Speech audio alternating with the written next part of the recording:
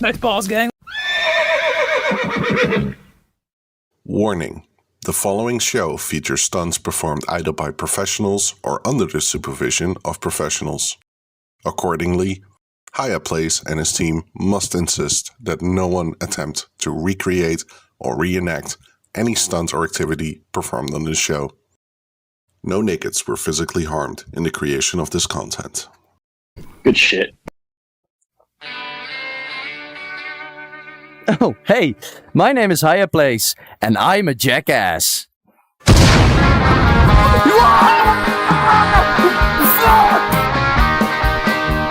Were you pointing a gun at me before I said anything? I was a bit. Whoa! What the fuck? Barbecue ham. And now you can swim.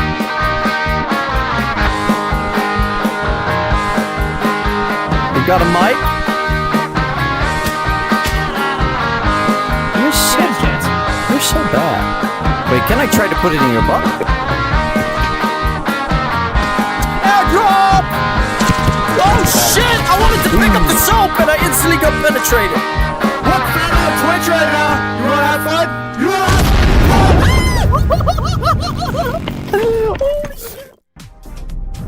fun? Hello, everybody. I'm gonna start with raids as well. Community starts in 2 hours. But because some people don't know, I will explain it all right now real quick. So, what is gonna happen is that we're gonna play now for 2 hours. Yes? Then, in 2 hours, we start a community thing. I can show you real quick what it looks like. Yeah? So what it looks like is this. You'll see me here. We got a chat there. And the person that I'm talking with is gonna be here. Everybody that wants to be part of this interview needs to join the Discord in 2 hours. There will be a waiting room. There will be a moderator that will welcome you. And then the moderator will put you into my channel and you will show up there. You can decide to turn your webcam on or not. It's your choice. And then I will ask you some questions. And then we're gonna do an interview per person for 5 to 8 minutes about the wipe, about the next, about this wipe, about the next wipe, yada, yada, yada. And all that information is gonna be implemented into a big video. And all of that is gonna be sent towards Caveman Studio as well. But first, we're just gonna play 1.5 hours, maybe 2 hours of Exfilzone. And then we're gonna start with our stuff. So the first thing that I need to do is I need to turn on discounts. Because there are a few things that are gonna happen. We're also gonna give away a golden figurine today. But the giveaway is only for subs. And to make that a little bit easier for some people, I need to check my thing real quick.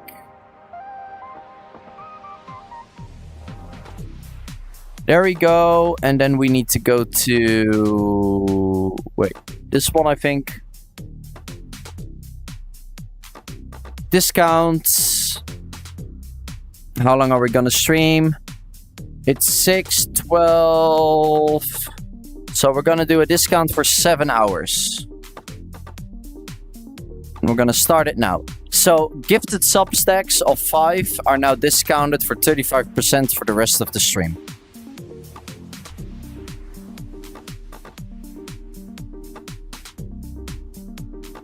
No, I was showing them.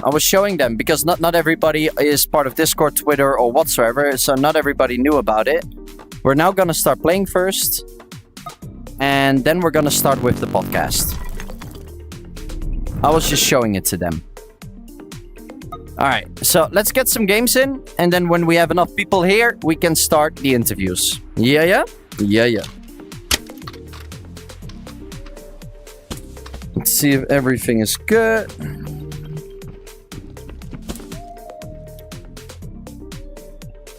I would appreciate if we can do all the interviews over Discord. So if you want to be part of the interview and you don't have Discord, just install it on your phone. Because it's only for 8 minutes, right?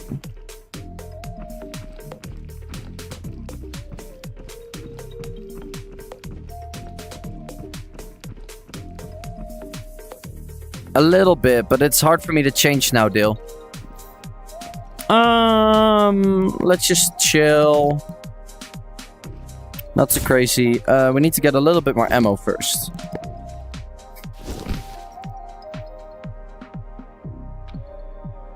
Wait. The one where you put signal boosters on Lighthouse radio. What do you mean by that? If you want quest items. Oh, you got those? Yeah, we can do that if you keep them for tomorrow. Tomorrow is sub games, so you're probably gonna join, don't you? Like it when it's hard. Ooh.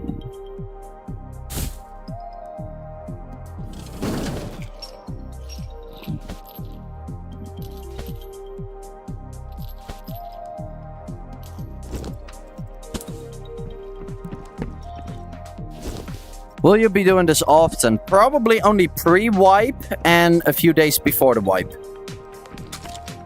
You think why? You hate it or you love it?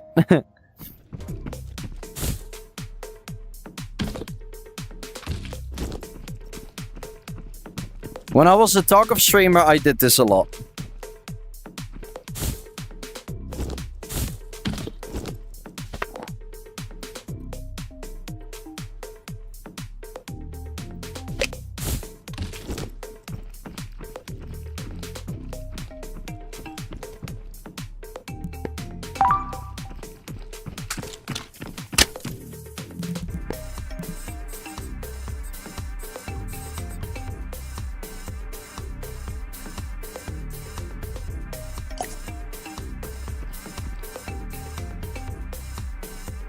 Yeah, of course. We only do this because I want you guys to let your voice be heard. You know, JC? So, if you have Discord, join my Discord, read the announcement where all the information is, and then you can be in the interview as well.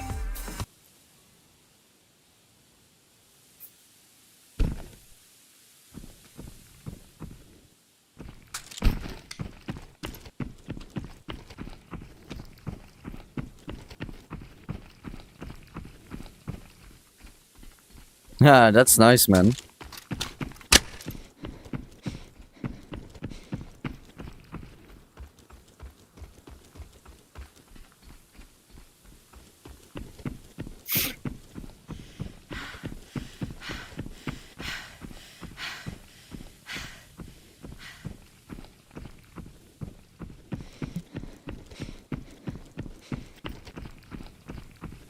And I think we have a lot of people today that know that the podcast starts at 8. I know that we have a lot of people joining.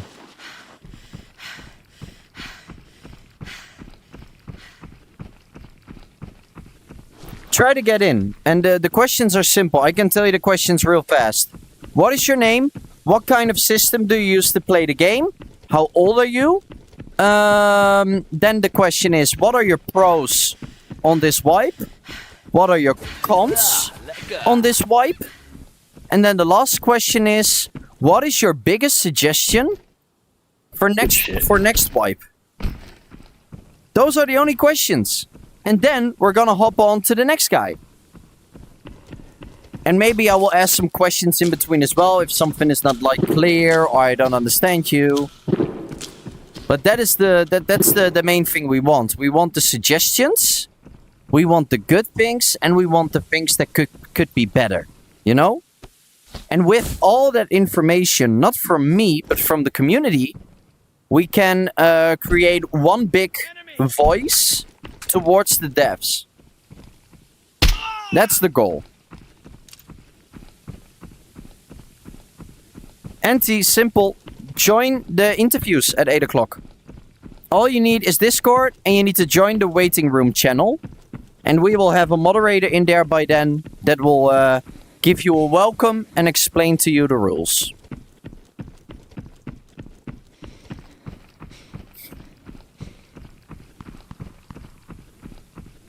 Yeah, no problem, Ennis.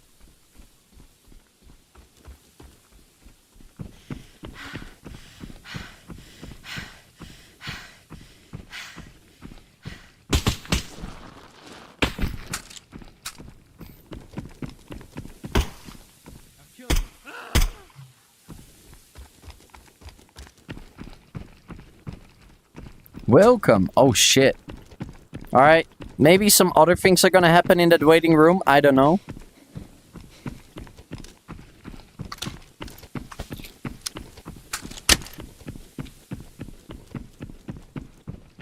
Could still be interesting to be in there then.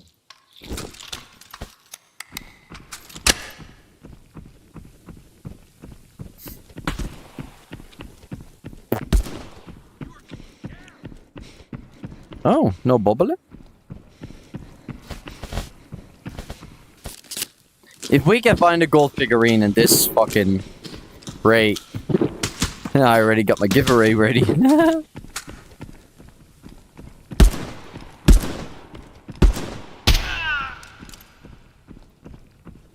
Oh, leg spike when I turn.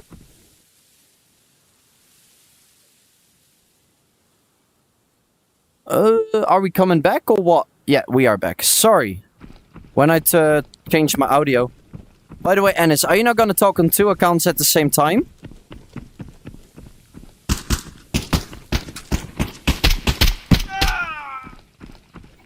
Can you please not do that? Because that's kind of annoying.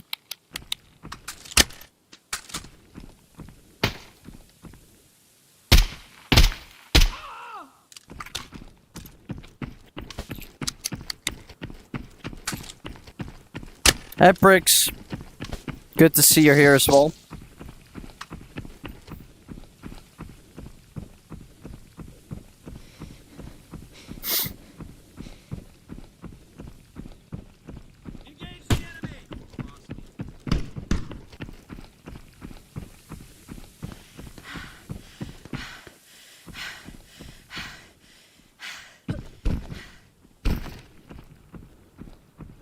Yeah, in about 2 raids. Unless it's all goes really fast.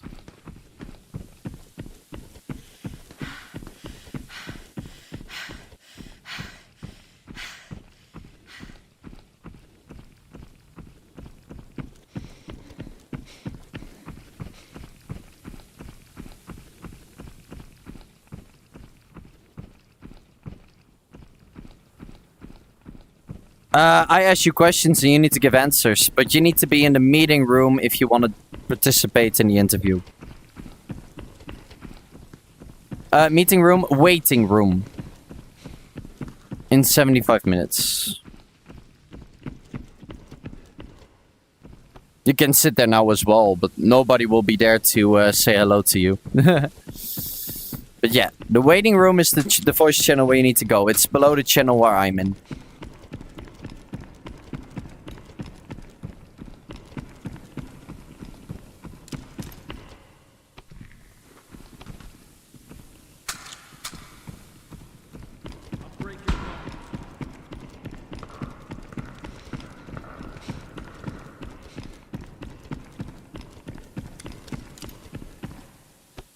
I don't know where this player is.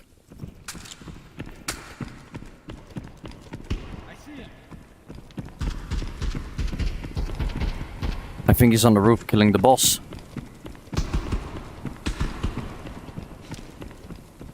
Engage the enemy!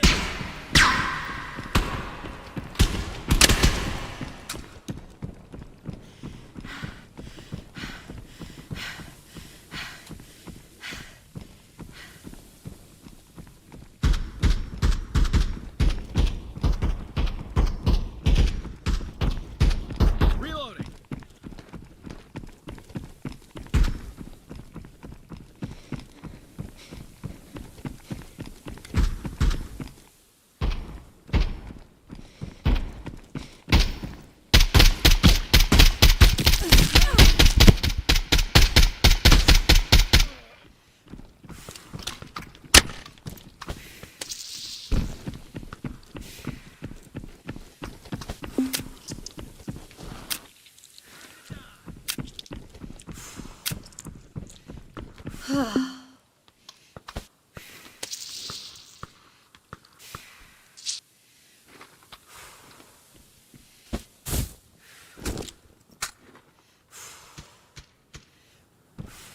No risks today.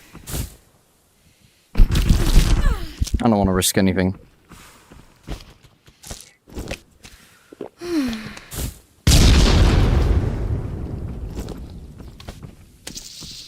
my first fucking raid. Not in the mood for any crazy things right now.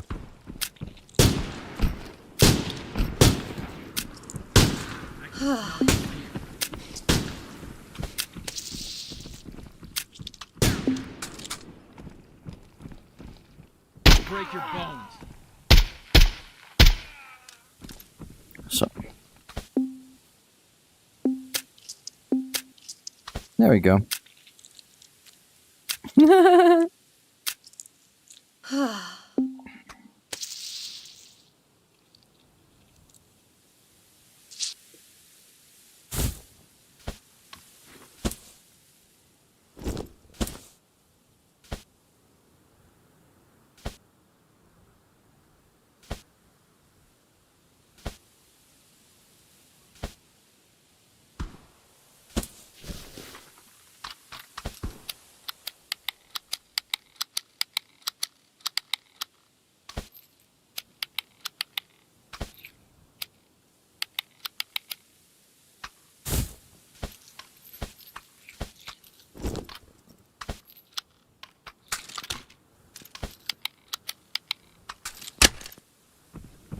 There we go.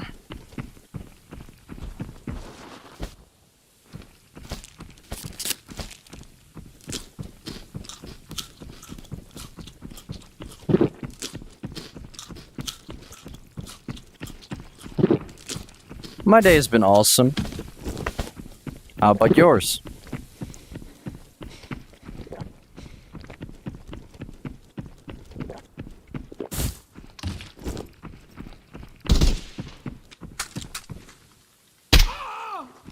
Sometimes they just blend in.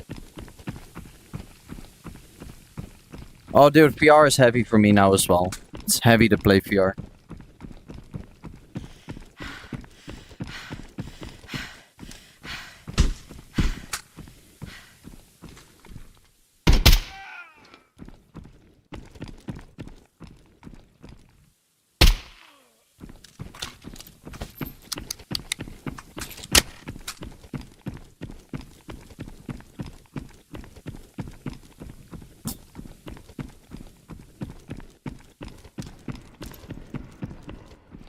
What?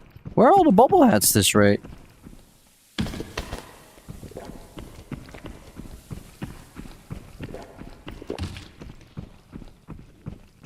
Toggle on controller.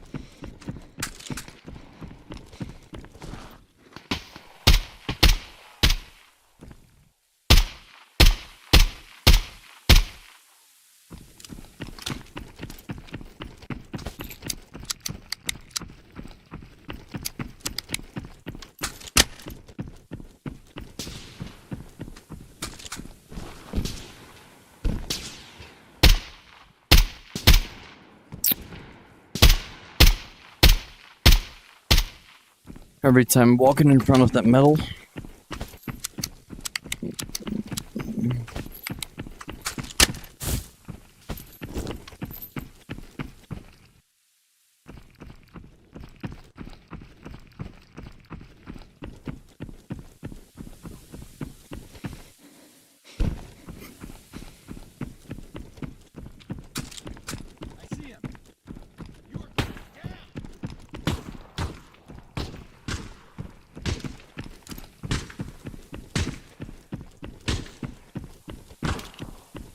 Again, no bobbleheads? What the fuck is this raid? Am I not allowed to find them anymore? Don't even try.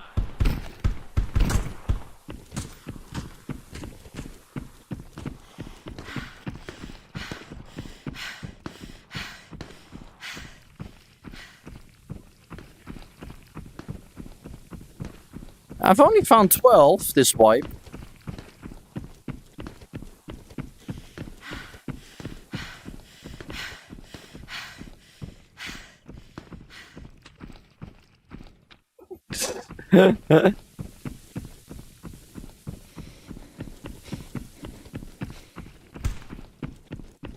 Yeah, that's kind of true.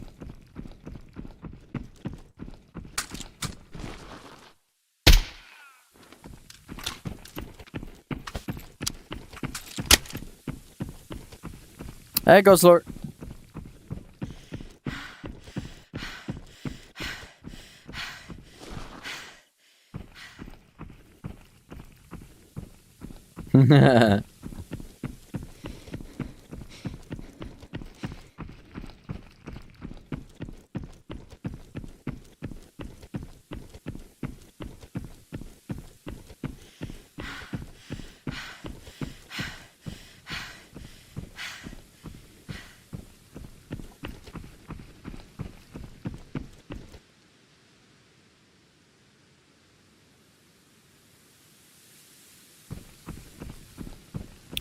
This is the first raid, then we do one more, and then we start the podcast.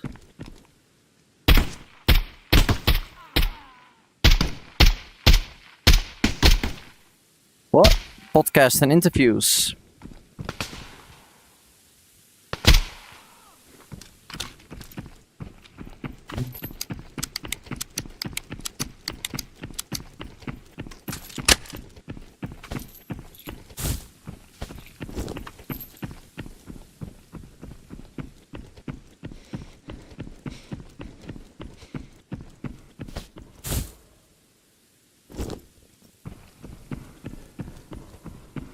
Ah, finally.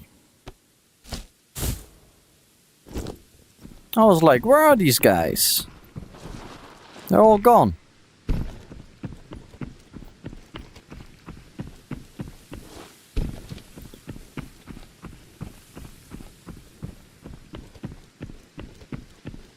Huh.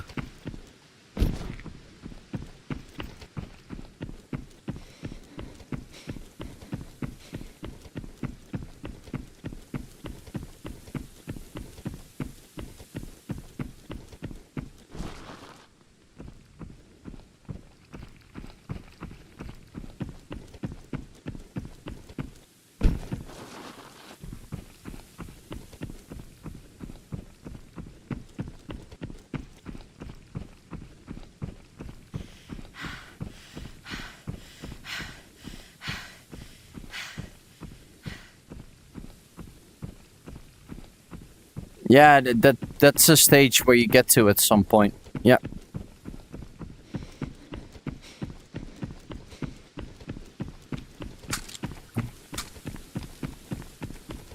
Bobblehead's looted. He's still there. He skipped him. This is the right bobblehead, just not gold. Oh. That already gives me hope. Let's go to the last one.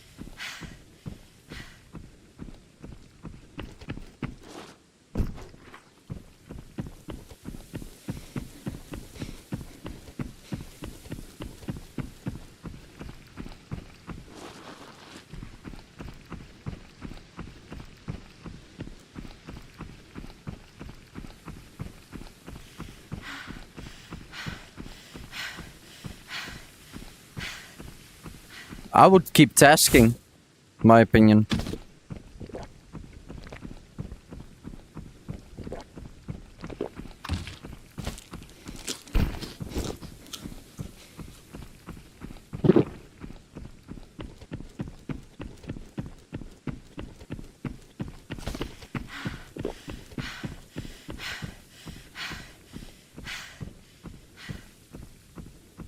Huh.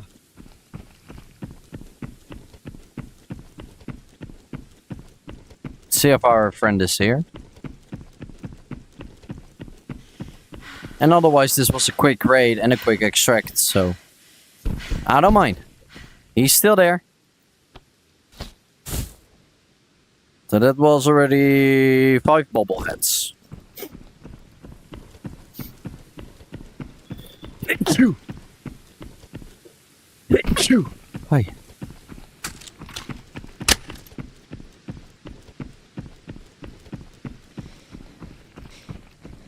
Thanks. It doesn't spawn there anymore, as far as I know. Or I have so much bad luck.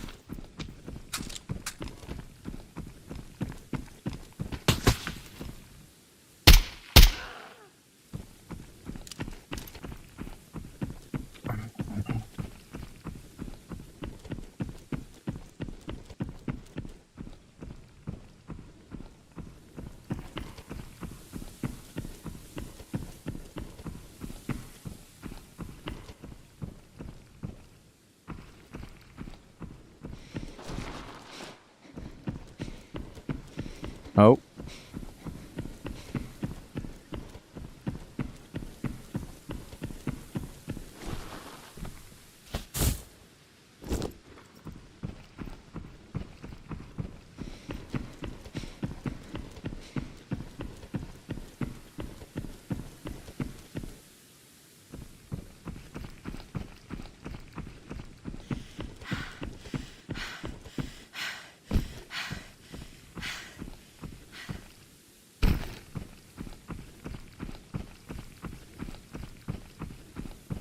Yeah, same here, NT.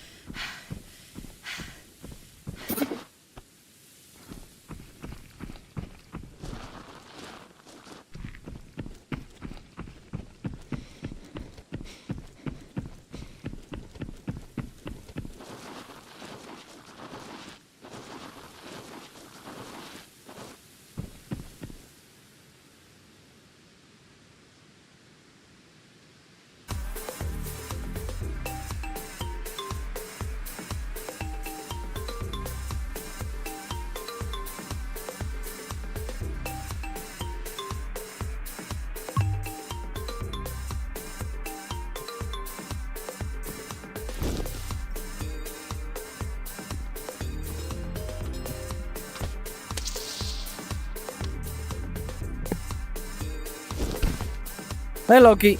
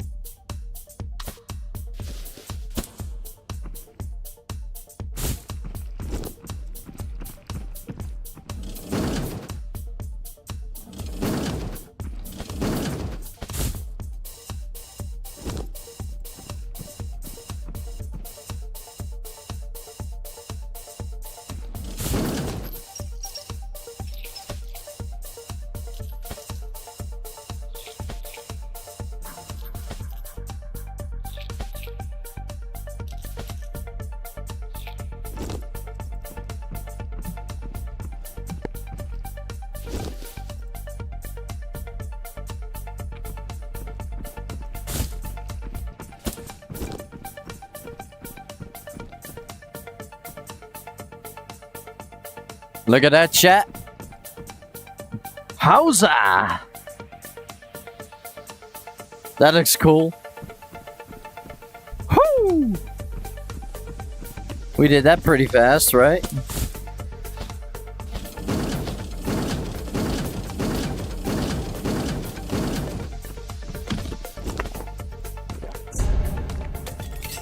The wall is complete, and thanks for the biddies. The wall is complete.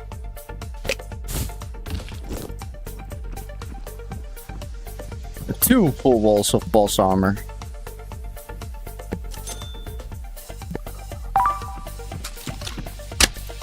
Not one, but two.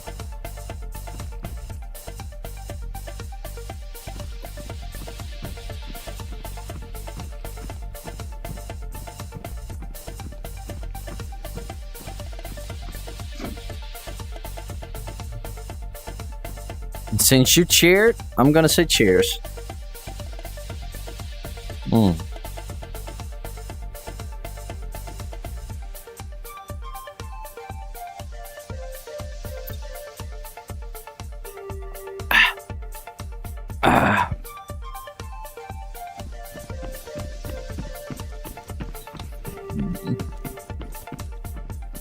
I think we just do Mall Boss armor here as well. Those are hard to find.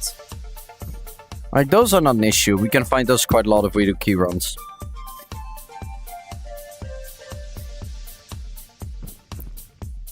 I could also do one row, so put those 3 next to it and then 6 police armors below it. That could look really fun as well. I think I will do that. Just to give it the full look, you know?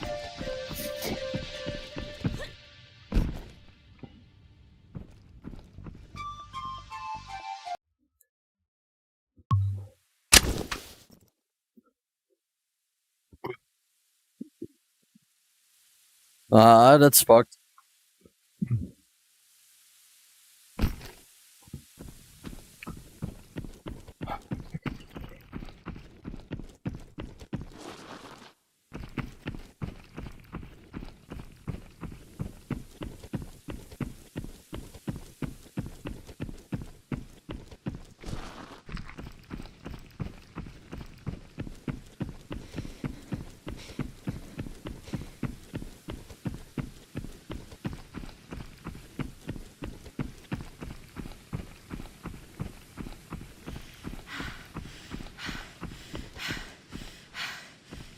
No. Bank Boss is the one that wasn't there. The green one we had already. Last wipe. The green, brown one, or... The police boss armor is new. Oh, shit. It's the wrong one.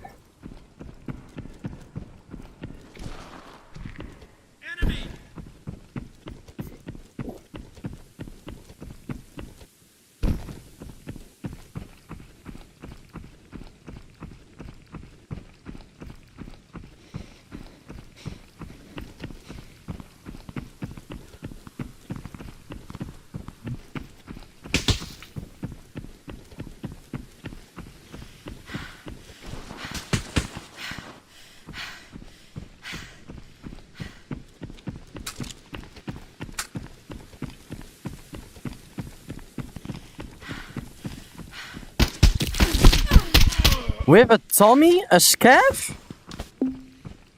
Really, man?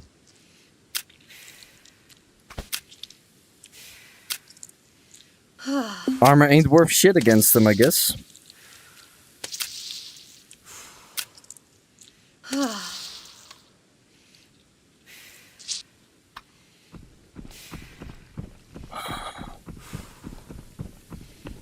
Shame.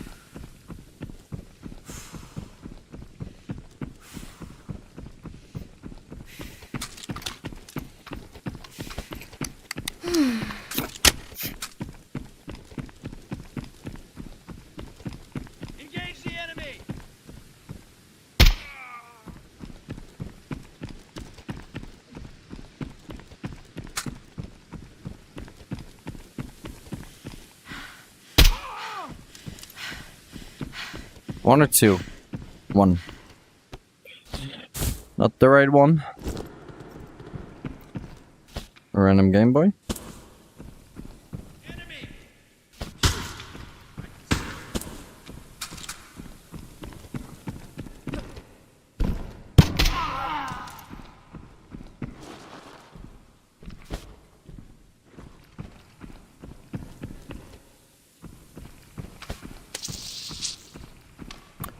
Joel!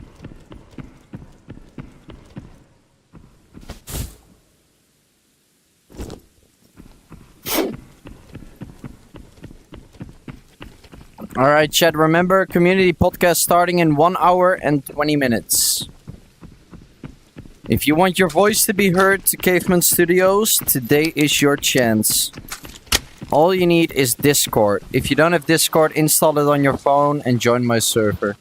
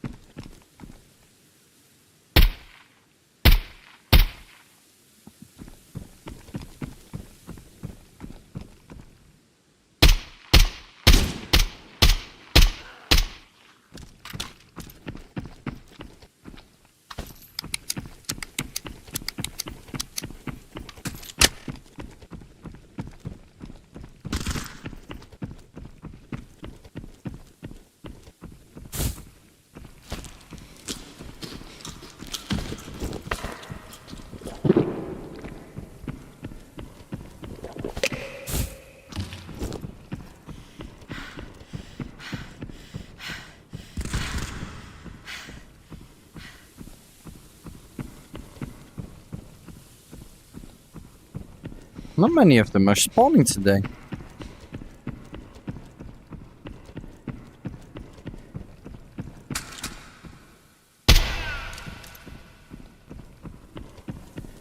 What? That one didn't spawn either? That's weird, mate.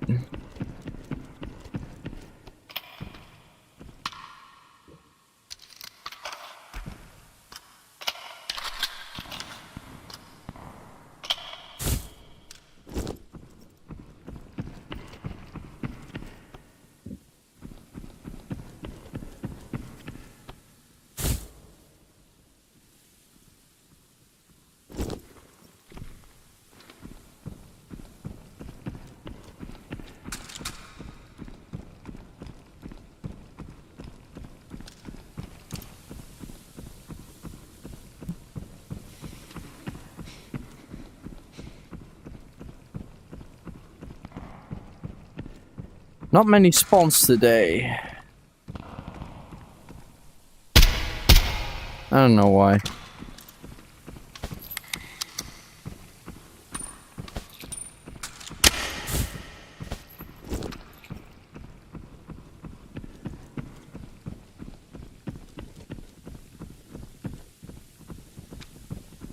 Engage the enemy!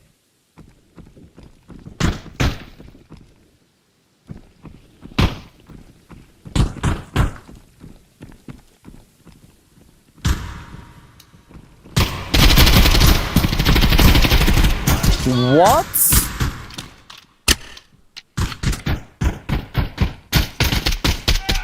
I was about to say.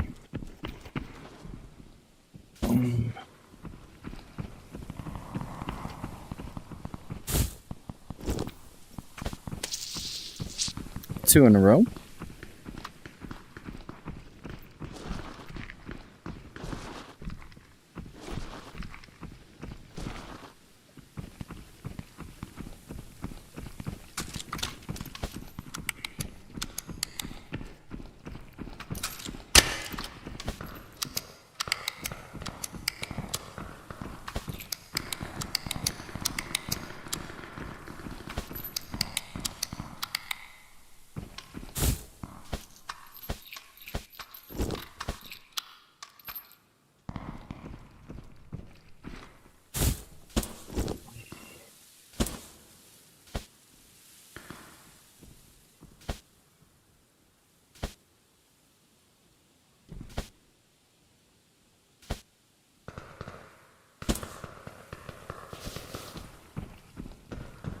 Nice. Then the next two bobbleheads are office and motel.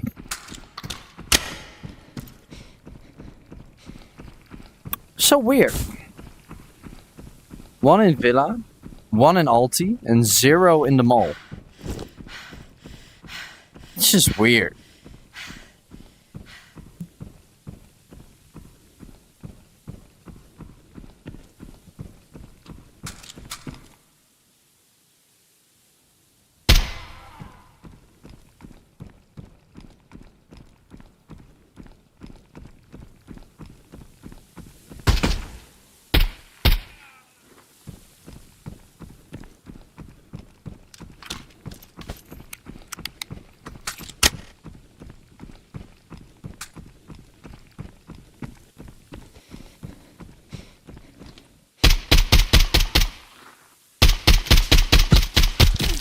Both players dead.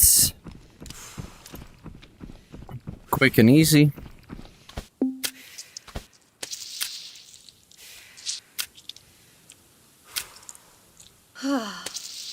Not sure if there's a turret.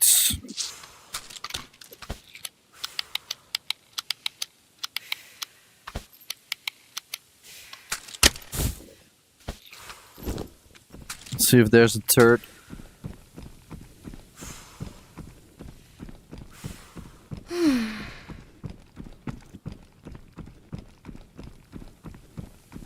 Because we don't know.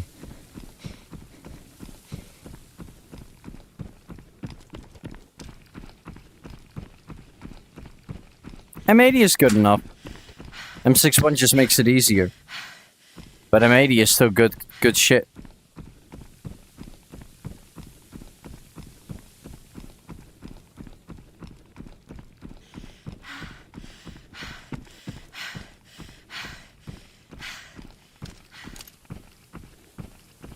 Really? I got 2 of these guns now? Oh my god. Alright, a little bit risky what we're doing, but I don't give a shit. M6 ones, that's why I did so much damage. Why are all your stacks so small?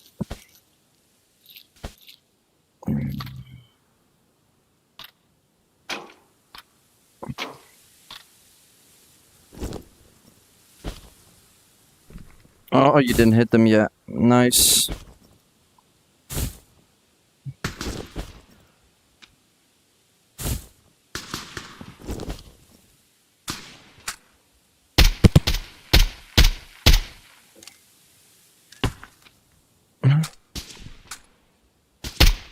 What do you guys pop up out of nowhere?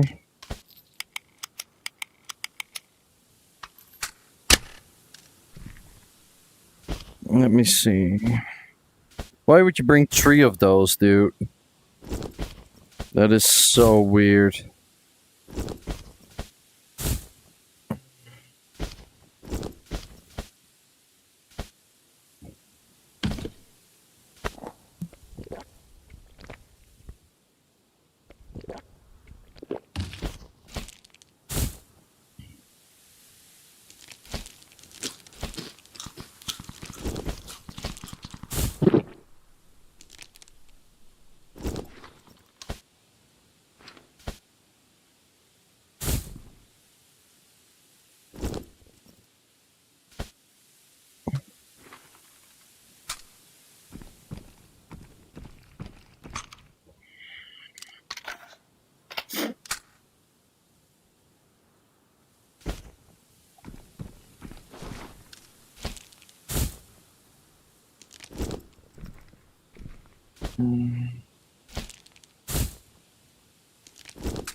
Alright.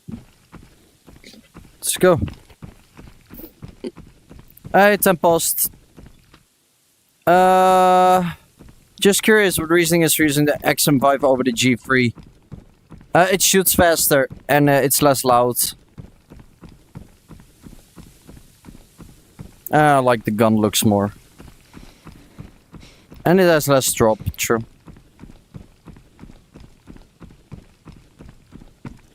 It's an easier gun to shoot with, in my opinion, as well, yeah.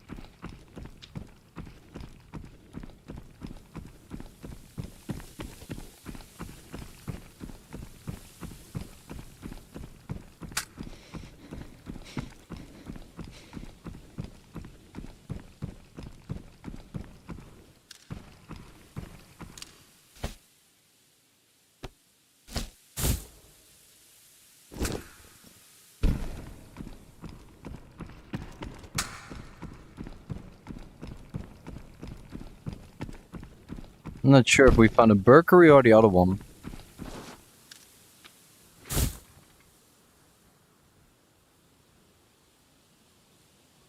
No, it's the other one. Okay, doesn't matter. There's an office key in Berkery. Check the Berkery spawn.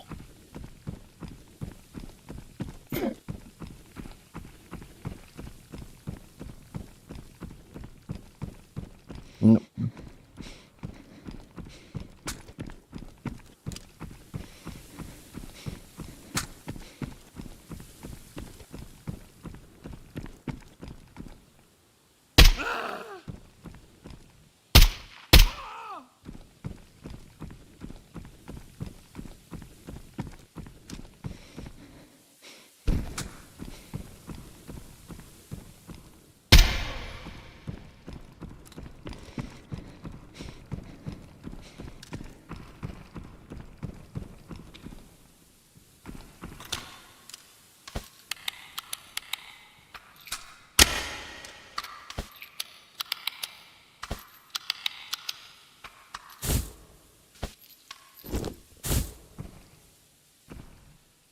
Ah, he found that key.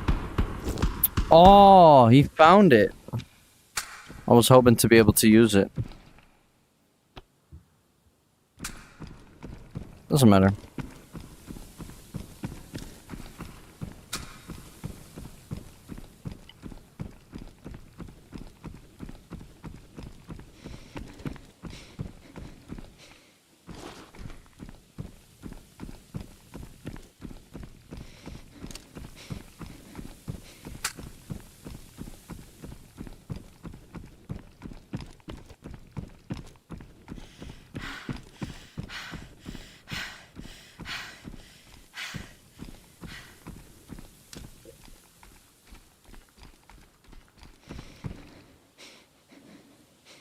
Really?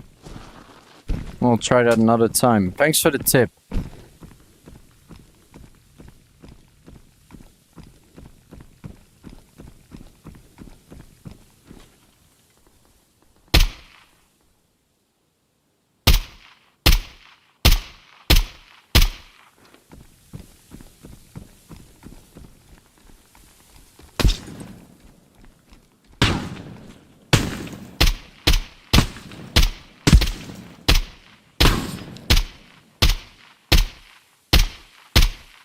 Pretty interesting to see how much damage a scav can do with buckshot on that distance.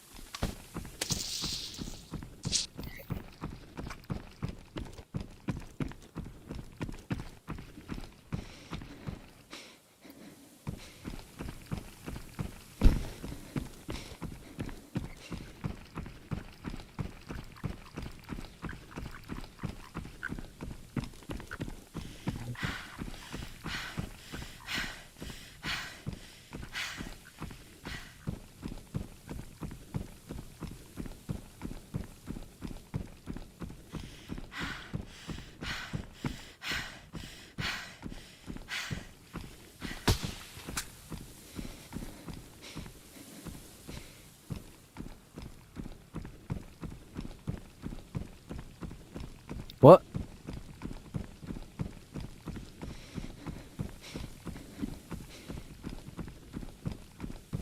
They go around? Okay.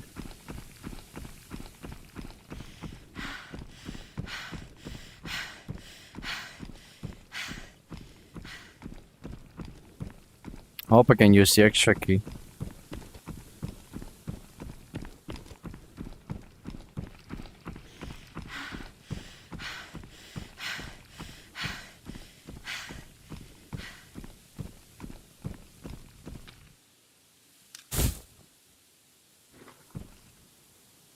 You said wiggle.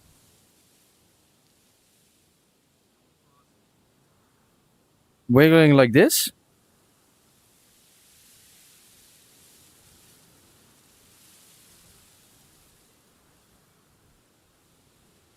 Like that?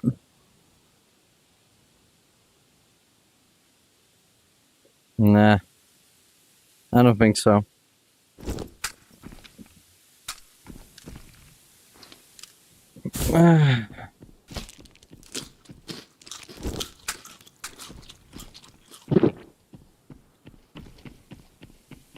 That is a scuff player. Lol.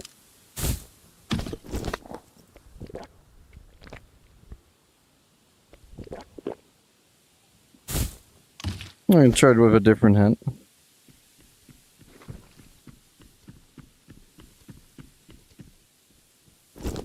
It's a normal scav, isn't it? Bleh.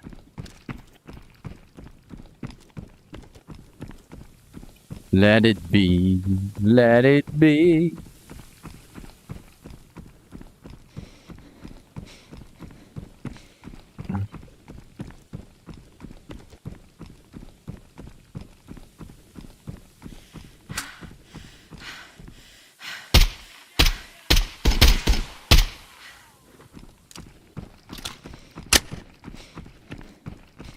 Yeah, no problem.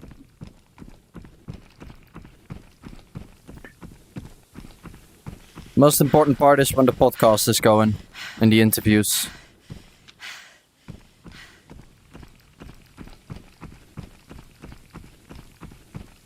I don't know. Sometimes it does feel like it.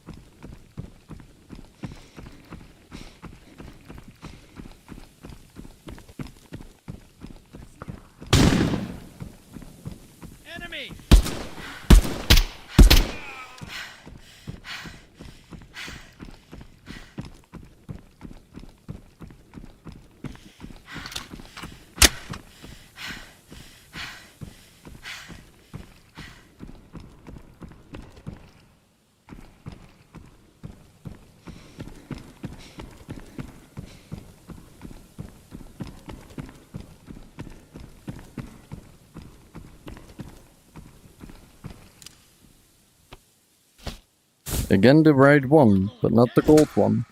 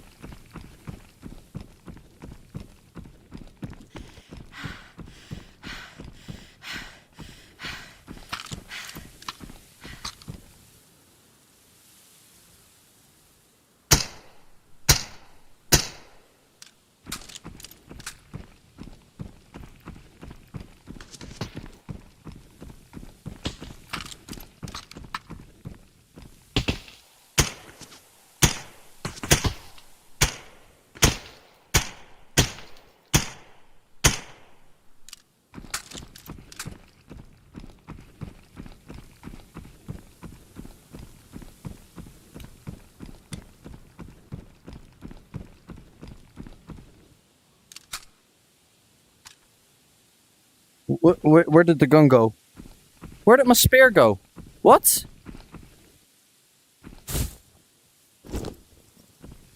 My spear just fell through the ground. Okay, nice.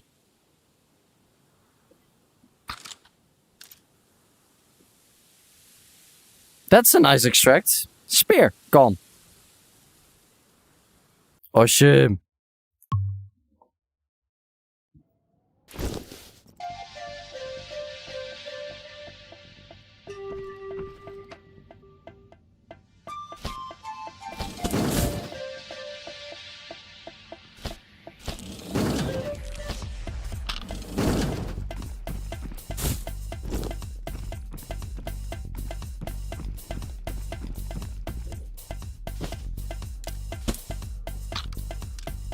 Wanted to do that, no? Let's see if we can do this.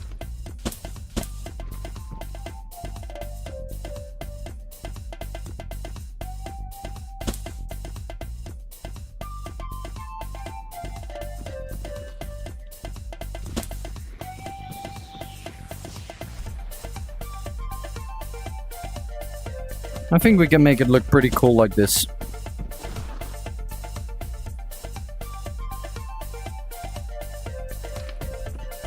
Yeah.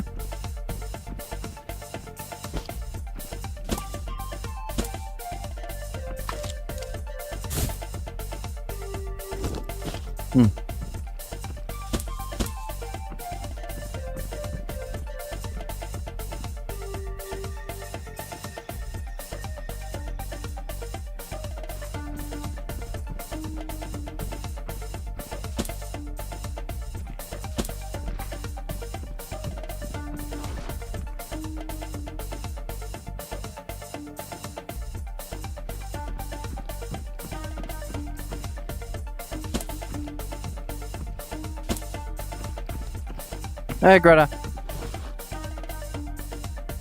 Can we fit another one there? Nice. So we need one more of those. Sick.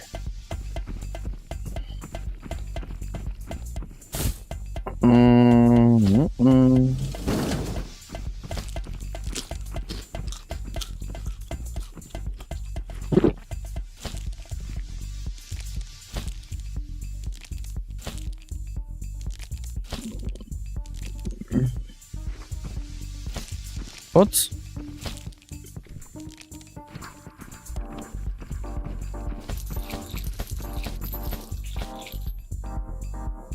Oh, did the extra key disappeared as well? Oh no, it's still there. Okay.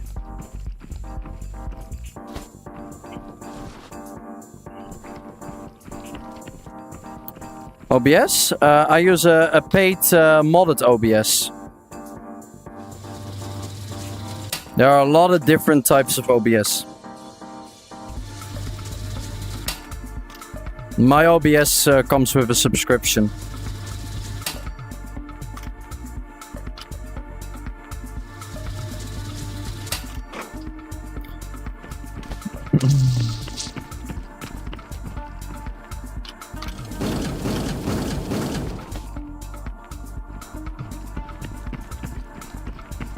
Hey, Shane.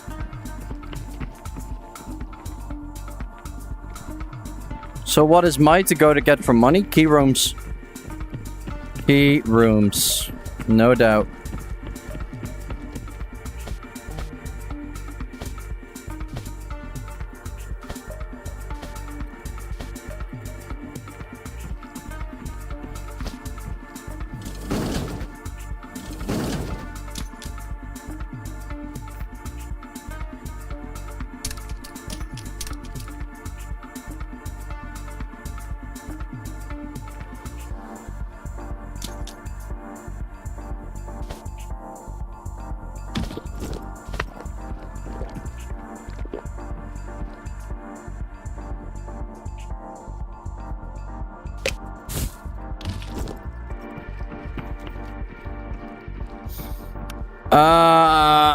It's mostly plugins to make it easier. Like I got a multi-stream plugin that I can multi-stream on Facebook, Instagram, Kick, Twitch, TikTok, like all things at the same time.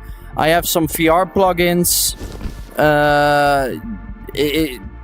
I don't even use 80% of it.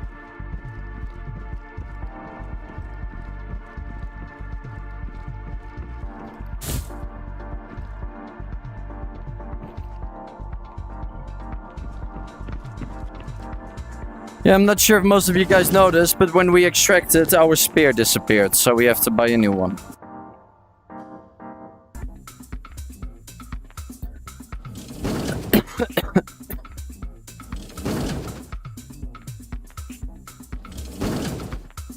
Just vanished.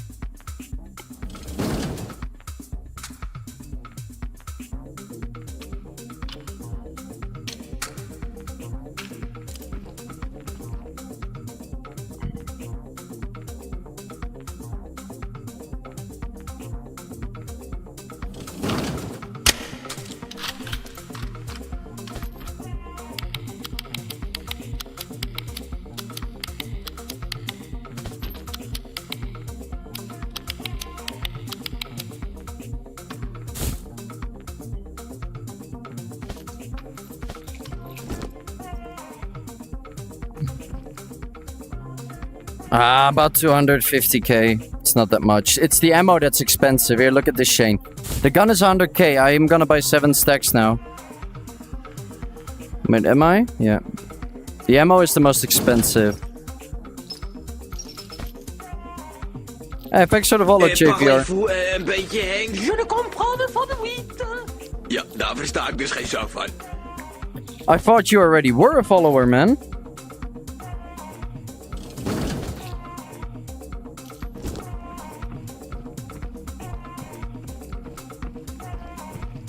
Oh, there's somebody else. No.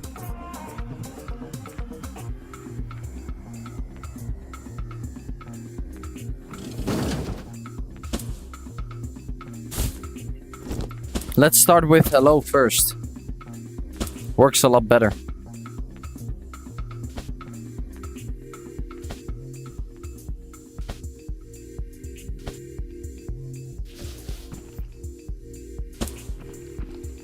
Yeah, but I just keep buying them. So those other spears are collectibles, you know? You. Hey. There.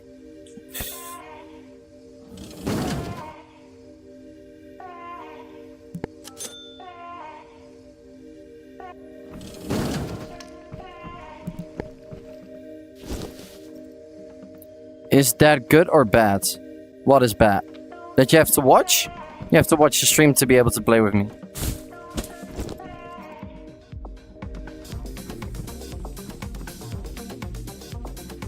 Alright.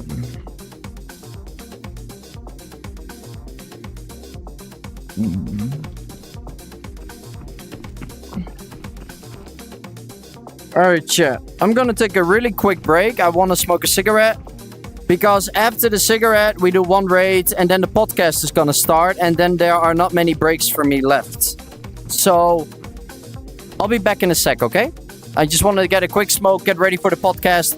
Everybody, if you're not part of my Discord yet, join the Discord. All the rules about the podcast are in there. The podcast is gonna start in literally 40 to 50 minutes, and we're gonna have a hell of a time. I'll be right back.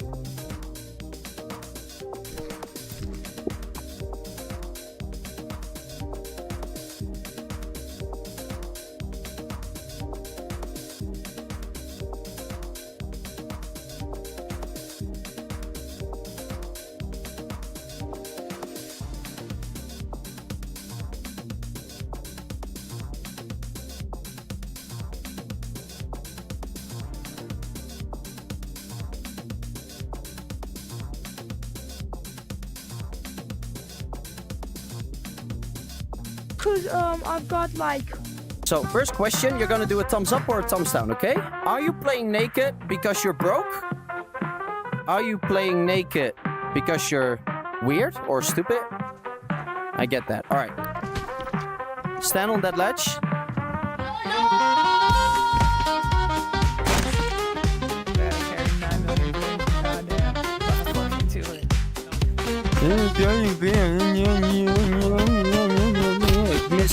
Miss. That's one hit.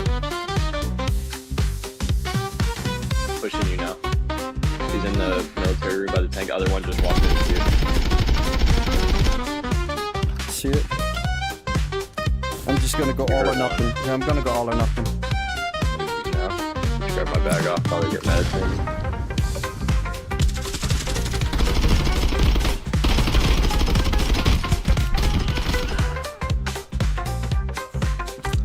Barbecue ham. Nice.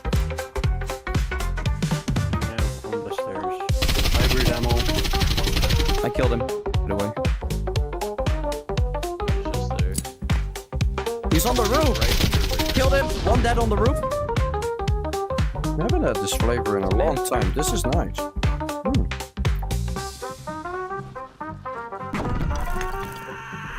Whoa! What the fuck? You good? Flip that! What the fuck? Yeah, it looked like cassette tape. Oh, they put boxes here now. There used to be a weapon crate there. I can try to give it a peek and a spray, but he's dead.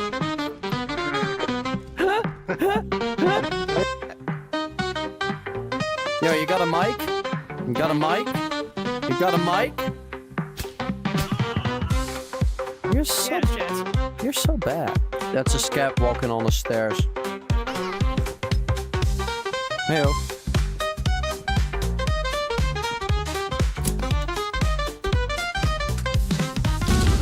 I got him! Shit. Fuck. Fuck. Okay. Yeah, I'm eating chips. I see a scab player. Killed one Alton boy. There's another guy. Trio. Smarty, where are you at? Right here. I killed them all. Trio dead. I killed them all. Fuck! I didn't get my text for the power room, by the way. Where is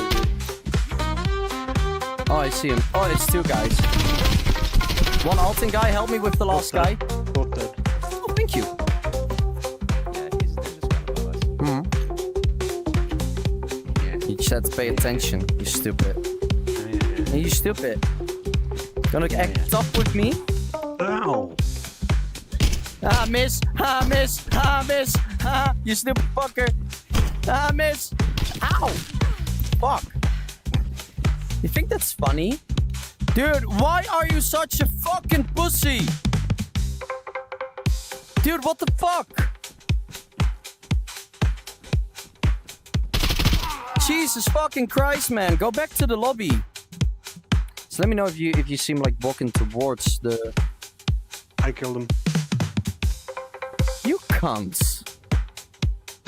Really? Who want that? He's dead. Let's see if he actually peeks that. Good shot. Good fucking shot, Thank Sean. you. Oh shit! I wanted to pick up the soap and I instantly got penetrated.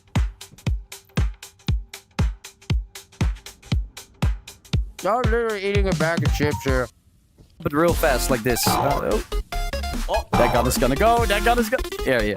More mobiles armors this stream. No way, Smarty! Smarty, clip it, chat. Clip. Look what I'm gonna get out of the scat backpack. Oh my god. I feel like I should shoot you in the head. What? Nah, depending on what they loaded. No. Yo, come here. Look what he found.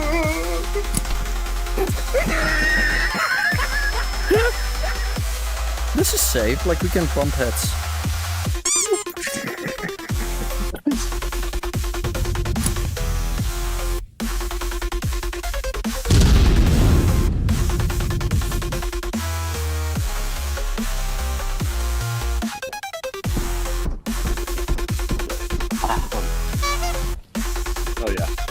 Yeah, you forgot. You gotta think of your protection, man.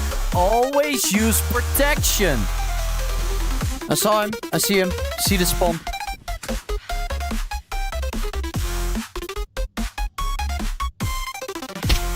I headshot him.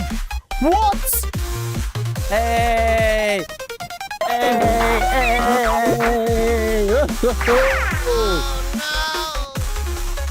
But I can try to bait by doing this. He's in that room. Yep. What the fuck?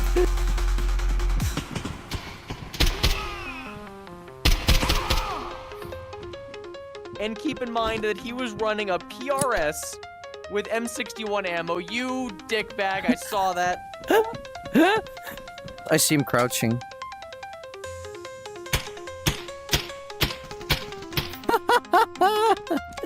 Good shit, Jesse.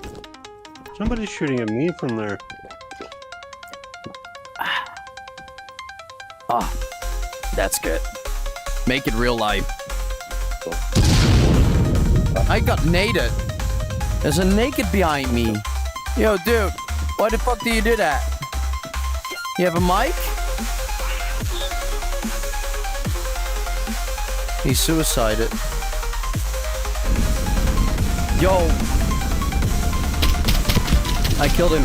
I killed him while I'm stuck. Holy shit. What the f... I got so lucky there. What the... He's more famous than I am. What are you... Get out of here. Leave me alone. Don't press!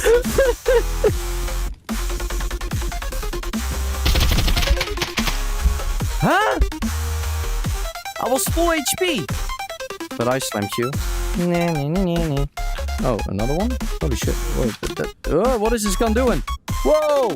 I'm not even doing anything. Never grab your gun. Like, if you grab your gun, you just drop it on the ground like this. And then you take your... No. Look, trust me. Stand up. And then you take your max out. You do this, you do that. I grab my gun and...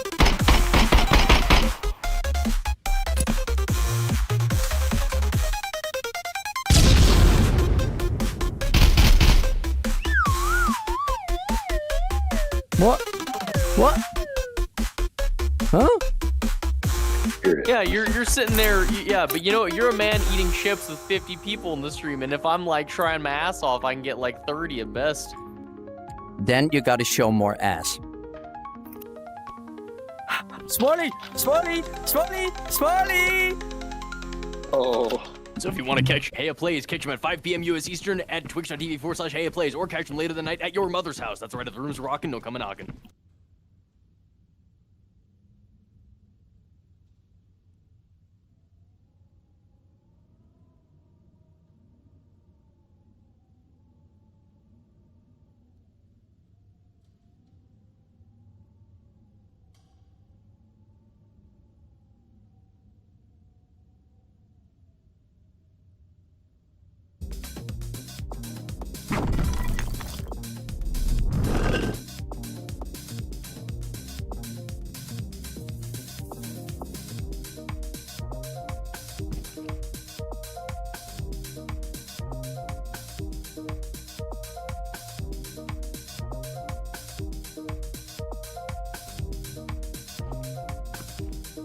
So, hello.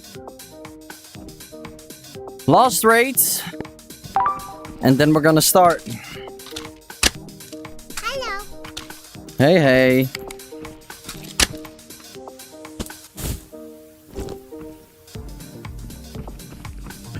We need to do a raid in less than 30 minutes. That's doable. All we have to do is get killed.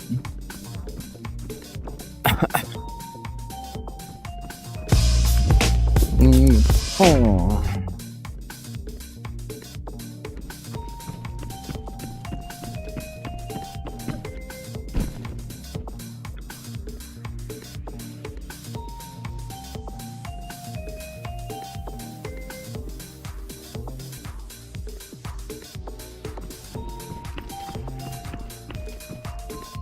Ready to be interviewed in your dungeon. Nice.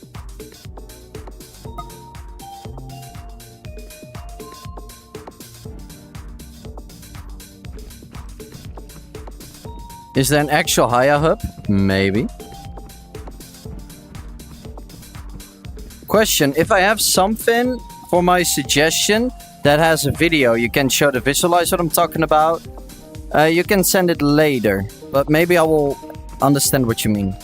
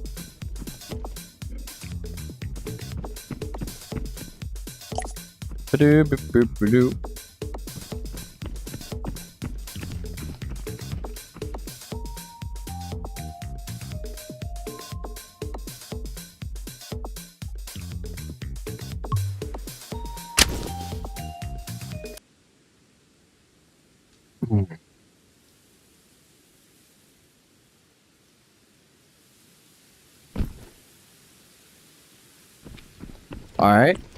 Doctor's office first.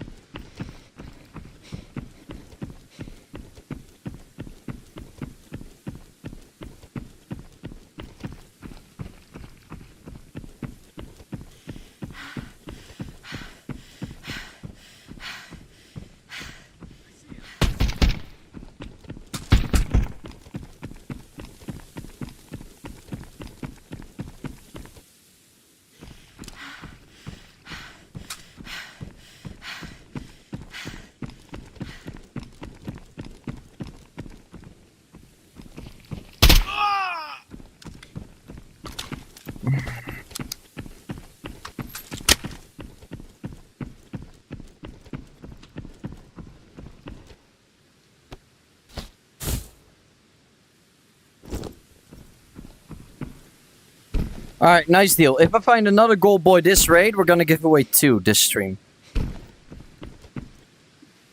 How cool would that be?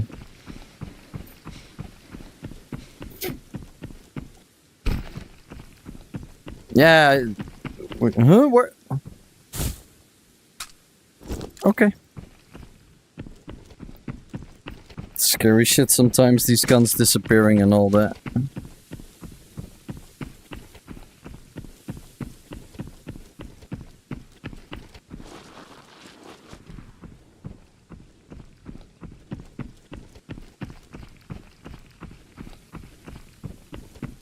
Yeah, I was on the phone with Smarly, and we are always calling with the webcams on. And the moment we were calling, they had a shark on hook, and they got him.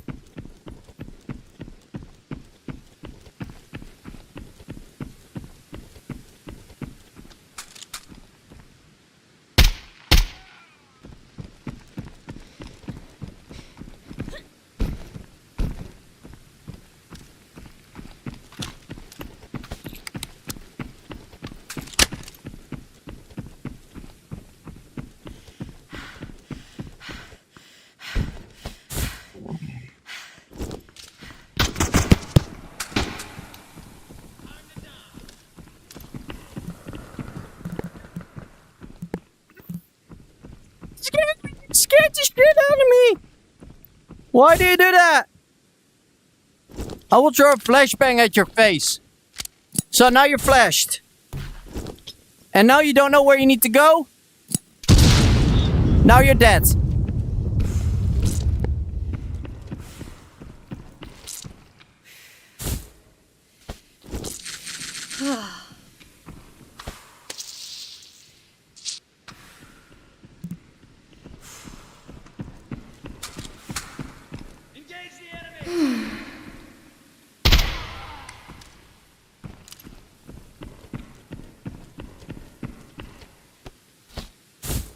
Right, bubble hat.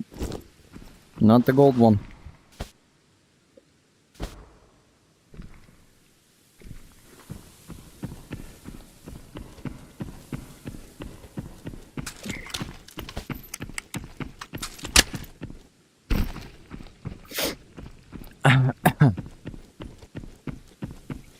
I gave him the white light before he died, right?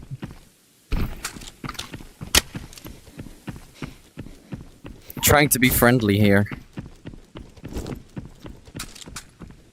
No. Wait. Hey, he shot.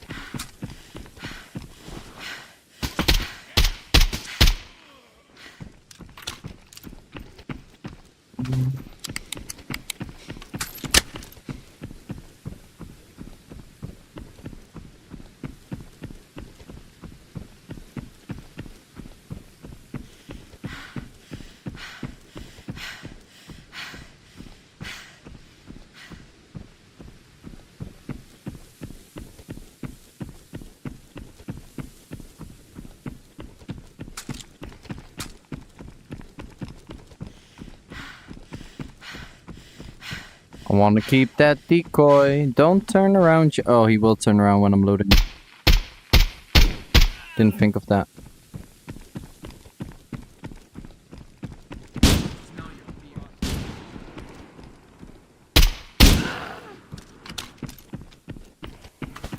Oh, 2 chances. The good guy again. Ah. What's my favorite video game? All time or right now? Right now, this game.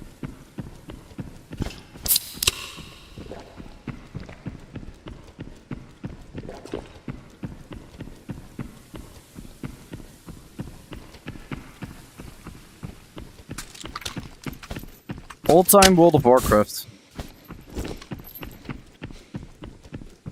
No, World of Warcraft and Tarkov are competing with each other, but World of Warcraft. Invested most time in Tarkov, but the game that I appreciated the most was World of Warcraft for me.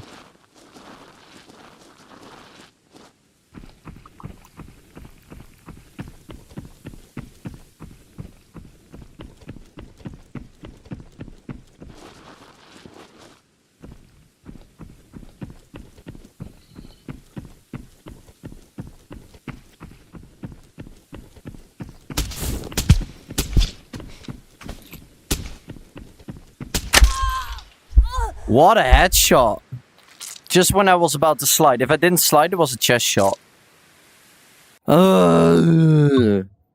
Right, we start in 30 minutes. What to do in 30 minutes? What to do in 30 minutes? Let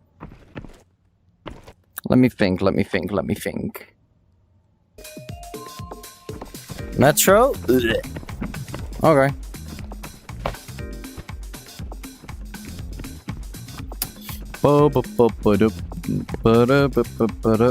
Beat Saber. No, I think we are gonna... No. We need to keep into the contractors community while we do this.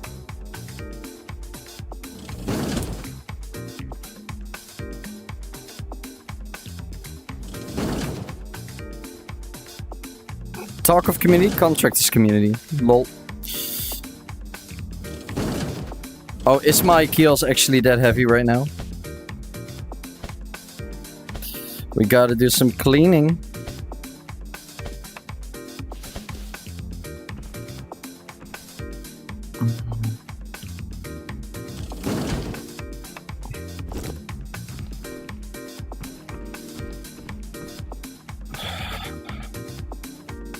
I will do a metro.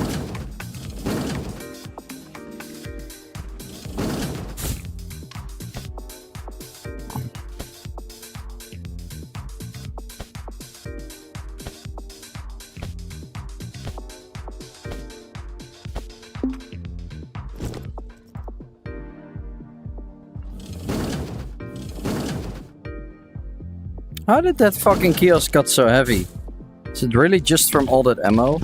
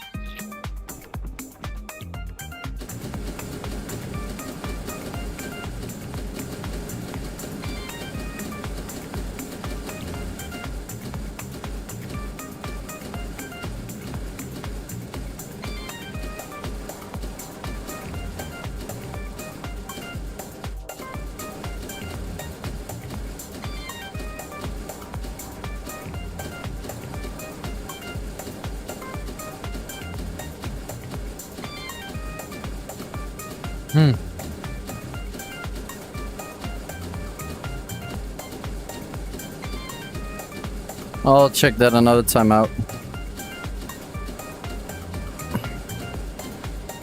At some point we should get only ammo. Yeah, here we go.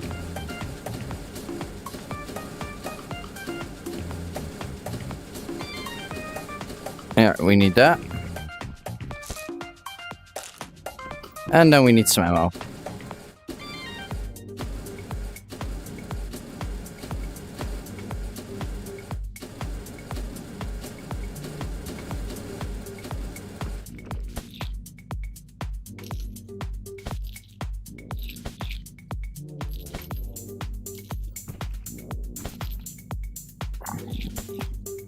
Should be enough for now.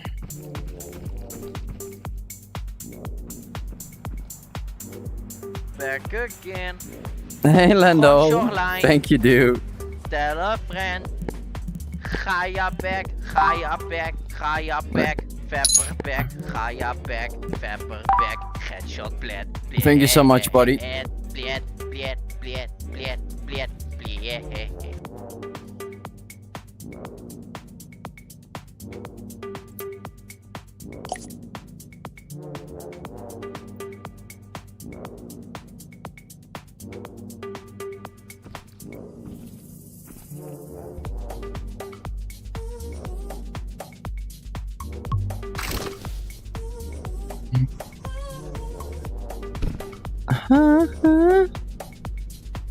We'll see how this goes. I'm not the metro kind of guy. But we'll see.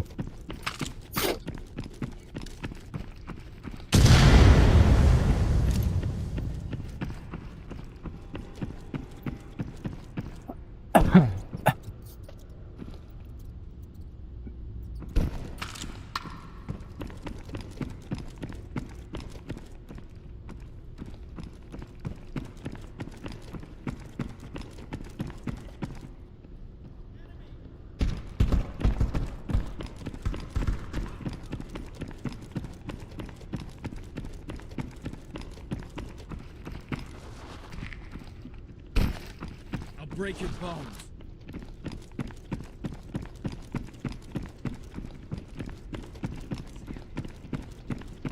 Back again. Shoreline. Tell a friend. Hayaback, Pepperback, Hayaback, Pepperback, Headshot, bled. Jesus Christ, chat.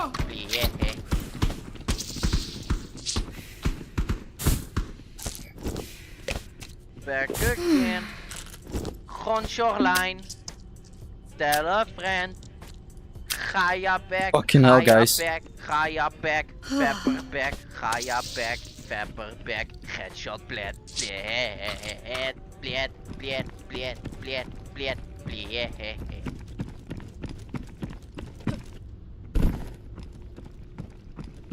Back again. Shoreline. Can't even see what happened, but Hayaback, Pepperback, Pepperback, Headshot, bled.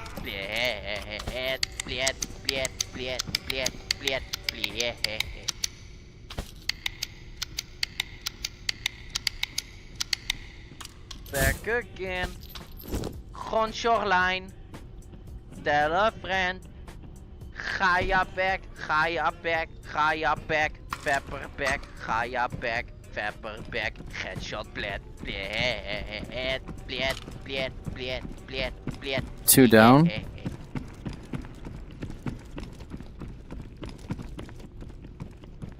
Back again. Shoreline. Tell a friend. Hayaback, Pepperback, Pepperback, Headshot, bled.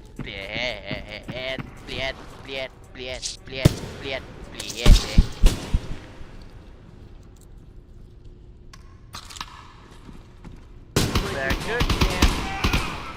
Shoreline. Tell a friend. Hayaback, Pepperback, Pepperback, Headshot, bled.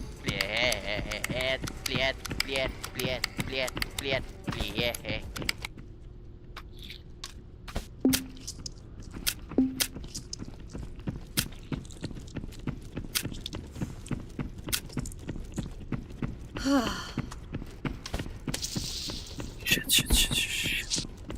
I see him.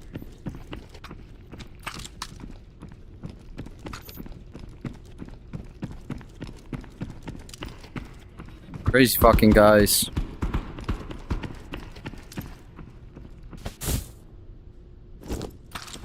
You're right, it's a lot of naked people here.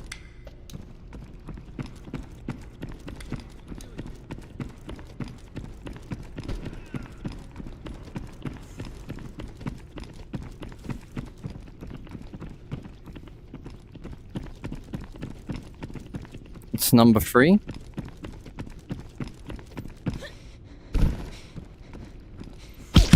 Whoa! I did not expect him to be behind there. Alright, whatever. I just don't like it when everybody is. Yeah, if you are a sub, you can join the giveaway, but the giveaway is at the end of the stream. I definitely don't like Metro like this. I like Metro more when it's just everybody that's scared and playing serious. I don't like it when it's nakeds running around with grenades and shit. That's fucking boring.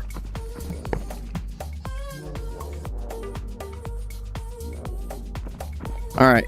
Let me just have some fun like this. If it takes too long, we just kill ourselves. Oh. What is this? Item deposit run out of space. I'm not even dropping anything. The fuck? Is there a weapon in there or something? Why the fuck is this thing there?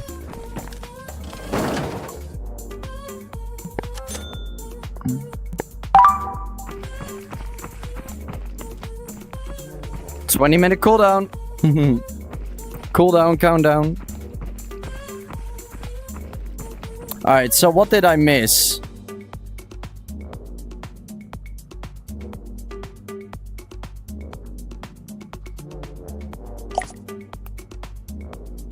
Lando, thanks for a sub donation. Ocelot, thanks for 5 subs. Lando, thanks for another sub, you crazy fucks. Yeah, I'm doing a skip rate because the podcast is gonna start soon.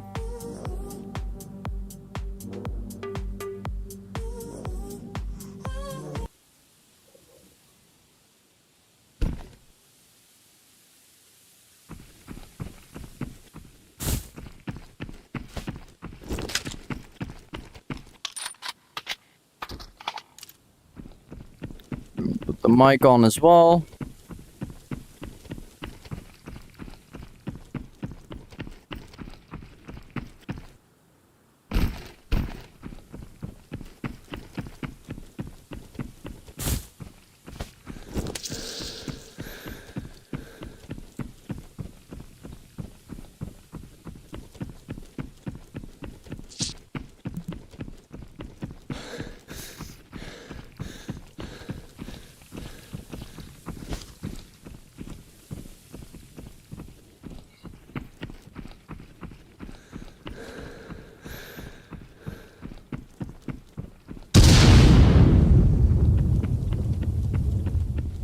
I'm like a dog. When I see a grenade, I go for it.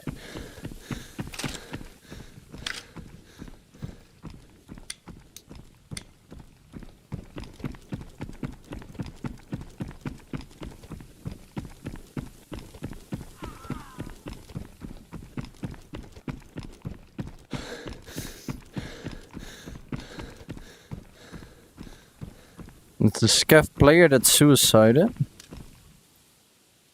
Why?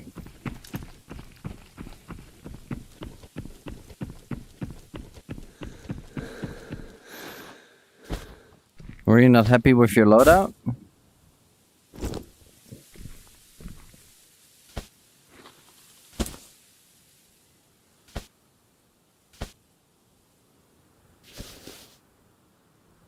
Back again. The fuck? On shoreline. Tell a friend. Smalley, you crazy motherfucker! Ga back, Pepper back, ga back, Pepper back, headshot bled. But I feel a lot better now since they are fucking discounted, so... I feel a lot better about it now. Back again. Gewoon shoreline. Tell a friend. Ga back, Pepper back, Pepper back, headshot bled.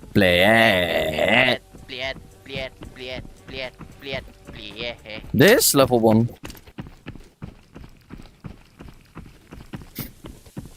Back again. Gewoon shoreline. Tell a friend. Ga back, Pepper back, Pepper back, headshot bled.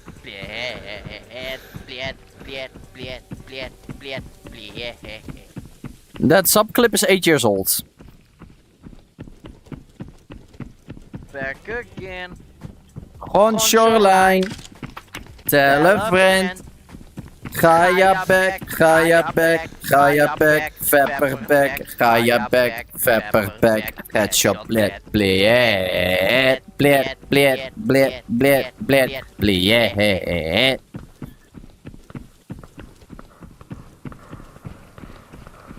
That is me. That is me 8 years ago, maybe 10. Shoreline. Tell a friend. Hayapack, Hayapack, Hayapack, Fapperpack, Hayapack, Fapperpack, Headshot, bled, bled, bled, bled, bled, bled, bled, bled.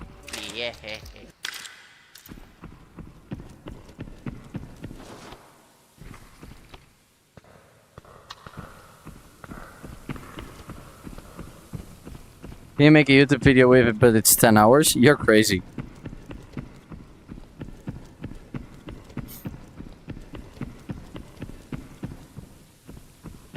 I gotta go to those shots though.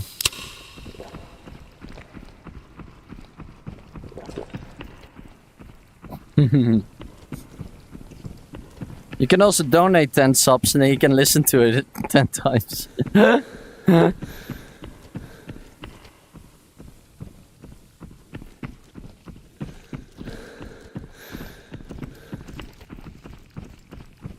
Yeah, shut it.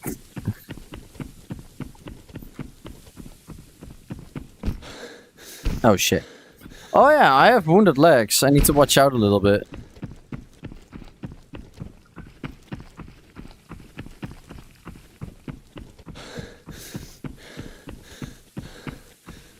"15 minutes!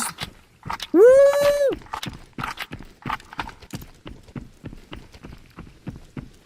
How do I heal them?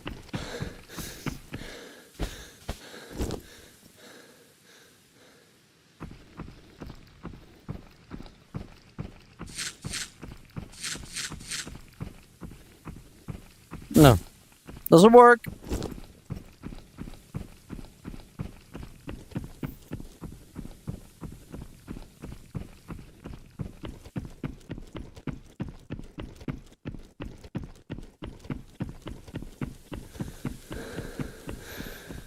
Shots were here at office.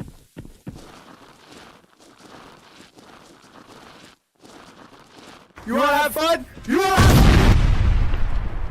My bank called me for suspicious activity. Oh, fuck.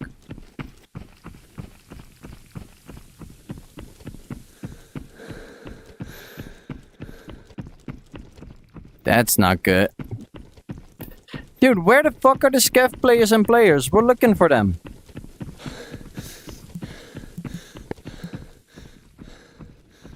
Aloha.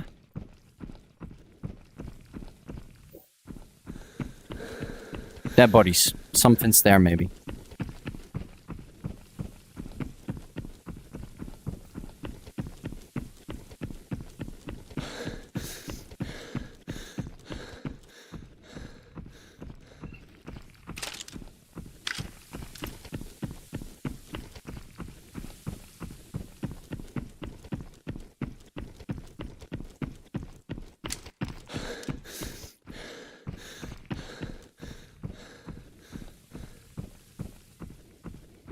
Hello?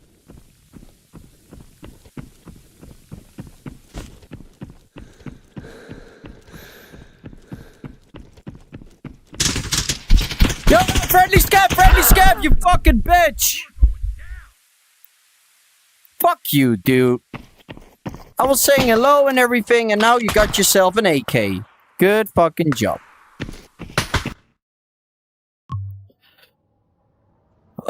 1948.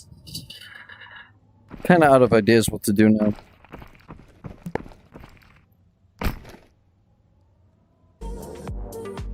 I will just explain the podcast. It's good.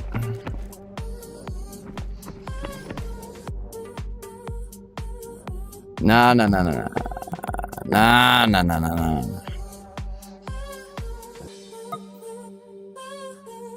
Are you guys ready? I will explain everything. I need people to go into the waiting room. Yeah, I will explain and then we do a break and then we can start. Alright, everybody. this podcast is all about how this wipe is going and how the next wipe is going, right?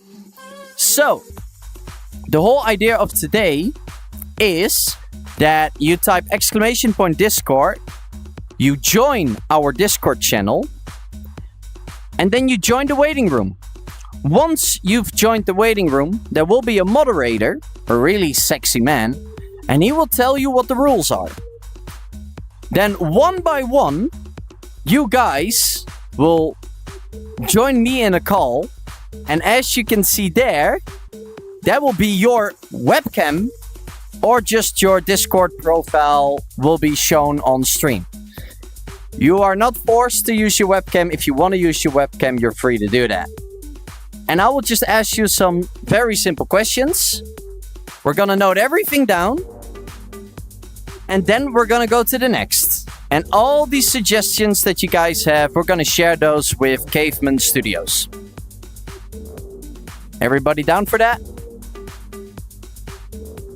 If there are any more questions, then I will take a short break and then we will continue with the podcast. I'll be right back.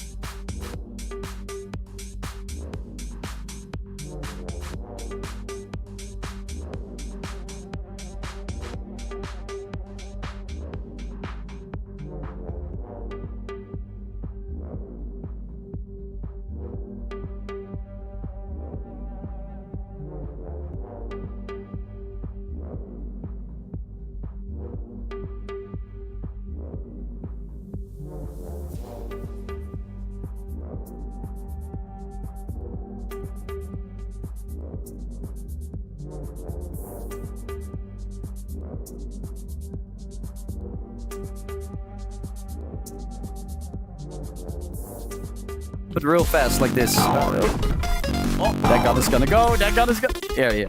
More marbles armors this stream. No way, Smiley! Smiley! Smiley, clip it, chat. Clip it, clip. Look what I'm gonna get out of the scav backpack. Oh my god. I feel like I should shoot you in the head. What? Nah, depending on what they loaded. No. Yo. Come here. Look what he found.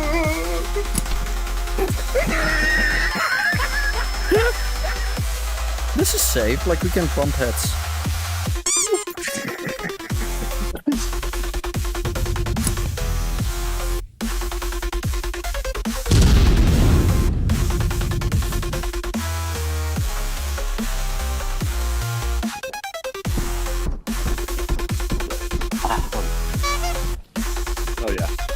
Yeah, you forgot. You gotta think of your protection, man. Always use protection. I saw him. I see him. See the spawn.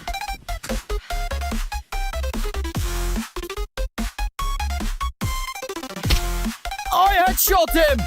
What? Hey! Hey!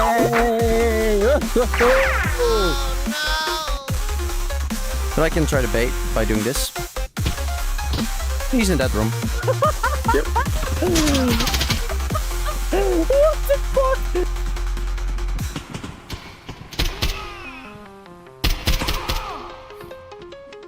And keep in mind that he was running a PRS with M61 ammo. You dickbag, I saw that. I see him crouching.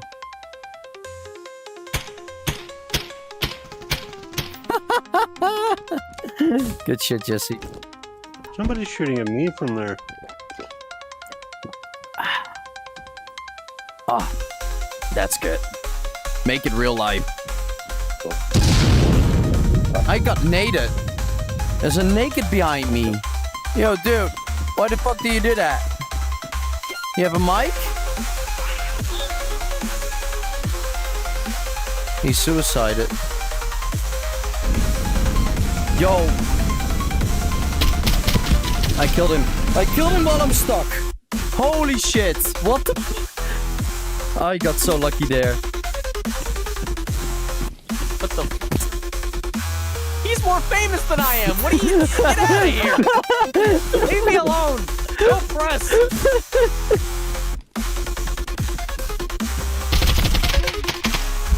Huh?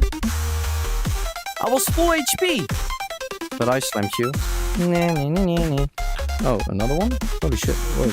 What is this gun doing? Whoa! I'm not even doing anything. Never grab your gun. Like, if you grab your gun, you just drop it on the ground like this. And then you take your... No. Look, trust me. Stand up. And then you take your max out. You do this, you do that. I grab my gun and...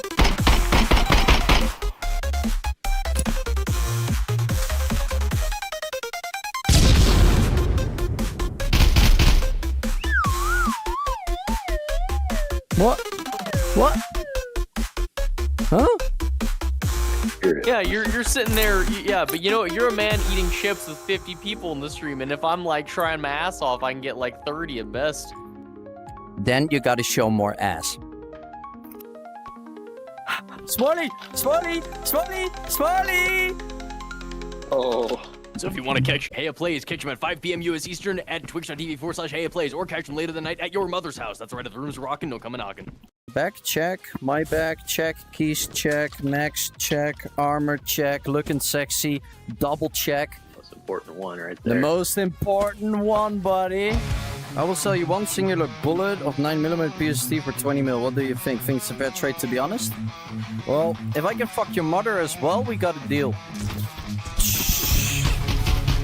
Killed him. He's dead. I know this.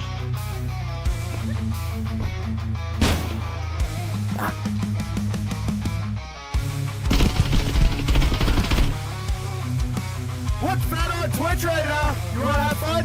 You wanna have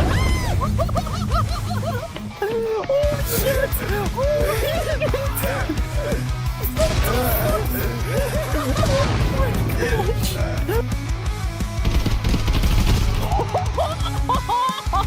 Get it? Oh, another one. One more. Oh my god.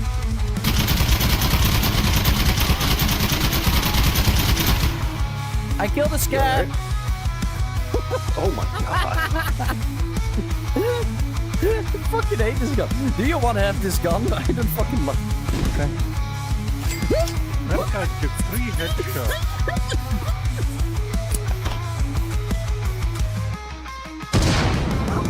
We killed him. You see that? I see a lot of dead shit in here, actually. He's here. He's dead. Sorry? Downgraded it a little bit. I've never had this before. I need to go to the tutorial quick.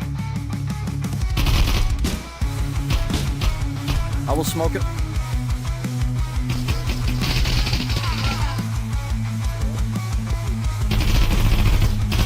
It's 3 people. I'm not even sure if I killed one. You good? One. Yeah. I'm flanking hard. Take it. Got 2. Got 2. I'm flanking behind him.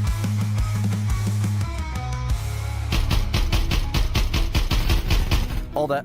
Good shit. Fucking hell, dude. We played that so good. Those speed stims are so sick, man. He said, fuck your mother. Well, I would actually like fuck your mother, so you can call me stepdad. Naked Scott. Whoa! Wait. Put that up here. Come here. Oh.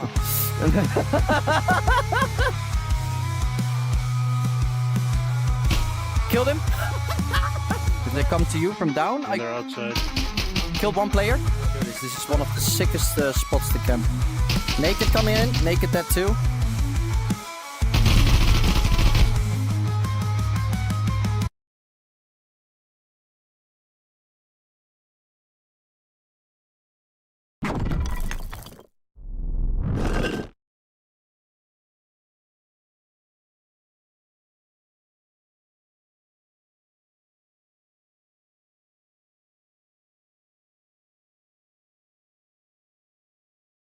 All right.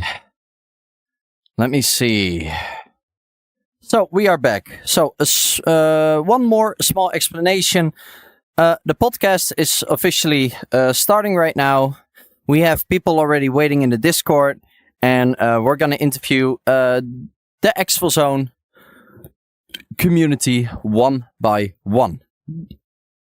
What it's about hearing other people's their experiences, and we also want to know what they think of the wipe, what are the pros, what are the cons, and we want to know from everybody one big suggestion for the next wipe.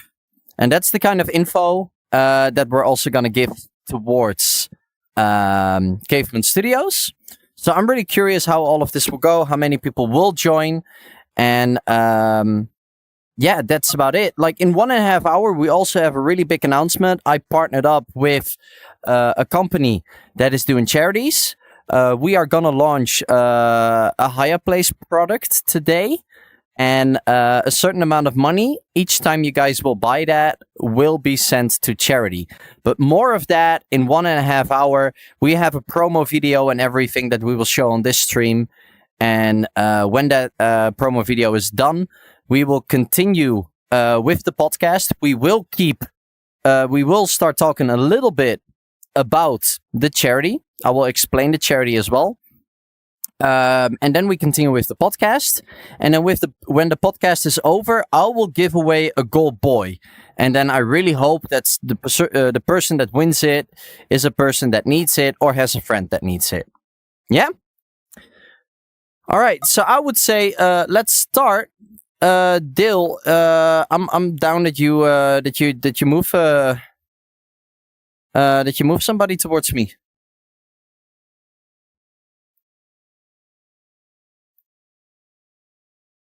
Hello. Hello, Aya. It's Mally. Hey, I see it. It's Mally. How you doing, man? Yeah. Welcome. I'm very good, mate. How are you? Yeah, I'm doing great as well. And thanks for your time as well. Maybe you've prepared already a little bit, and maybe you know the questions already. So we all know this is Mally. But I'm also curious, how old are you? I'm 37. 37 years. And how do you actually play the game? What kind of headset do you have?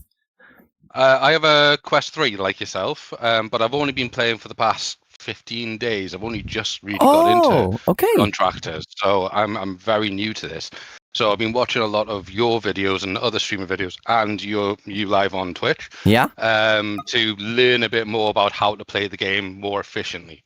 Okay, that's really cool. And how do you play? Do you play standalone, or do you use something like Steam VR? Do you play wireless or with a cable, or?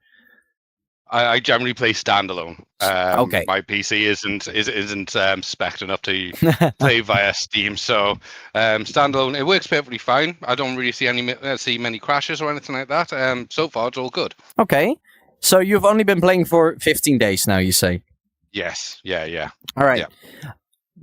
Are you able to give us some pros about, like, what are the good things that you experience right now, the first 15 days that you're playing? Like, how does the game feel for you? Like, you join in late in a wipe, people have already gear. Like, how is that experience for you? Generally, it's still okay because I can still go out and with Contractors, you're able to actually go ahead and scav and not worry too much about losing anything too valuable and to learn the maps in that sense. What I was doing beforehand, I was playing Tabor. Okay. And Contractors is a much better and more diverse game in my eyes compared to playing something like Tabor. And graphically, it's much better. It's beautiful. The gameplay is better structured and it is harder. There is more of a challenge, I find. Yeah. But yeah, I do prefer Contractors in this sense because of that. All right. And what is the best thing that has happened to you in this wipe? If you can think of something. Yesterday, I did my first Metro raid and I killed the boss straight off the bat. Oh, that is really nice. That so far, that is the best thing that's happened. I was very, very, very concerned about going into Metro, but I thought, hell, let's go for it. See what happens. And I killed the boss, killed the player. The lobby was pretty much wiped. Free to loot away. It was great. Yeah, no, that sounds really good. Well, then the down part of it, do you also have, I wouldn't really say do you have like negative experiences in the game right now, but are there like things that you experience right now that could be better? Like what are the cons for you? Losing guns through the map. That is the biggest pain in the backside, especially when you've gone around and you've actually killed loads of people, and then you've ended up going, right, great, I've got this great gun, and you're walking around and you're not really paying attention to your hands because you're looking around for everybody else or somebody sneaking up on you, and then all of a sudden the gun's just disappeared out of your hand because it's just disconnected somehow or clipped into something. That is a pain in the backside, but it is what it is. At the end of the day, it's just part of the game right now. Yeah, okay. So you do understand it's an alpha. Yep. It still needs some tweaking, but it is an annoying thing, but it's not something that could make you that mad that you would leave the game, right? No. It is completely understandable, especially with the game being in an alpha. I've played other alphas before where they've been completely unplayable, or like the rendering's not worked or something like that. That is not the case with Contractors right now. No, okay. Contractors is not far from being a full polished game. Yeah, I and that's don't see crazy. why they haven't pushed it over the edge. Yeah. Yeah, just imagine that they are only going. They haven't even reached the year title yet. Yeah. You know, so they are doing a great job. Yeah, it is a pretty much polished game.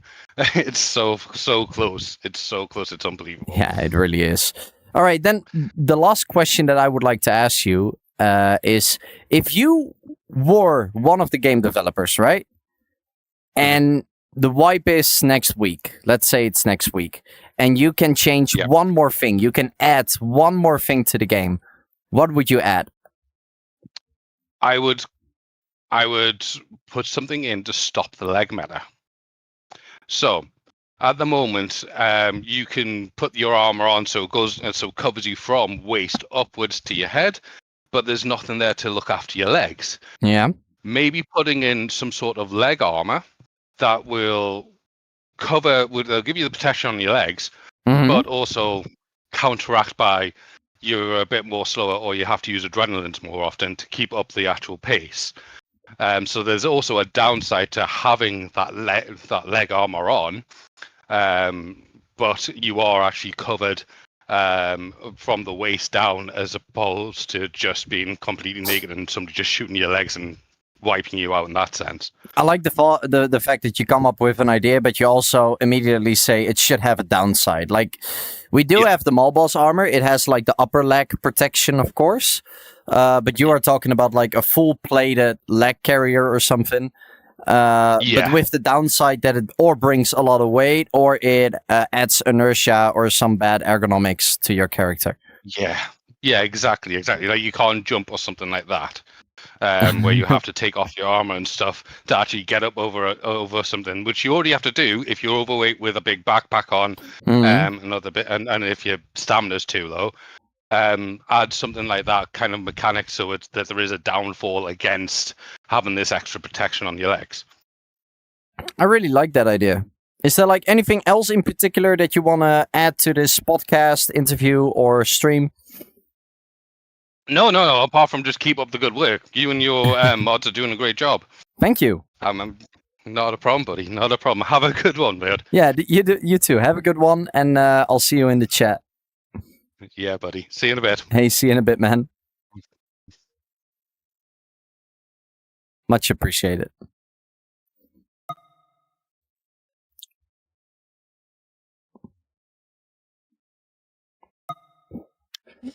And any moment we can get our new guest, second guest. But I like this idea. This is a good idea. A lot of people have been talking about this already. And who do we have here? We have me, Elite Chessburger. Elite Chessburger. I can see it in the picture. Oh, and we're gonna get a webcam as well? We get a webcam. I'm curious if it's gonna load. I see nothing yet.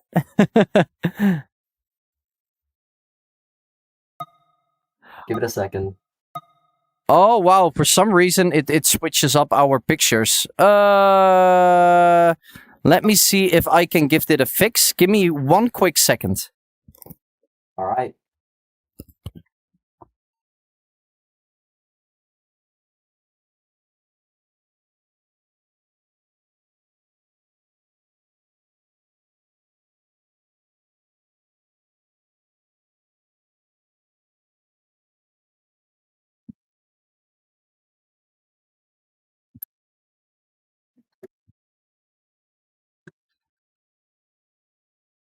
All right, I want to start off the bat. You look great.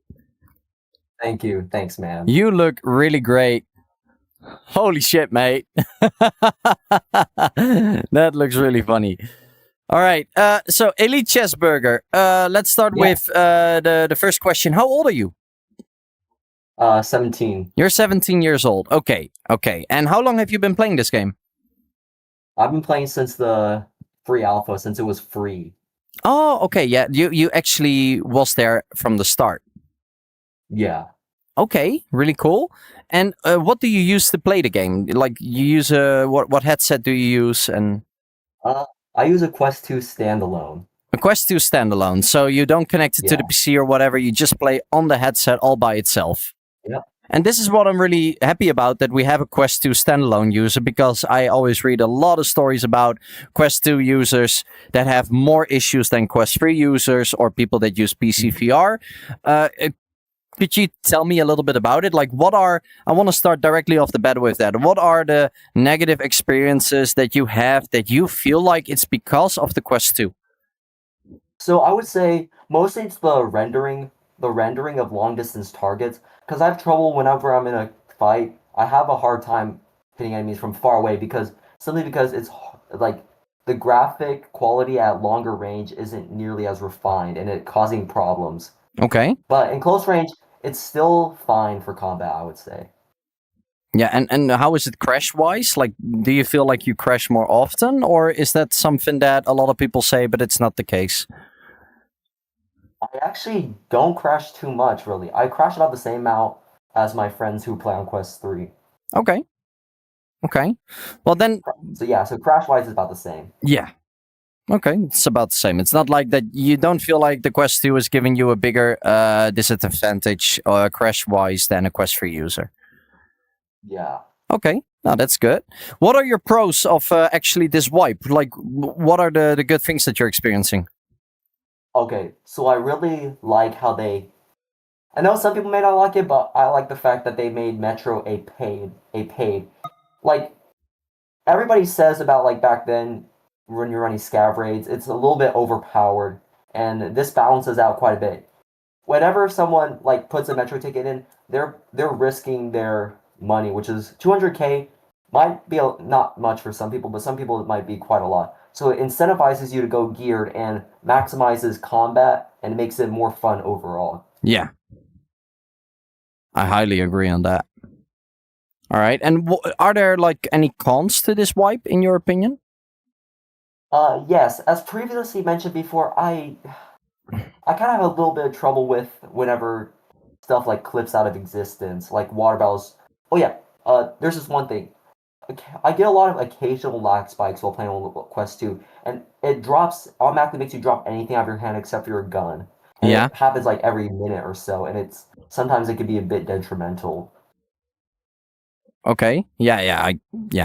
Totally get it. Everybody has that. Clipping through floors and desks. That's kind of my biggest gripe about so far, but nothing serious. It's a great game. Good to hear. And what are the pros for this wipe, in your opinion? So I've already talked about Metro. So I would say the new map Resort. It's really well balanced. Like it takes some of that close range aspect that Metro has, but it like also has long range capabilities like Suburban Dam. It's like a really well balanced map for those who want to switch up their play style a lot, and it opens a lot more possibilities for usage for gun wise and stuff like that. Yeah. And it has a lot of new strategies to learn. You can learn from that map, and it makes everything more fun. Okay. And I've asked this question to the first guy as well. if you would be one of the game developers, the wipe is next week, and you were like, oh shit, I wanted to add that. Like, what would be that one top suggestion of you to add to the game for the new wipe? Alright, thanks.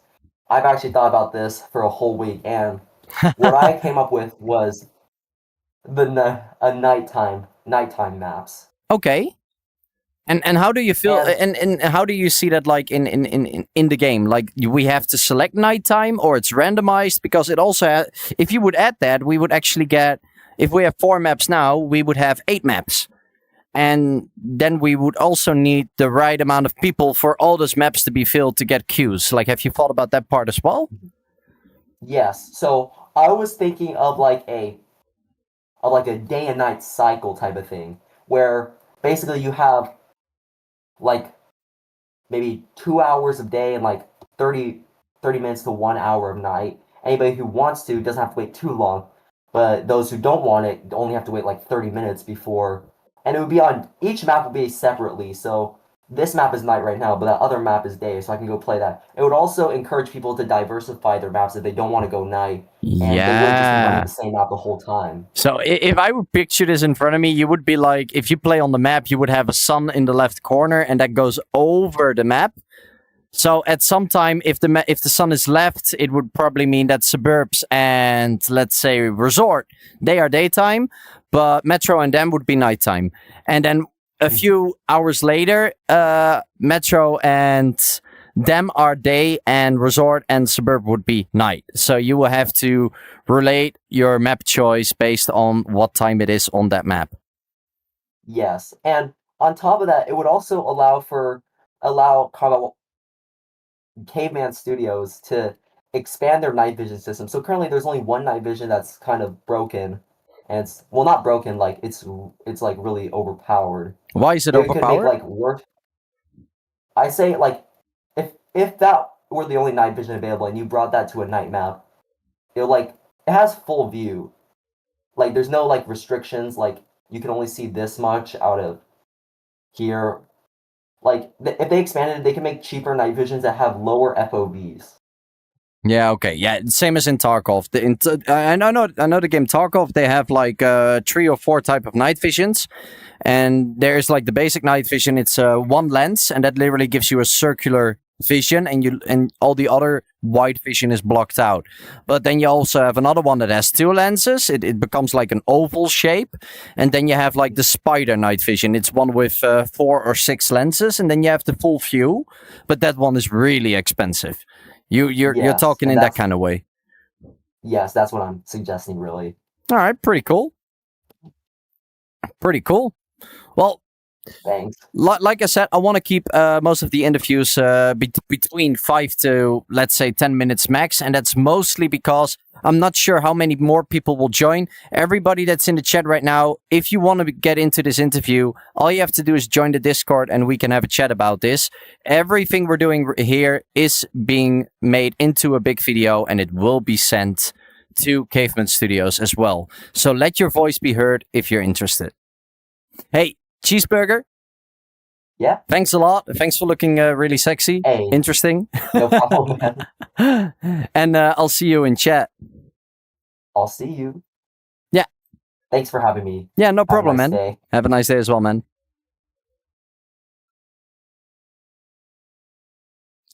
Hey, Nagalvar, you can join the interviews as well. I don't mind. Like, everybody that has something to say about it is good. So I'm down for anything.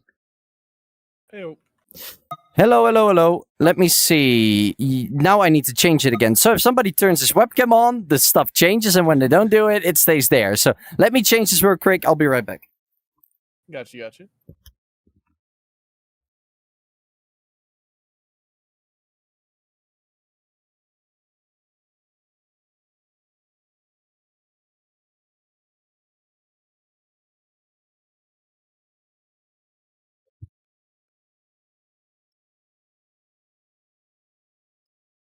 There we go. All right, so we are talking with Bombshot 0. Bombshots. Extremely important. The 0 is extremely important, and why is that? Extremely important. It's just a joke. I used to play with a competitive Smite team, Mhm. which is a MOBA, and we had a coach, and he would refuse to not say the 0. And when I was like, "Why do you say the 0 every time?" He was like, "It's extremely important." So it's just kind of an in joke. Ah, okay. Well, let's start straight off the bat. We are talking with Bumpshot here. And I am really curious, first of all, how long have you been playing this game? I think I am starting to approach week 4, 3, 4, somewhere in there. You started this wipe? Yeah. Ah, I'm okay. midway through. And how old are you? 25. 25, okay. And I guess you're enjoying the game since you're still playing after 4 weeks? Oh yeah, it's addicting. It's addicting. I kept trying to get into Tabor, not to keep bringing up the ops, not to keep bringing up the competition, but Mhm. you know, I kept trying to get into Tabor, and I kept trying to get stuck in, and I just couldn't do it. I was not having enough fun to keep playing the game consistently, and I'm not having that. I'm not having that problem with Exfilzone. I'm having a blast. No, that's really good to hear. And how do you play the game? Like, what equipment do you use? I am also on Quest 2 standalone. Standalone. And do you experience anything about all the negativity that we hear on the Discords? Yeah, some of it. I think Cheeseburger touched on a lot of it. The main thing I experience is similarly the resolution just that the game runs in for standalone makes it really hard to see targets at range, and there's also some pop in. Mhm. So like the textures themselves, the level of detail will change, and it kind of does it in a weird way where, like, for the biggest example I could think of is like when you're on Resort. If you're standing at fire station looking at workers' dorms, the textures will get really flickery because if you like move your headset even a little bit, you'll go in and out of the rendering zone, and it'll just like pop like crazy and look really crazy and not good. That's the biggest thing I've noticed. Then also there's this weird thing that happens in the hideout where items that you're like really close to will be really low level of detail. So I'll be looking at a can that I can't tell if it's like a can of soda or a can of the Yeah, okay. whatever the thing is, like the building material that comes in the little bottle. But yeah, so those are the biggest issues, but that's kind of like to be expected. Quest 2 is kind of outdated at this point, so I'm not But too upset about it. the game is fully playable. Like, I know that 80% of the users are Quest 2 users. Yeah, no, I'm not. It looks a little funky. They could do some cleaning up with the rendering, especially at range. But to be honest, like especially now that I've kind of gotten into the groove of this wipe and I've gotten some better stuff, I've been having no problem putting bullets into heads. So, you know, is what it is. It is what it is. All right, let's start with pros. What are your pros looking into this wipe? Like, what are the good things? What do you like? I think the loot balance is my favorite thing about this game so far this wipe. Like, it's a problem I have with almost every other extraction shooter where it's just like, oh, you hop in, I pick up all this stuff, and I go to my hideout, and I find out 90% of it is useless, and I feel like I wasted my time. So, okay, your point is like that every item, like almost every item has like an actual use. Like, yeah. Yeah, like almost every raid, I pick something up, it's like, ooh, I need that, and then I'm like excited to grab it and get it out of the raid and put it in my hideout. Hmm. So that's the biggest thing. It's just like all the loot feels good. All right. Did you know that last wipe we had more static spawns, and this wipe is actually the first wipe that a lot of things have become dynamic? I have found that out by trying to find ways to find stuff that I Yeah. So sometimes you have like a little crate, and the next raid the crate is not there. Like last wipe, that crate was always there, and now they've changed it, and I love that dynamic spawn rate. Yeah, I like the dynamics as well. It's also like something like I think it kind of trains you to look more for like the kind of crates and stuff too, and so just going to certain loot spots, which I think is a little bit more fun. Nice. It feels a little bit more immersive. All right, so for somebody that has just been playing for 4 weeks, are there like any cons, like things that you've experienced, things that you've seen or stuff that has happened to you and you're like, fuck, if that wouldn't just have been in the game or whatever? Yeah, I'd say the biggest thing, like, okay, well, the biggest thing is the stuff clipping through the floor. I think, I think everyone's going to say that. Everybody's going to say that. Yeah. But, so we're going to pretend that I didn't say that. for me the actual the other thing that I think could be more actionable is I think there's not enough penalty for not bringing anything, because it's already like you might die, like sure, but they know that. Yeah. Like Tarkov has the tagged and cursed. Tagged system. and cursed for bringing nothing in, so every scav will hunt you. Yeah. I think it would also be more fun for hardcore players, because then it's not like you don't just like run in, like get a couple of pieces of food and then run in and get a gun, and then you're basically just playing the game at that point. It's going to be a little bit more of a challenge to get started. I think it'd be fun. Yeah. That could be a lot of fun. I get that. All right. And yeah, just to top it off with that one, what would something be that you would like to see in the next wipe? Like, do we need something in the hideout? Is there a simple quest system? Like, do you have like any big suggestion that you would like to see? So this comes from a different VR game that I was playing back in like 2016. I still play it. It's called Hot Dogs, Horseshoes, and Hand Grenades. I don't know. One more time. It's called Hot Dogs, Horseshoes, and Hand Grenades. It's Hot like dogs, horseshoes, and hand grenades. Yeah, so it's a gun simulator, and it has a really cool system for bolt actions that I like a lot. Okay. Where it's called quick bolting, where if you imagine like you're holding a bolt action rifle like a Mosin, yeah, then you have your forward hand in the game. If you press on quest, it would be the Y button with your forward hand. It unlocks the bolt, and you can just pull your hand back and push it forward, and you'll rack the bolt that way. You don't have to like let go of your grip and then grab the bolt and then do. So you can immediately shoot by bolting. Yeah, it makes bolting a lot smoother, and I think it would kind of make the game a little more fun. It's almost like how it's almost like how the cowboys use the revolver, right? They just press the trigger, and then they would go with their hand like that. Yeah, so the way it works is basically you just like press the Y button, do the action you would do with the bolt, just like lift your hand up and flick it back down, and then you're ready to go again. I think that I really like that system in H3 and I always miss it when it's not in other VR games. So I'd really love to see that come to this game. That is action's a lot more fun. That is a really specific one, but I like it. It's something else. Like a lot of people always say the same thing, so it's really nice to hear something that comes from a really different area. Mm-hmm. Yeah, I like it. Yeah. Let me just give a quick peek on Discord. Yeah, we got like some more people in there, and I know that I have like 3 or 4 more people also coming. I want to thank you for your time, and we're gonna hop in the next person. I'll see you, man. Hey, later, dude. All right, let's see if this. All right, so chat, if this guy is gonna use his webcam. Oh, I recognize this picture. This is Hunter. What's up, man? Yeah, that's Hunter. It's me. Hey, man, how you doing? Flush. I'm doing good, man. How about you? Yeah, I'm doing really good as well, man. How you liking the stream so far? Stream's awesome. Yeah, like any other stream, dude. It's good, man. Yeah, it's awesome. Yeah, this is something new. I also don't think that any other streamer has done this already for contractors. So for a lot of people, this could be something new. But I hope a lot of people appreciate it too. That we like actually take a little bit of time to share each other's thoughts. So yeah, no, this is definitely an easy way to get like those bugs and like certain things that people like or don't like, to the developer. So yeah. All right, let's start off with a short introduction, of course. This is other hands. This is Hunter. This beautiful guy. And how old are you, Hunter? I am 24. You're 24. Damn, you got a good voice for a 24-year-old. But all right, back to the subject. Thank you. Hey, how do you play the game? Like, what equipment do you use?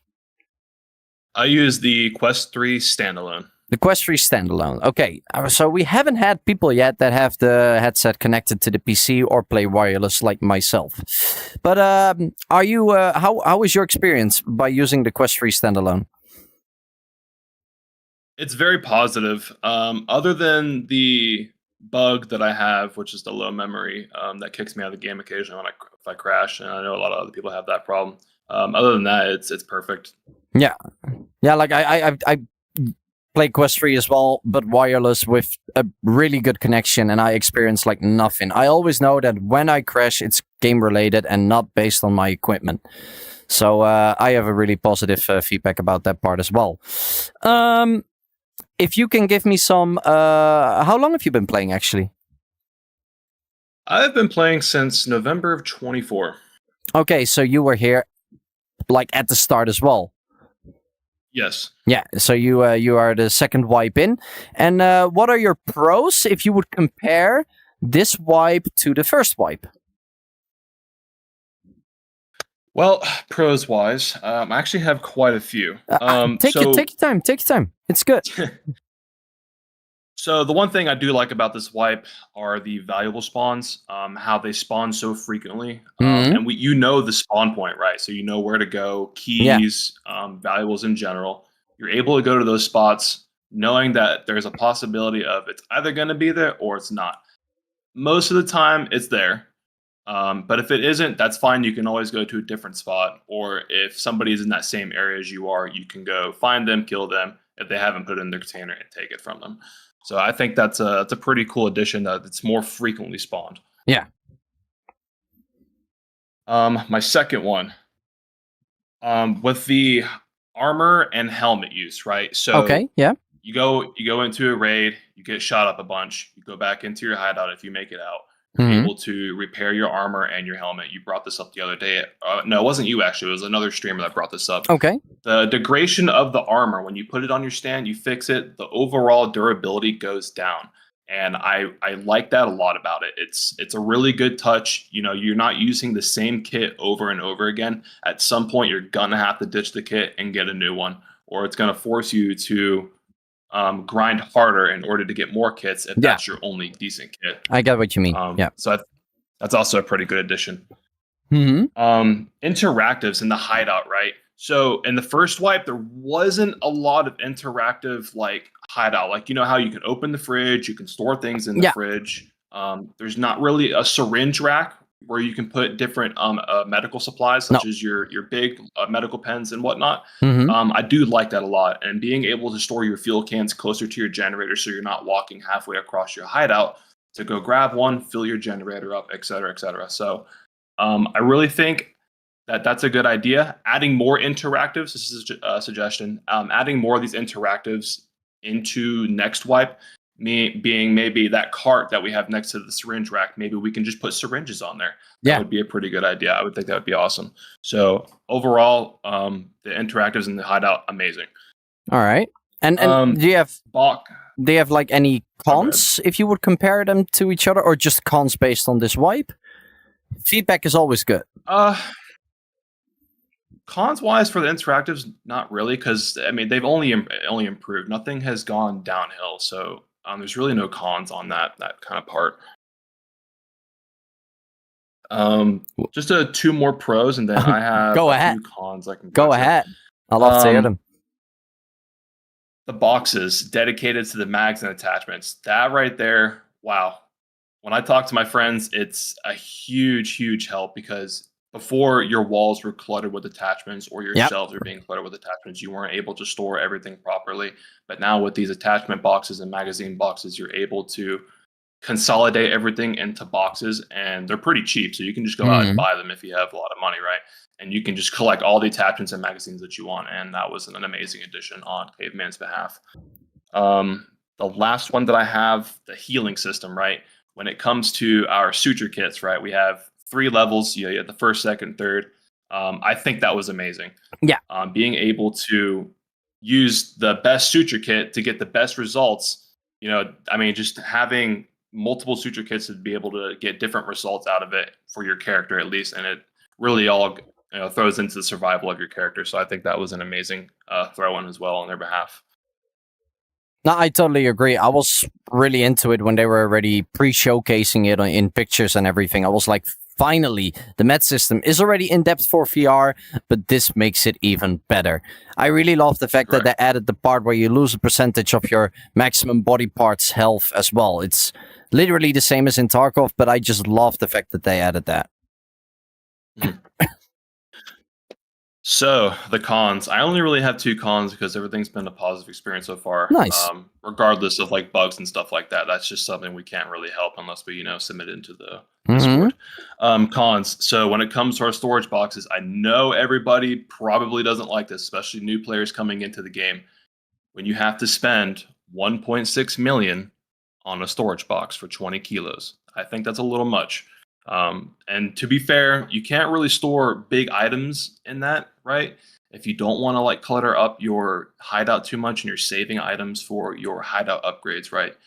I would think they would either need to increase the size of the box or be able to lower the price for a lot of players, because to be honest, 1.6 million is a lot for a lot of people. I know not that. everybody I know plays that. the game like we do. I know that. Constantly, right? But we People have a box jobs. for 800k, yeah? Or is that not enough in your opinion? We do. It's not enough. It's 10 kilos. I mean, you can store small things in there because some of the medium items will take up more space within that box. I totally agree with you. So, what would your suggestion be? Like it's 20 kilos, the 1.6 mil one. Let's say we would add that up to 30, 35, just for an example, eh?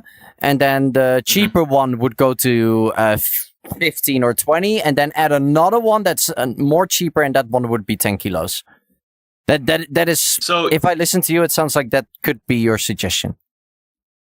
Yes, that's a very good suggestion, actually. You could do that, or you could lower the price for the box themselves. That way, people can buy more and to be able to put more items in those. So it can really go two ways. It really depends on the majority's vote of what they would like. You can't really just base it so off like one person's opinion. You have to get the majority. All right. And do you think that the actual physical size of the container needs to change? Because if it will be able to help more storage, should it then also be bigger so you can put less of them in your hideout? So aesthetically wise, I could see that, right? That once again, that really falls under a majority vote of what people feel like, because one person could say, hey, I like the normal size of the box, just increase the capacity, and not really go with the realistic aesthetic of the game, right? Like if you increase size of a box, you have to increase the physical size of the box, not just the internal capacity, right? So once again, that really falls under a group vote in the community. Yeah, okay. That was actually one of the cons, right? Yes, I have one more con. Yeah, okay. I know when we all go into our storage room, right? For those of us that have storage room C open, when you walk into your storage room, you have that wall on your left that has one bag rack. The rest is just empty space. Yep, yep, totally know what you mean. More shelves, caveman, more shelves. When you're walking in there, it's like, man, this could be like a shelf for like bags or mannequins you could put there, or just maybe a two shelf against the wall. That way you can put like ammo cans, mag boxes, etc. on that rack right there. So definitely add some, fill up the blank space inside the hideout. That way, people can bring in more loot, they can stash it there, and everybody would be happy. Can I add something to that point from yours? How would it be if that wall stays blank and all the options that you just mentioned are you can purchase one of those, so you can have like your own unique hideout. Not that unique, but that you can choose yourself. I want to have 3 mannequins there, a gun wall, or shelves. And the price will be, let's say, 1 million. And then you can choose one of those. That's actually a really good idea. That's what came into mind when you just said that. Like, you just say, like, fill up the wall. And I'm like, how cool would it be if the player can choose himself what to put there? And see, that's why I like what you're doing right now, because now we're able to, somebody can give an idea and then you could go ahead and bounce off that idea and say, hey, maybe we should add this into that. It's really good cohesion. And honestly, I really think that's a good idea. Like I said, it's what the majority of the community wants, right? Whether it's like paying money for whatever you'd like in that space, or maybe you have to get certain items for your hideout in order to unlock those certain items, whether it's a mannequin, a shelf, or maybe just a shelf on the wall. You could go as crazy as literally that. It almost starts to feel like DayZ if you do something like that. If you want to make shelves, you need to complete. You need to farm sheet metal. You need to farm some tire irons or just some metal pipes or whatever, so you can actually create that. Yep. It could be an idea. Like I also think that a lot of these ideas and suggestions that we hear are actually really doable to implement into the game by Caveman Studios. But one thing that I also would like to add is the game is I'm not exactly sure, but let's say the game is out for 9 or 10 months, something like that. They are doing a really good job already.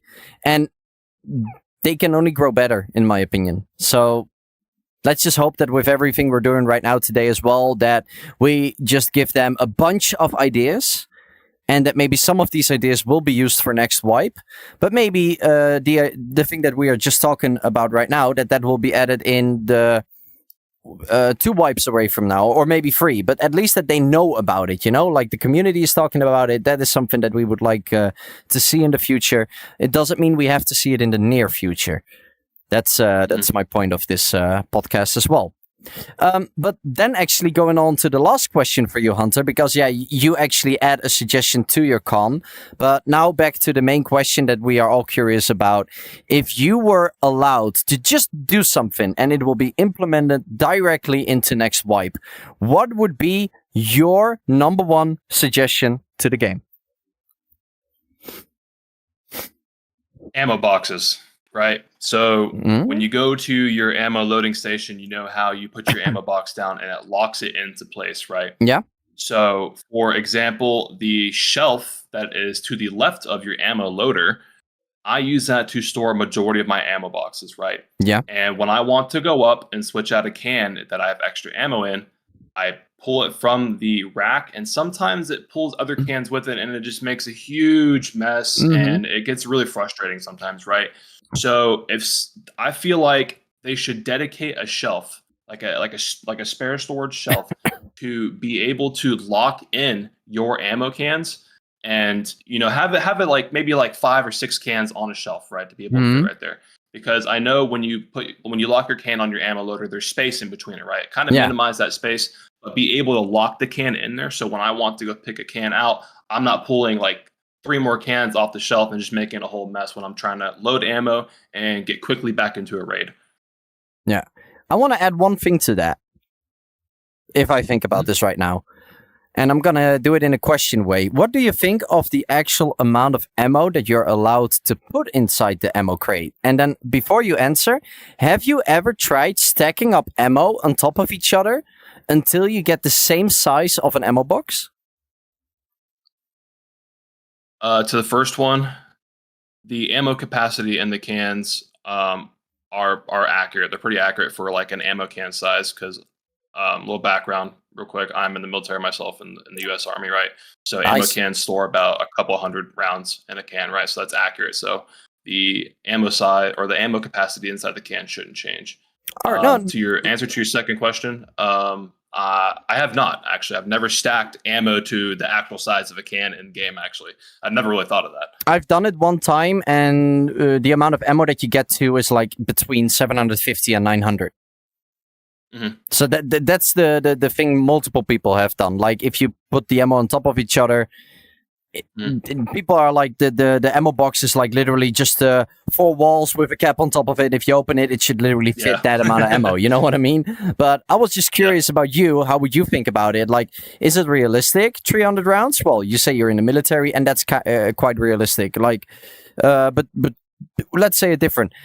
Should they maybe add a level 2 ammo crate? So you have a level 1 range and a level 2 range. Level 1 is 300 capacity and level 2 range is 500. And then they are a little bit bigger as well, like in the physical size. Do you think that that's something that could add something to the hideout? Or do you think it's unnecessary and it's good how it is? Now, that's something that really bleeds into the storage boxes like we were talking about. Yes, they could easily do that, just like having a suture kit level system, right? Yeah. You could have level 1 where the can is not so expensive. It holds 200 rounds. You have level 2 where it holds like 500. You could probably go to level 3 where it holds maybe 1,000. I think 1,000 might be a little much, but they could probably lower the number depending on what they feel, right? So yeah, I think they could definitely implement like a level system for like ammo cans. But it really comes down to the fact of like, if you look at the statistics of players buying these ammo cans, which ammo can are they going to buy the most, right? Are they going to buy the 500? They're going to buy, the level 3, which has like 1,000, or are they going to stick with the level 1, which holds 200 rounds? All right. I like this one. I like it. Like everything you said. Perfect. Nice stuff, man. And also, yeah, for some reason, I really appreciate it, especially when somebody is in the military and he can like actually tell us that it's actually pretty normal that an ammo crate doesn't hold like that much more ammo. So that's good to hear that you're literally telling me that you guys have ammo crates with a few hundred rounds and nothing more. So yeah, that's a nice add-on information as well. Hey, Hunter, I want to thank you for being in this interview. Yeah, have a good one, and I'll see you in chat, and we'll definitely play some more games in the future. And directly towards chat, people, this interview is for the community of Contractors Exfilzone. So if you play the game or you watch a lot of streamers and you have ideas, join my Discord and we can invite you to this interview and you can have a little chat with me. Please do it, because this video will be sent to Caveman Studios and they could be using it for the next wipe. Hunter, again, thank you so much, and I'll think I have the next guy waiting. Yes, thank you. Hi, have a good day. Have a good one.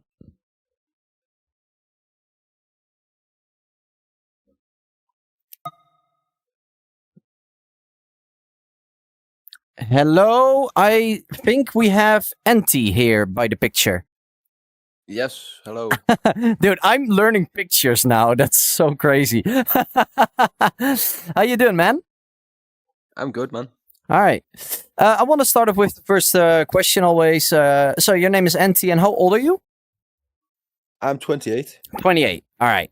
And when did you start playing this game? About 3 weeks until the last wipe. Okay, so you played last wipe and you actually got your official start during this wipe. Pretty much, yeah. All right. What kind of equipment do you use to play the game? So I have a Quest 2, but I'm cable linked to a PC. You're cable linked to the PC, so you are actually playing through the PC, and your headset is streaming to the headset. Yeah, and it's streaming to the headset, and your headset is 24/7 charged to the PC, or generally, being charged. Yeah, it does drain slowly. Yeah. No, oh, it still drains when you have it connected. Yeah, because the cable I've got isn't the best. Okay, and how do you experience playing with your setup? Like, do you crash a lot, or is it all positive? Like, tell me. Well, with it being PC VR, the only time I crash is generally a server issue. So it's not like I'm getting overloaded. There's no opening a bag that's got too much stuff in and crashing. Okay, that's good to hear. Good to hear. And since you played the first wipe as well a little bit, how is your experience based on how this wipe is? Like, you've seen it, like the hideout has changed. A lot of things have changed. The new map. And tell me a little bit about it. How did you like that change? They added a lot of quality of life stuff, I noticed. So, like, last wipe, I only played the last 3 weeks. So, I got about halfway through my bunker. There was no resort map. The resort map has made life a lot easier for a beginner. Mm-hmm. I've noticed that much. I'm a big fan of the bank. The bank has just made life a lot easier. The safe containers, I'm like one of the few people that say they're a good addition to the game. I like the safe containers as well. I have zero complaints about them. You've got to think about casual players, people, because a good kit can cost $1 million, and you need someone that can take a long time to get if you keep dying. Yeah. So that's one of the things I'm happiest about. I want to ask you a really serious off-topic of this podcast question. You said that you are enjoying the bank. Are you a naked money runner? Oh, true. I think I founded the naked money run. You founded it? Damn! I think so. I have about 400 deployments and about 150 extracts. Oh Jesus! Okay, so you've been getting a lot of money in your butt crack and dying a lot. It's what makes me feel good when I lose a kit. I do some naked bank runs. Okay. But okay. Yeah. Sorry. It's a strategy. Hmm. But now I'm really curious. Like you actually do this playstyle, and a lot of people have opinions about it. But I'm just curious to ask you yourself: do you think that this should be a thing? Should the No, bank if you be want made it- harder, yeah. or should it stay the same as how it is? I think you should put some scavs in the tunnel. Yeah. Some, because the only time the tunnel is an issue is when boss spawns. So put some just regular scavs in the tunnel. Yeah. Make it so that you can't go in complete. Take a Beretta and with AP, and you need to take a gun to kill the scavs at least. Do you have did you know, and it's not something that Caveman Studios confirmed, but did you know that there is some made up, and I think it fits really well to the game, but that there's like some made up lore to the tunnel? No, I did not know. All right, about that. so if you have the map resort, you have worker dorm, right? Yeah. And then the boss that could spawn in the tunnel, that boss is the brother of the boss in worker dorm.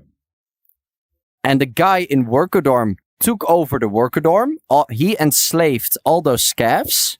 He sent those scavs with his brother to the construction site to dig the tunnel to eventually rob the bank.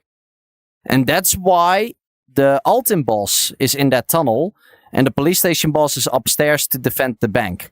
And with that story, people have actually said it is actually weird that there are no scavs in the tunnel. And how cool would it be if like a lot of those scavs were undergeared? So just with a pistol and maybe like a cosmetic pickaxe on their back because they have been digging out that tunnel. That would be cool. Yeah, that'd be cool. And then at the back of that tunnel is the extract, right? The locked extract. And that extract is not being used at all because there's nothing. There's nothing behind the door but an extraction. So some other guy said, if you want to make that into a lore, behind that extraction door should be like an arsenal.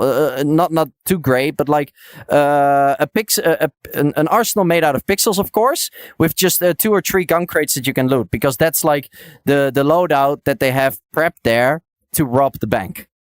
Like, if, in my opinion, if they would add that, literally based on what you said, a few scavs in the tunnel, the arsenal in the locked room, you would have like something that all fits together in the story of the map, if it would actually be the story. I do have a suggestion to nerf the naked bank runs, which is take away the 100k stacks and change it to 25k stacks. Yeah. Because then you're limited on how much you can actually take. That's a good one. So instead of 1 stack of 100, just change that to 4 25 stacks so you can put less in your butt. Exactly. And then could you've be got a to try really and easy leave fix. instead of just shooting yourself. Yeah, it could be a really easy fix. And then change the... and then maybe in the safe, that it only has money spawns and that you could be lucky with a 100k stack, but it could mostly have 25k stacks, because then it still feels like a vault, right? Yeah, or get rid of the safe and change it with a safety deposit box that you need a key for. Yeah, or just a safe with a key. Or yeah. Yeah, something like that. But, It could make the bank really good. Yeah, I agree on that. Because it is a bit crazy. All right. So we are going off topic, but that's just because I have been curious so much about talking to somebody that actually does these kind of runs in the way how you do them. No hate, of course, just full curiosity. Other question. If you can look at this whole wipe, of course, then we have 2 questions. What are the pros and what are the cons? Can you like sum them up for us? So the pros for me are I can have fun without running into anyone. I can run away from shots. And as someone said earlier, you find a spanner and you're like, oh crap, I need this spanner. And then you run into the exfil with intention of avoiding every shot you hear and like trying to dodge the scavs. Yeah. So that's one of the things I do enjoy about this game. One of the cons at this point I'm max level, so I can buy all the max gear I want. The Alton helmet, I feel like it's too overpowered. I've run into too many Altons. I do think so, because it should, like, to be able to take 4 headshots, which at this point in wipe, I'd say 50% of people can kill an Alton in 4 headshots. Yeah, but the good ammo is a 1-tap. M9N3 is a 1-tap. M61 is 2 bullets or a lucky 1-tap. And Hybrid is 3 headshots and M9N5 is 6. But a spray is less than half a second. And if you would compare that to leg meta, is it like too hard to force yourself to go for the legs? I don't think you should. I don't think you should nerf the the protection values. What I think should be nerfed is there should only be one in the raid. People shouldn't. Not everybody should be running around with Altons. You see a trio. I play a lot of solo. You see a trio with 3 Altons. You know there's no chance of you winning that fight, even with a drum mag of like M61. I've done it. That's. I mean, I've done it, but so as a solo, I lose 2 out of 3 fights. Yeah, it's not a guaranteed win, of course. Like normally, if I'm not gonna say that I'm really really good at the game. Like I try my best, but when I see Trialton boys, I'm always like, okay, that's a challenge. I would like to take it, but it always feels like it's a 30 to 70% fight. You know, I have a 70% chance of losing and a 30% chance of winning, and that's all based on how they play as a team. Because if they push me together, I know I'm fucked. But if they play one by one, I have a pretty decent chance of still winning. And if only one of them had an Alton, you'd be in a lot better position, in my opinion. So I just think make the Alton rarer. Okay. But that's based on pros and cons, of course. Yeah. That's my con of the game, yeah. All right. But thanks for the chat, it was fun. No, we have one more thing. And maybe you haven't thought about it. Like, a lot of people add some little suggestions as well to the pros and cons. But the last question is, if you would be the developer of this game, and the wipe would be in 2 weeks, just for example, and you forgot something, and you can add without having issues about the money, time, it can be implemented directly tomorrow.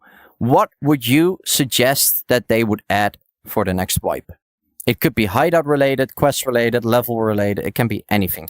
What would be your number one suggestion? Dog tags. Dog tags, okay. A little trophy for killing someone. Yeah. That's what I would like. Some sort of dog tag system. So I know who I killed, what level you were. So I can see I killed a level 45 with a pistol because he was running naked to the bank, thinking, what the hell are you doing? And then would you like to see it like a realistic thing as well? So when you killed somebody, that there's actually like a necklace with a dog tag that you can like rip off? Oh, that would be even cooler, yeah. Okay. I'd let. I'm just coming up with the ideas. I'll let them work on the details, but yeah, that would be cool. That would be a cool ad. No, okay. Well, those were indeed all the questions that I had, and I want to thank you for your time. And we're gonna go on to the next guy. Okay. Have a good one, NT. Catch you later. Hey, catch you later, buddy.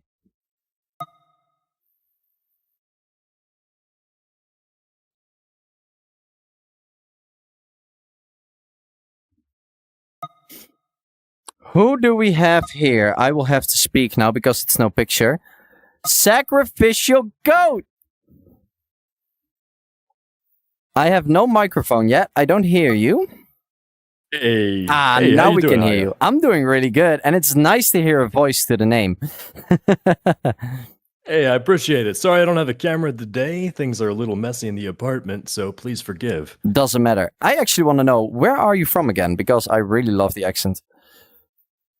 Hey, I'm originally from New York, not the city of cow country, New York, way up central, but I've lived a lot of places, lived in the Midwest for a bit. I'm currently in Texas by way of Puerto Rico. Ooh. So I've traveled a bit, but yeah, I guess no, you can't say you're a Texan yet. They don't like that. No, you're not allowed to say that? Okay. Okay. No, they're pretty sensitive about that. And besides, they have some pretty draconian laws. I'm not really sure I want to identify myself as a Texan anyway. But hey, we're not here to talk politics. One short question. Do you know a car company called Don Davis in Texas? No, I'm afraid I don't. Is this affiliated with your work that you do? Yeah. That's why I was curious. Like, we've gotten cars from a car shop called Don Davis, Texas. Yeah. But I'm not sure if they still exist. Do you know what city they're based out of? Sorry? My apologies. No. Do you know what city they're based out of? Not exactly, but I can look it up later. But all right, let's start. We are talking with Sacrificial Goat. How old are you? I'm 36, man. 36. All right. And how long have you been playing Contractors?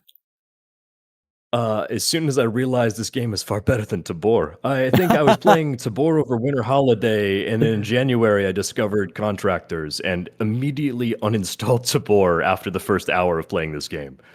Damn, that was love at first sight. Or love at first trigger. It is so much a better fleshed out game. It is there's a better sense of sort of progression through it all too. There's more to do in the hideout.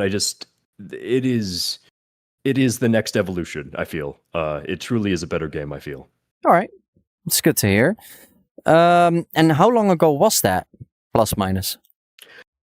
So I think I've been playing since January, but I've been pretty casual since this wipe, mostly just scavving. My schedule hasn't really permitted me to do a lot of investing myself in the game as much as I was pre-wipe. But that's kind of why I've kind of really glommed onto your channel, man. Like, I really appreciate the content you and Nagafa are creating, and the rest of your team. And so it's been good to just sort of digest that throughout the day, even though I can't play as much.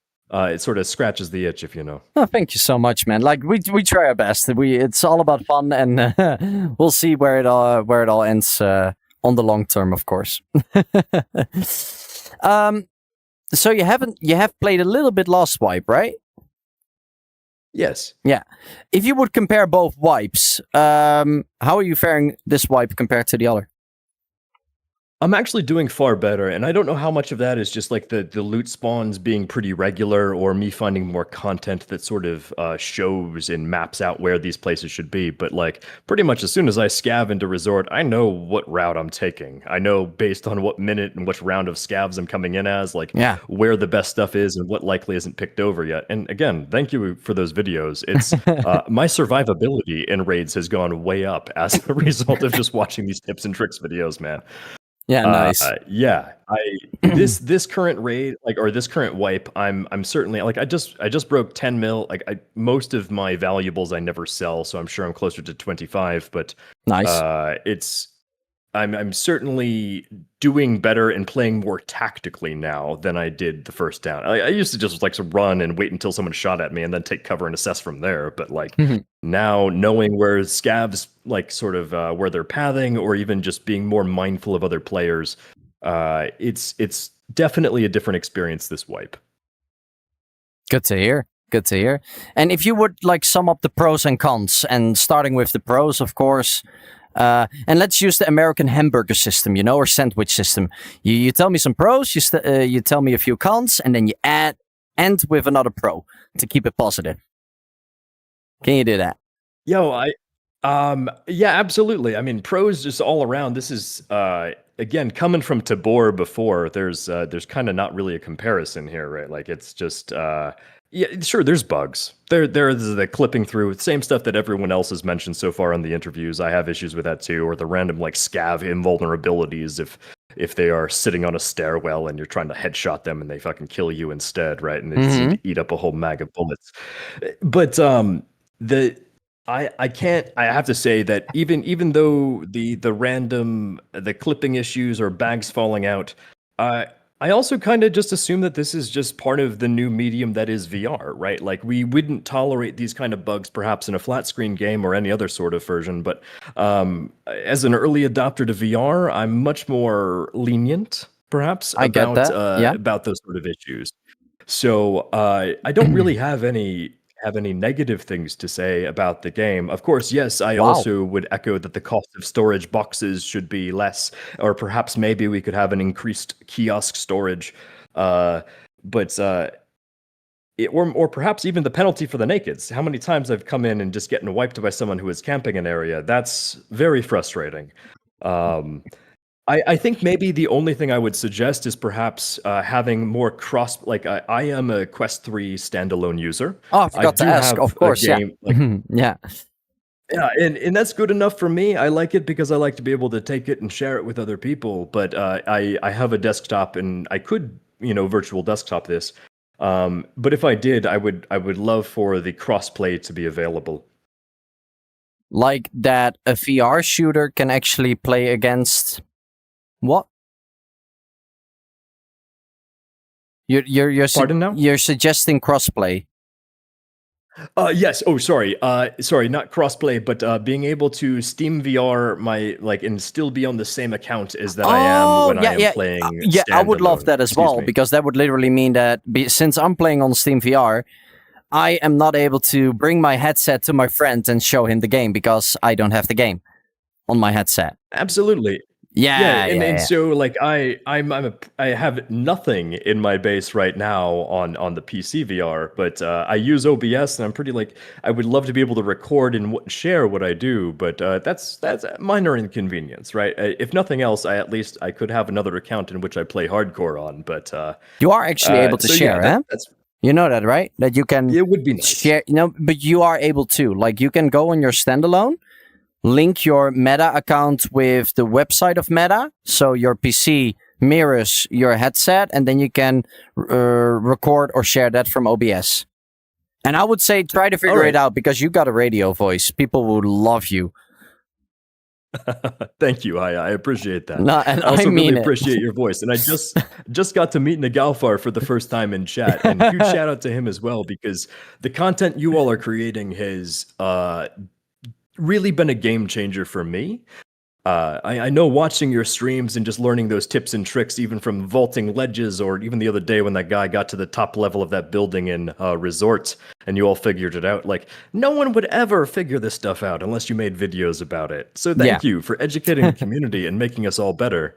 Yeah, no problem, man. It's what we love to do. And Dale, aka Nagalfar, is a really fun guy as well. And now you talk to him now for the first time, so you also have a voice, maybe even a face to the name. I'm not sure if he had his webcam on, but he's a really cool dude. Hey, the last thing I just want to mention, again, totally not related to the game. Oh, actually, well, I guess two things. First, related to the game. Thank you for making this content. Thank you for making this, doing this community talk day. I would really appreciate if you all continued to make content like this. And if nothing else, is a direct way to give feedback to Caveman. But there's just so much knowledge that you all have, and it's not always communicated quite as easily through the streams. Yeah, and certainly I get having that. it in this podcast format would just be quite valuable to a lot of new players. It's a great way to even introduce people to the game. So thank you for doing this, and I hope that this is not the last one that you do. Wait. Like, this is stuff that gets me triggered. In a positive way. So if I would say we would do this like one time a month, and if you look above me, there's nothing above me right now. And we would add a third screen there where we would be able to show clips. And we would actually do one time a month a community talk day, not per se with the current subject that we have now, but that we just talk about the game. Like, how is everybody faring? Are there questions? And then we can refer to a clip, or somebody can come to the chat, share a clip with me, and we can play it off on stream. Something like that. That would be fucking dope, dude. Oh, okay. Sorry, I can't remember if we're allowed to say those you things are on allowed this to chat. say My that. apologies. You are allowed to say that. You may have to edit that one out. He can edit that with a chicken noise or goat fart or whatever you want. Yeah, man. So I just have to say, though, that like even when you're commentating how you are tactically playing, it is really interesting to hear, because I've never done airsoft. I have done very little paintball, and it's things like that. So when you are talking about how you are using these strategies, it feels like real world knowledge, but it's just fun to be able to apply that and be better in game. And it's just it's really fulfilling. So thank you for sharing all of what you do. And thank you for not only for your time, because you're not done yet, but I can add to it that a lot of the things that I do in this game are based on previous games, but also on paintball, airsoft, and those kind of days, because you do learn how to use tactical. Thank you, Smarty. You do know how to use a tactical way of approaching specific houses or situations. That's what you learn as well in those kind of games in real life, that you can also use in your game. Absolutely, man.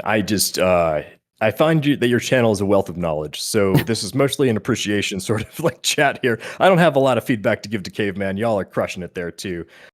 We have one last question. And last thing. Yeah, go for it. That is, if you are allowed to change or add one thing into the game when the next wipe hits, what would it be? Oh, man. Yeah. Actually, only one thing, eh?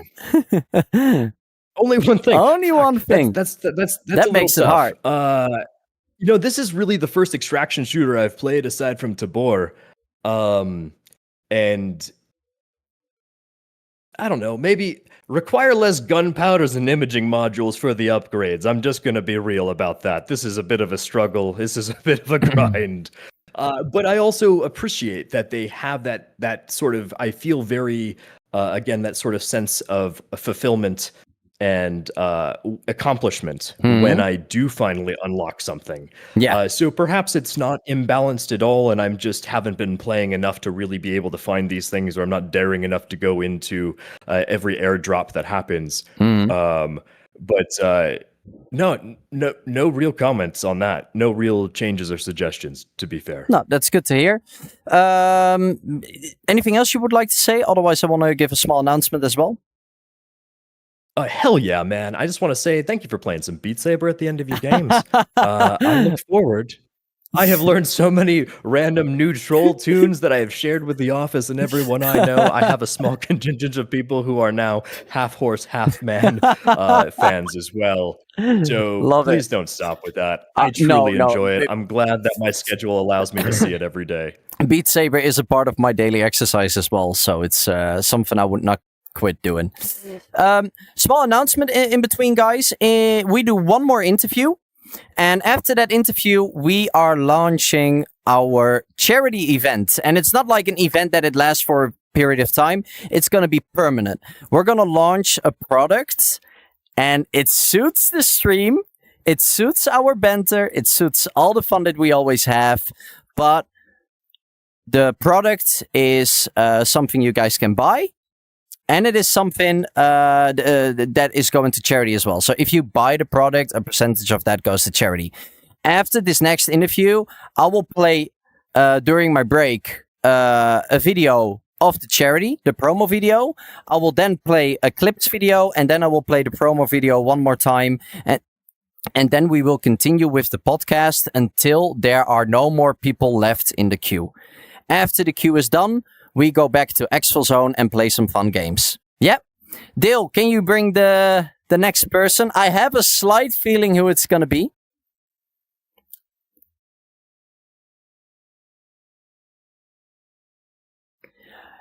Oh, nah. It's my boy Wookfat. Never. How you doing, my friend? I'm good, you? I'm doing great. Like, I've heard so many cool things already from a lot of people, and I was really curious about what you were going to say. So, shall we just kick it off immediately? I'll start with my questions. Let's do it.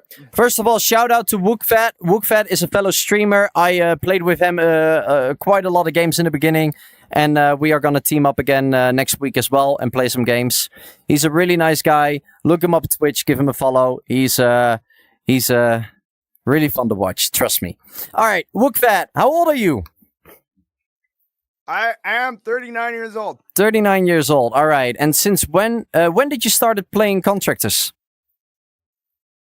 Contractors, I started playing about 2 years ago. 2 years ago. Maybe 2.5. But that is based on the Battle Royale, I guess. No, that would have been the base game. And then when they alphaed the Battle Royale, I tried it. And then they alphaed this, and I was hooked. All right, so yeah, you have been actually playing from the start. Yeah, I've been with Caveman for a long time. All right, that's really nice to hear. What kind of headset do you use? Like, what kind of equipment? What does your setup look like? Like, how do you play the game? Quest 2, I have Logitech G933s that I use for my sound. Okay. And then Quest 2 controllers. I use my Wookfat, the Wookstock. Oh, you have your own gun stock? Yes, yeah. Mm-hmm. And then I guess Steam VR. Yeah, you play through Steam VR? Wireless, okay. Yeah, through Steam Link. Meta deleted off my PC. Smart. Because it uses too much resource. Yeah. And how is your experience with the wireless play? Like, I have a feeling that you've done something with your internet, because before it was quite some drama. Yes. Enlighten us. The Prism XR Puppets S1. Okay. And then, I use that for my wireless, and I get wired connection. I never crash with this thing. So. And how was it before? What did you use before? Because before it wasn't that good. just wireless off my modem, and yeah, it was like I was just getting too much Wi-Fi interference. Yeah. Okay. That's basically it. Since you have played the first wipe and you're now playing the second wipe, just pros. What are the good difference that you see, and then end that with what are the lesser things that you see? Like, are there like, in my opinion, everything they've done for this wipe is awesome. Like, there are no bad things, and that is compared to the first wipe. Like, the pros and cons is a different thing. I'm literally asking. Like the cons are the same thing that carry over from the first wipe. Okay, enlighten us. So like, just to like make that simple, because like for starters, we got everything last wipe that we're like, this is fucking awesome. Where'd this even come from? Maybe they could do this, this, and this, and this, right? Mhm. So and then there's like from missions to things to collect to stuff like that, like just different things. And then they gave us the wipe, and then they gave us pretty much everything that we asked for. Mm-hmm. And so from there, it's like, I feel like the pros of this is the game is continuing to be like a suggestion box, because the cons are things that and we're going to move over to there real quick, because the pros, like that would take too long. Like, it's just really simple. We asked for something last wipe, Yeah. delivered, and now we're here. So with a wipe coming in a couple months, right? It's kind of like, I'm assuming a couple months, don't take my word on it. Mhm. But yeah, with that happening, I can only assume that we're going to get more of the suggestions. Yeah.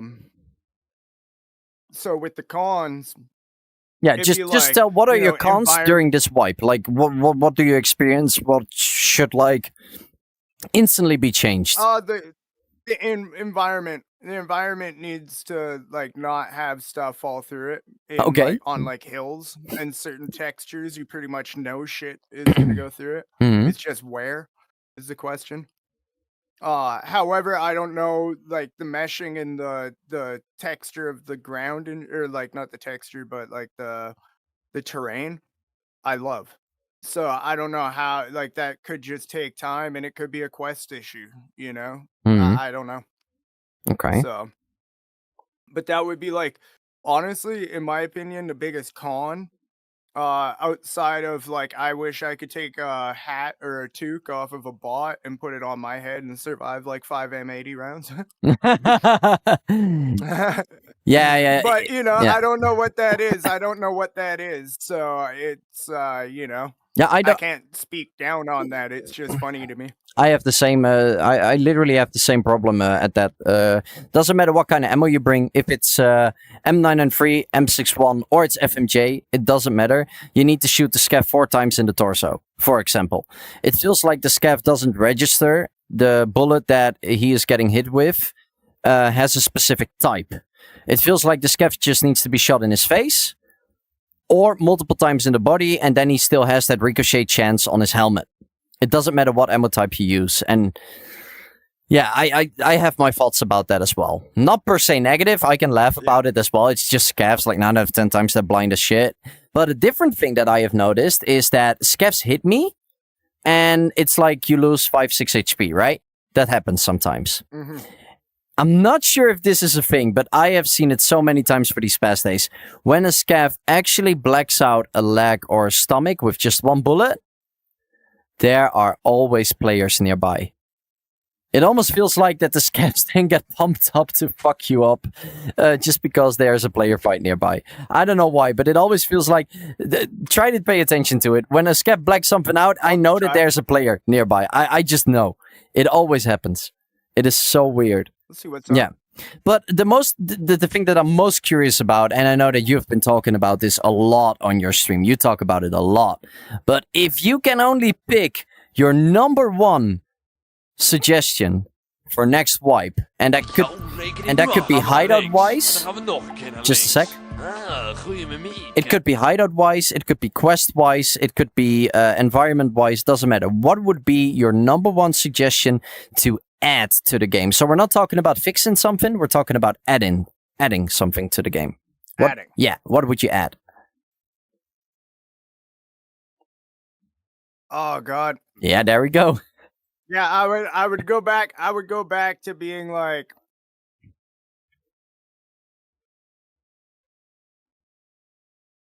oh God, what to add to the game? It would have Is to it going to be easier the if I number say one that you're thing- allowed to give 2, or is 1 enough? No. One is enough because it's like, all right, because like I had something in my head and then it just deleted. But it would be like to add to the game. It's so hard because I know that it's like the quest 2. Once they get quest 2 support done, they can do more with the quest 3. So until then, I just say like keep doing what they're doing. Yeah. If they could add anything to the game, it would be like maybe a game mode. A game mode? Right? Because Like? if we're gonna talk about Showdown, we have Exfil, and then we have the Battle Royale. Yeah. The Battle Royale's not doing so hot right now. So what if they just added a mode where they took that whole Battle Royale map and then you went in with like Exfilzone gear? Yeah. And there was like submissions that you gained XP, experience, maybe even armor skins or something like that out of that, because they have all of that in the Showdown, like the Battle Royale coding. So to just maybe add a game mode, because it's kind of fixing Battle Royale in a sense, but not. But and then you go into this like almost like Hunt Showdown mixed with Gray Zone mixed with a fucking Battle Royale, or sorry, mixed with a Battle Royale to kind of like, you go in with all this gear, you got these missions. The biggest point is XP and maybe like a couple of things to bring back to your hideout, right? Okay. And then like trophies for the killing those bosses in there, like you would get out of Hunt Showdown. And then you got a Exfil somewhere, somehow. Yeah. Just I don't know. Yeah. I feel like that would bring more player base back that wanted that Battle Royale. Because I know that the Battle Royale people are suffering. Yeah, I know that. I just know that that's a thing. Okay. So. But to Exfilzone, it's too many small things that I would rather add that to the equation. I actually want to ask you to tell us one more thing, because you have given the suggestion once on your stream and I really loved it. Tell me about your crafting idea. Oh, the crafting. Yeah. Yeah, so last wipe, let's go back to last wipe's bunker and anybody that wasn't there for it. There was a shelf that had 3 like baskets up on the top row of the shelf and had 3 baskets on the bottom row of the shelf.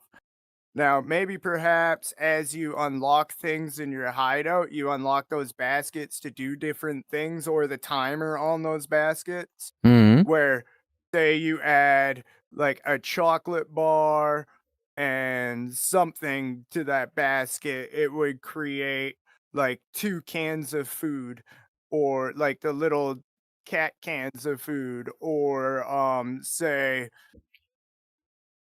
say we got sugar added to the game and we were able to like put sugar and water into one of those things, and then all of a sudden we got like 2 energy drinks or 4 energy drinks or something that pop out of it on a timer, something like that. Like two meat cans makes like 2 ration packs.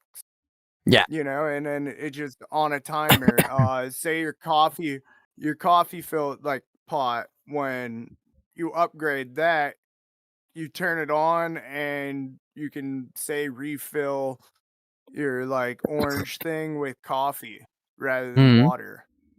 Now, the thing that I like, because I think you get more out of the coffee than the yeah, water. the thing that I like about your whole idea is simply the point of making the hideout more interactive as it already is.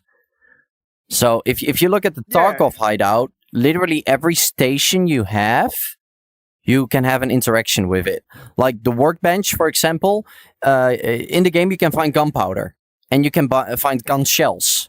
And then if you have shells combined with nails and gunpowder, you make grip ammo. That's something you can do at the workbench. I've heard you say something in the past that we have a planetary. How cool would it be if you can like harvest those leaves, extract something from those, and add those to your mats to give your mats a boost, something like that. But just to like make the hideout and everything more interactive. Yeah, like on that note, like we have that med stand, right? And that's where like they added the med stand. So now I'm just curious what they do with it because there's no storage there. But say we were able to take like our military syringe and the one that's just smaller than that and put that on that and it replenished on a timer to where you have your plants. Yeah. Right? So maybe if you're not harvesting the plants, at least they're doing something more than Yeah. just like the reload speed and stuff. But then we'd be talking about changing the reload speed and stuff to something that you talked about with like experience points somewhere else. Like in Tarkov, you get experience on how fast you open stuff by opening stuff. And Yeah. The Tarkov has a full ability system. Simple thing is you have your trader levels that you gain by questing. But you also have a charisma level, and your charisma level is based on the amount of stuff that you bought and sold. And the higher your charisma level is, and it's not something that goes fast, like the maximum discount you can get is like 10%. The higher your charisma is, the more discount you get, up to a max of 10%. There are 51 levels, and you really need to sell millions until you get that level 51 that gives you that 10% charisma discount. They also have endurance and strength. Endurance gives you like the ability to run longer, but you need to run to level it up. Strength is the actual speed of sprinting and the height of your jumping, and that changes by melee attacking people, walking around while being overweight. And throwing grenades. So like I know they have like and you have a gym as well. Like in the hideout, you can do the weightlifting to train your strength and endurance as well. You can do that one time every 24 or 48 hours, something like that. But that's something that I really liked you say, and it literally just gave me one thing, and that was like hideout interaction. Like create more interaction in the hideout. Like that's literally how it felt when you explained me that crafting system, and I was straight up thinking about Tarkov because Tarkov has everything based on that. And the hideout comes down to like a whole other thing of like it would be like adding, changing, and my idea on the hideout, if we're just going to talk about the hideout, I'm stealing time here, sorry. No. Actually, in 4 minutes, just to interrupt you for a sec, in 4 minutes, the charity event goes live. So if we can fill up those 4 minutes, perfect. Because then we can switch to the charity event. The charity event is about 8 minutes. And then we're going to continue with the podcast with new people that are waiting in queue. Yeah. So you have 3 minutes left. So go ahead. so if we do like a thing, or if they did a thing where like the hideout turned into the base game hideout, and for anybody that played the base game, it's like 3 levels, I think. There's like a bar downstairs, which they could turn into the kitchen. There's like an armory setup. There's TVs on the wall on the top floor, which could be like your intel and stuff. So you'd be moving between the floors. Yeah, okay.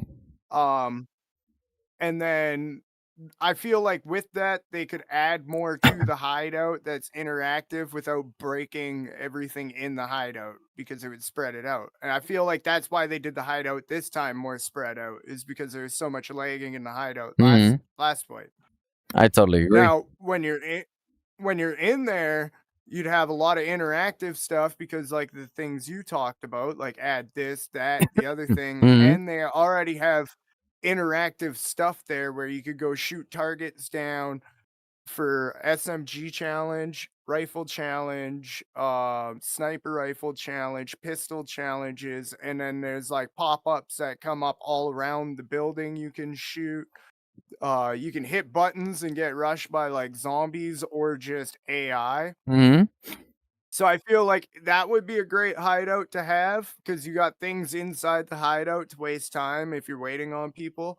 and then if we were able to invite people to our hideout somehow, Like have a where party in the you go hideout. through- Yeah, but they are not allowed to take stuff Yeah. from it, but they can visit it and check out your hideout. That's what you mean.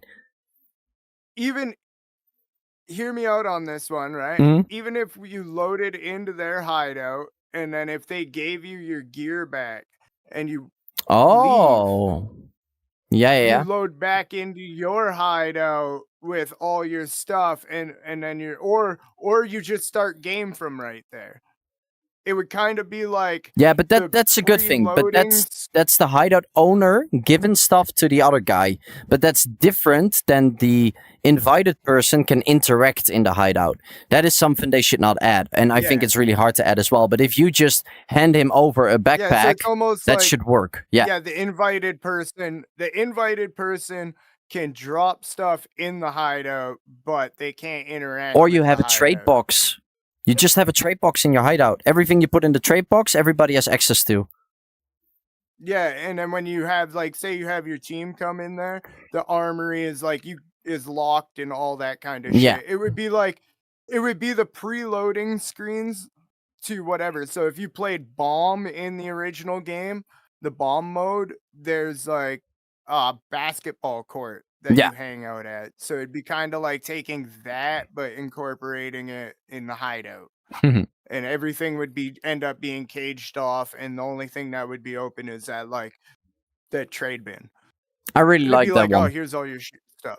I right? really like But- that one. But that's like a whole different thing in itself, and I don't know how much time, money, and energy would go into doing that. So that's I think a lot of people that's, would like, love in the it, but I suggestion think it's a lot of box, work. put it, like, Yeah. yeah, like put it in the suggestion box and see if it sticks. Yeah, you know? true. Well, I will use this whole interview book. I use everyone's interview for the video, and we note everything down on a big document. We send all of that to Caveman Studios. I also have a lot of people that send me their suggestions in a DM. I will also read all of those out loud at the end of the podcast because not everybody is able to attend. But Wook, for now, I really want to thank you for your time and your voice. What we are going to do now is that I'm going to take a little break, but I am... Hello. Hey, Natsu. But I am going to show you guys a promo video of the charity event that just went live 1 minute ago. We started a really interesting charity. I will talk more about it after the video. What is going to happen right now? We are going to see a break screen with the promo video of the charity. Then we just play 2.5 minutes of Contractors clips. Then we play the promo one more time. Then we come back to this screen. I will talk a little bit more about the charity, and then we continue the interviews. So guys, I'll be back in a sec, and I hope you enjoy the video. It is really suiting to this stream, and I hope you guys like it. And if you guys are willing to invest in the new product, big thumbs up, and if you can't, it's not a problem either, but I would really appreciate it. See you guys in a bit.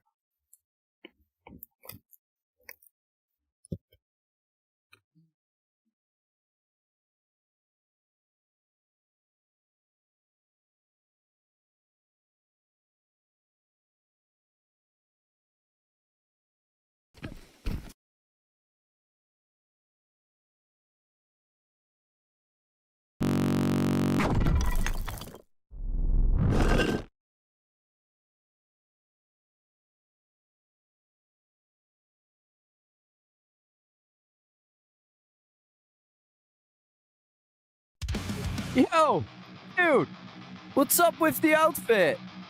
Did you get lost on your way to the sauna or something? This is an Exfilzone, not a nudist camp. Less gear. More skill. Armor is for noobs, man. Look at these bumps. You with your flashy Twitch fit and the boss here? What the fuck, dude? Oh, skill, he says.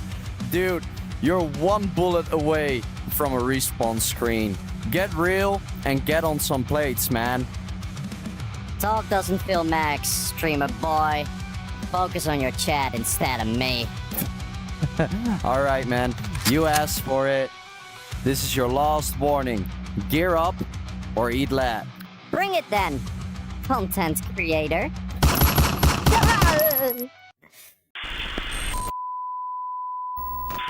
Just a little pro tip. Take some protection to prevent a nasty early extraction. Talking about protection, we are starting with a charity. I am talking about the Hayaplays condoms. We have launched a new condom line. It's all about safe sex and raising awareness. Because just like you shouldn't run around the Exfilzone without a vest, you gotta be prepared in real life too. For every pack of 12 Hayaplays condoms, we will donate 10% to the AIDS Health Federation to help fight AIDS, STDs, and more. So everybody, chat, subscribers, support the movement, protect yourself at all times, protect your partner, and help a good cause while you're at it. Keep it safe and keep it real.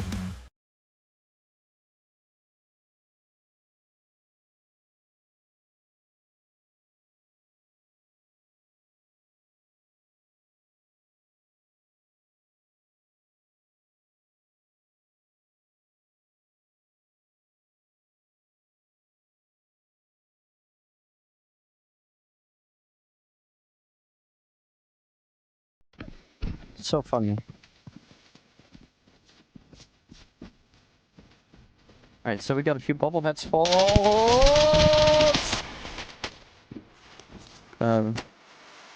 Flip it.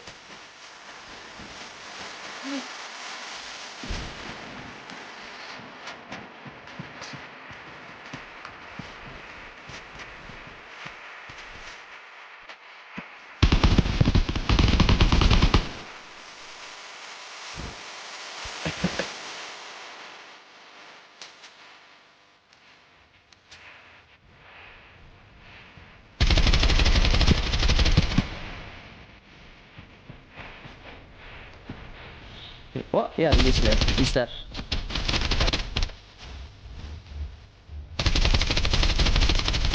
Stop him though.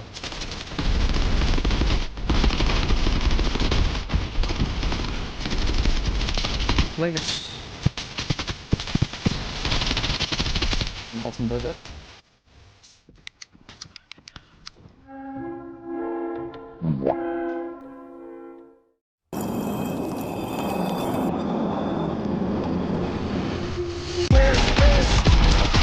This player's a good golf one-handed.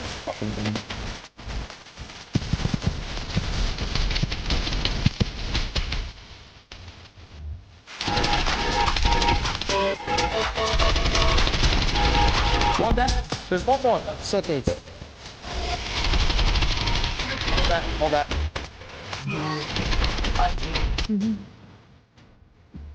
I just killed your friends and you're peeking me from the window. Are you gonna kill me? I want you to kill me, but I'm gonna spray you in the face and now you're dead. Literally walking with steel. Found him. Not there.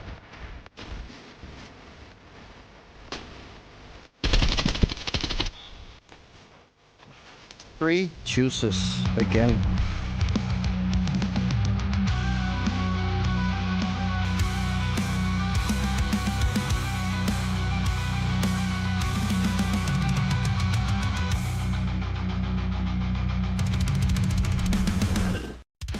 Yo, dude, what's up with the outfit? Did you get lost on your way to the sauna or something? This is an Exfilzone, not a nudist camp. Less gear. More skill. Armor is for noobs, man. Look at these bumps. You with your flashy Twitch fit and your... the boss here? What the fuck, dude? Oh, skill, he says. Dude, you're one bullet away from a respawn screen. Get real and get on some plates, man. Talk doesn't fill max, streamer boy. Focus on your chat instead of me. Alright, man. You asked for it. This is your last warning. Gear up or eat lat. Bring it then, content creator.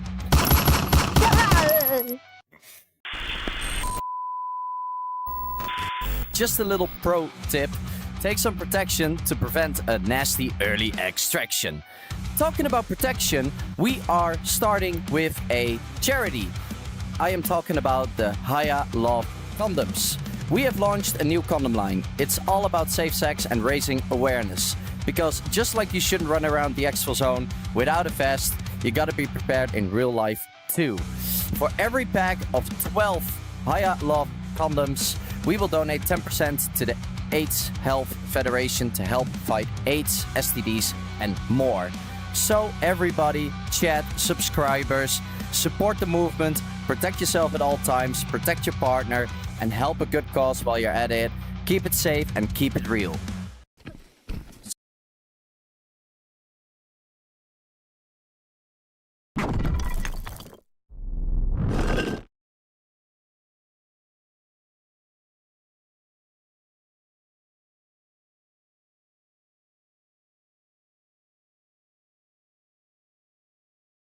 So, we are back. How did everybody like that video?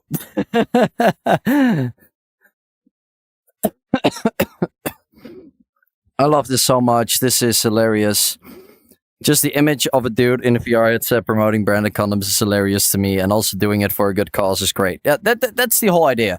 Like, the whole idea came when we were killing nakeds all the time, right? Like, they were not protecting themselves and all that kind of shit. We actually had nakeds talking shit to us because they were not protecting themselves. Yada, yada, yada. And like the banter that we always had, it just felt really suiting to do something like that, you know? So we are now an official partner with Design Condoms, and for every purchase you guys do there, 10% of that will go to the AHF Foundation, the AIDS Healthcare Foundation, to help the people in need that are suffering from HIV, AIDS, or STDs. That's the whole idea behind it. I think we have more people in queue as well. For everybody that doesn't know yet, if you just joined the stream, we are doing a podcast where we are talking about contractors. And I would like to know how your wipe is faring. I would like to know if you have any positive things to mention. I would like to know if you have any negative things to mention, like feedback. And we have the top question, and that is, what is the number one suggestion you have Caveman Studios should add to the game on the next wipe? Every information that we gather here will be shared with Caveman Studios, and we will make a YouTube video about it as well, and we will share that on YouTube and with Caveman Studios. If you want to participate into these interviews, all you have to do is join the Discord by typing !Discord. There will be a waiting room ready that you can join. There will be moderators and other people in there as well. They will give you a short explanation on how everything goes and how everything works. You can access Discord through your computer, through your headset, or even your mobile phone if you're not close to your computer. The interview takes up between 5 and 10 minutes. It can take a little bit longer. It's all about the banter that we're having. But if you want your voice to be heard, please take advantage of this moment, because I have my direct contacts with Caveman Studios, and I will put every suggestion there. Nagalfar, can you send the next our next candidate? I see the picture. This is Charles. Hey, Charlie. Good. Hey, hey, man. How's it going, bro? You all right? I'm doing awesome, man. Like, I'm having a great stream already. So many people with so many ideas. We've launched our charity event. I'm so fucking happy. Oh, yeah, yeah, how you doing? I'm doing good, mate. Yeah, I'm doing good. I'm just chilling out, getting ready to go back to work on Monday. So okay, well then we'll try to get all the questions. Like, how much time do you have? As much time as you need, mate. It's only 8 o'clock, so. Oh, okay. So let's start off with the main questions that we always ask, and the first question is, how old are you? I am 29 years old. 29 years old. And what kind of equipment do you use to play the game? I use Quest 3 PC VR. All right. And how is that faring for you? Like, game-wise, bug-wise, crash-wise? I haven't really crashed at all this wipe. I haven't played as much as I have the other wipe sites, but I've had a good few hours put into the game this wipe. Like I say, nowhere near as many. I haven't really crashed a lot. I can't recall much crashing this wipe at all. I haven't really run into many bugs, other than obviously the thing what everybody else is running into. But other than that, mate, the game's running sweet. I mean, I even did a similarity test between Exfil and the other game, like the other day, and it's just Exfil is just on top, like constantly. You're talking about Tabor? Okay. Yeah. So because I'm a very seasoned like Tabor player, like that's where I got my community from my streams, and I met a lot of people like Wook, everybody else, etc. in like the streaming community, and I played that for like 9 of 2,000 hours I have on that game. And then obviously Exfil come out and we went straight to that, like no questions about it. Yeah, okay. And it's just all on top, mate. It's just better in every single way or form. Don't get me wrong, I'm not shitting on the other game, but Exfil is just better. Okay. That's always good to hear, right? Yeah, 100%, yeah. Yeah, 100%. When did you start playing Exfilzone? Like straight off the bat, or? As soon, I think it was a day after it got like you had to apply to play it, or you had to get the beta, basically. Okay, so you've actually been here from the start of Exfilzone. Yeah, pretty much from the start. Yeah, I played every wipe. Yeah. If you would compare first to second wipe, what are like the 3 main things that you like most? Well, obviously the first wipe was just like it's fresh game, like fresh gameplay, fresh PvP, new guns, everything else. And then the second wipe, obviously, I'm pretty sure they changed the bunker on the second wipe. Like we got a new bunker. Yeah, we got a new bunker on the second wipe, and then yeah, it's just rolled from there. It's like they're not doing anything wrong, really. I mean, obviously you get the complainers, but like me, Wook, like we are seasoned VR players, so. Like, and they aren't doing anything wrong, like, whatsoever for the game. I'm just enjoying I've enjoyed it's 4 wipes pretty much, but I know the first wipe was really short, but 4 wipes pretty much I've really enjoyed. From the beta to the first proper wipe second, and now this one. It's a good game. I can see myself playing it for years to come. Yeah, same. Totally. All right, so if you just look at this wipe, what are the pros and what are the cons, in your opinion? Pros are obviously the first pro was the new bunker we got. Like I like it a lot. The second pro, it's a lot harder to upgrade the bunker this wipe. It's not as easy to get everything. You like the fact that it's harder? Oh yeah, I prefer the grind, mate. The grind is way better than just being able. Yeah, we'll just get a few items and then we can upgrade that. It's like no more money, more items. Like the items are somewhat harder to find now that they like swap the loot rooms around, because obviously you had like places like in Dam, say for instance, like the Giga room under there, you could always find like high tier loot and then they swap that around. But yeah, the loot got obviously with the static loot that they've just brought in this wipe as well. So obviously one raid it can be there and then the next raid it can't be. Yeah. Yeah, but other than that, man. So and the cons of this wipe. The butt packs, I really don't like the butt pouches. What do you mean? The what pouches? The secure containers. Yeah? Oh, you don't like them? No, I don't, mate. I don't like the idea that people can just run straight into the raid and grab stuff and hide it and then kill themselves or be killed and then they have it. I don't like that. There needs to be some type of... I don't know how they'd be able to do it. Like I can't explain it, but there needs maybe some type of cooldown so where you can access your butt pack, or like I don't know. Like they need to do something about naked players being able to run in and grab loot and then kill themselves or die and being able to collect that loot. We have had somebody here that came with the suggestion tagged and cursed. Have you heard about that before? It's from Tarkov. I have not, no. All right, Tarkov means that if you go in naked, every scav will know you. Every scav will shoot on sight. They will not give the shout or the verbal warning, and they will actually hunt. They will not stop until you're killed. Even if you gear up after that, you are tagged and cursed for that full raid. So I get that. That could be hard, obviously, for him to add into the game, but something along them lines, mate, where, or even like, I don't know.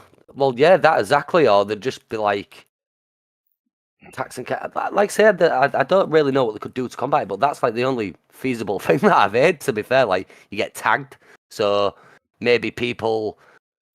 Maybe you get marked on the map like a red blip for a second if you're naked, you know what I mean? Tagged and cursed, you know, like, so the bots know where you are and then players know where you spawn if you come in, like, completely naked. Or, like, I know for a fact Ragersec has, like, how much his kit's worth on the bottom of the screen. Yeah. You know what I mean? So if you could do something like that, so if your kit's worth under a certain amount of value, you're tagged and cursed. Yeah, something like that.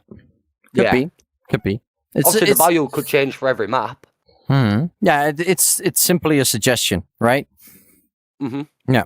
All right. Yeah. And that's actually how we end this interview, and that's with the last question. And the last question is, if you would be the developer of the game and nothing is an issue, and you can just straight up add one thing to the game for next wipe, and then we're actually talking about adding something. So we're not talking about fixing something. We are talking about adding something. So that could be hideout related, could be experience related, gameplay, environment, map, or whatsoever. What would that one thing be for you? Oh.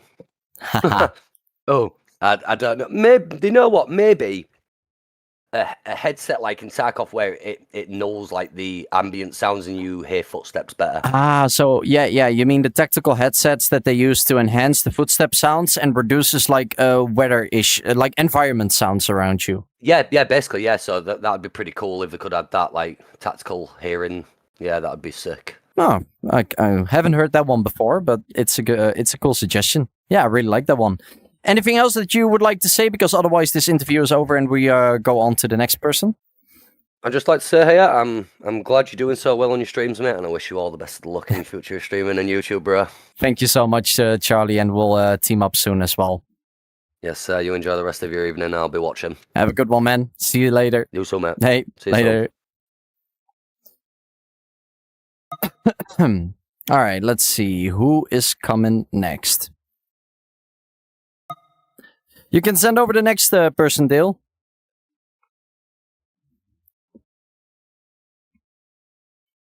Hello. Oh, that's Bricks. Hey, Karma. It's me. Hey, how you doing? You all right? I'm doing good. It's for some reason this is more exhausting than actually playing the game, but I'm doing well. Good. Yeah. You're engaging with people. Yeah, it's still interactive, like being interactive with your wrist, but this is so much more. It's more talking. Like I noticed that I need to drink more as well, but it's all going fine. Yeah. So like everybody, this guy is Bricks. He's one of the moderators of the stream as well. Bricks, tell us real quick, how old are you? I am 28. 28 years old. I feel about 50. Feel about 50. And how long have you been playing the game? So I've been playing on and off since it first released. I actually got a code from VR Central, just to give him that plug. And played on and off, but started taking it more seriously since about 2 or 3 weeks before last wipe. Mm-hmm. Yep. All right.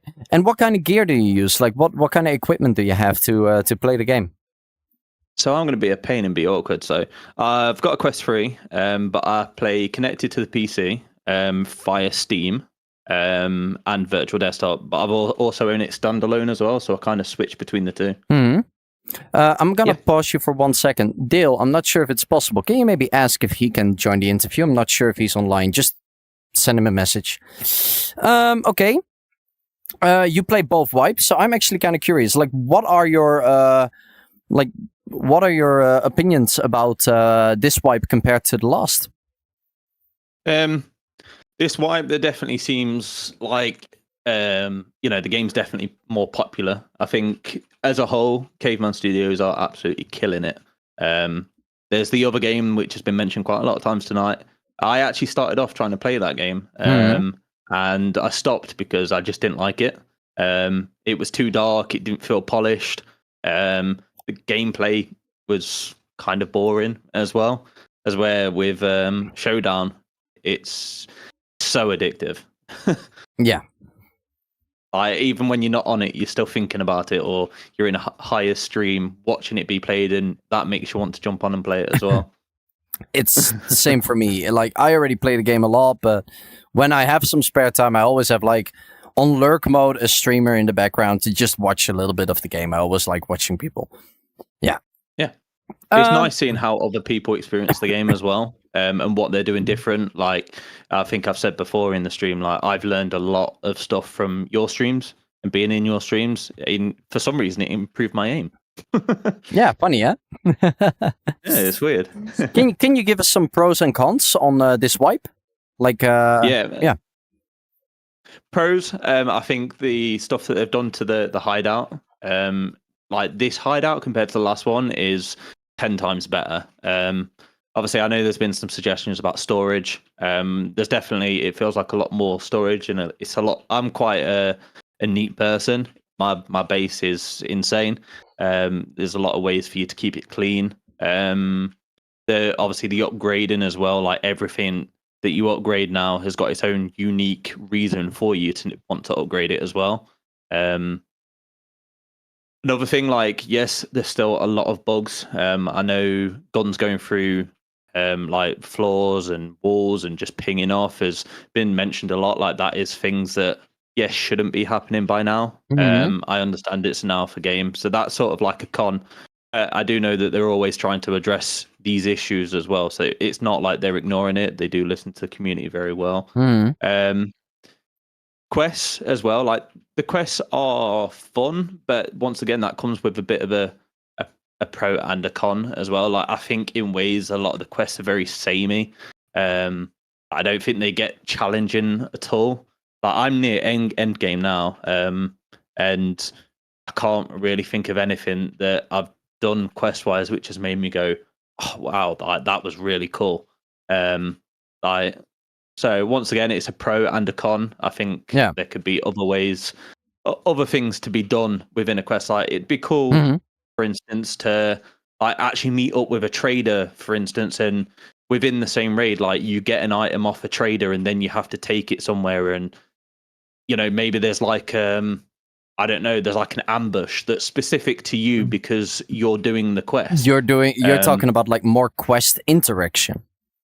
Yeah. Rather than just like take this item and go and drop it off here in this cardboard box, like, you know, or kill 10 scavs, you know. I think it's good for like the not so good players that there's a lot of the quests where it's like, you know, kill 10 players with this gun. I do think it's good, but obviously the people that are good at the game, like, you know, they get through that in one raid, and then they move on to the next.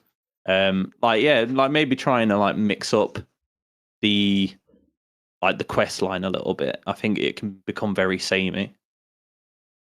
I get that. All right. And what would be your number one suggestion if you were able to add something to the next wipe? I've got a couple, actually. I just mentioned whilst I was in the waiting room. I think it'd be really cool, like, you know, Caveman Studios, for instance, are already tracking a lot of your stats. We see them on the board. We know that they're tracking them. I think it would be good some way to change the matchmaking. Like me and Smalley were just saying, whether it's like, you know, you track based on your stats, or up until you're level 10, you're guaranteed to not go against people that are higher levels than level 10. Just to give, especially new players coming into the game, like, it's not fun as a new player. I actually had a friend that started playing the game, and he stopped playing because obviously everyone at this point in the wipe is very decked out. Like, you know, and he was coming in and being obliterated straight away, and I was trying to say, you know, it's a fun game, keep at it. But he was like, no, I can't be asked. Can I give a small response to this suggestion? I don't know exactly how big the player base is, but aren't you afraid that that would affect queue times and getting full lobbies, especially if you would join the wipe late and your level 1 to level 10 rates are not being filled up and you will be in an endless queue? Well, no. I think personally, and you know, people may argue this, I think waiting the extra queue time to know that you're not going up against somebody that is so fully decked out is well worth it. It allows you to get those starter quests done as well. So maybe rather than a level, like, you know, the level is adjustable. You could make it so it's level 5. If you're coming late into the wave, like, if you're coming in late to the wipe, like, why not make it where that's fine, then you queue, but then there's a backup in terms of after 10 minutes, that's fine. We're going to have to put it between level 0 and level 20, you know, and make it that way so that it is scalable. Or that the minimum people required of the raid are less. So let's say you need 12 people for a raid, but the level 0 to 5 raids in a later stage of the wipe can also start when there are just 4 people in. Yeah, I think as a new player coming into the game, when you're that low level as well, like you're not going to be killing people that are decked out. You're in there to get your quest on so that you can get leveled up. Like at that start of the game, like, you know, loot doesn't matter. You just want to get your quest on. You just want to get your traders unlocked. You want to be able to buy this stuff yourself. You're not looking out for gear as such. And even then, if they killed a geared person, they're new to the game or they're new to the wipe, they're probably going to die later on anyway. Yeah, no, I totally get you. I actually really like that one. And you had more, you said?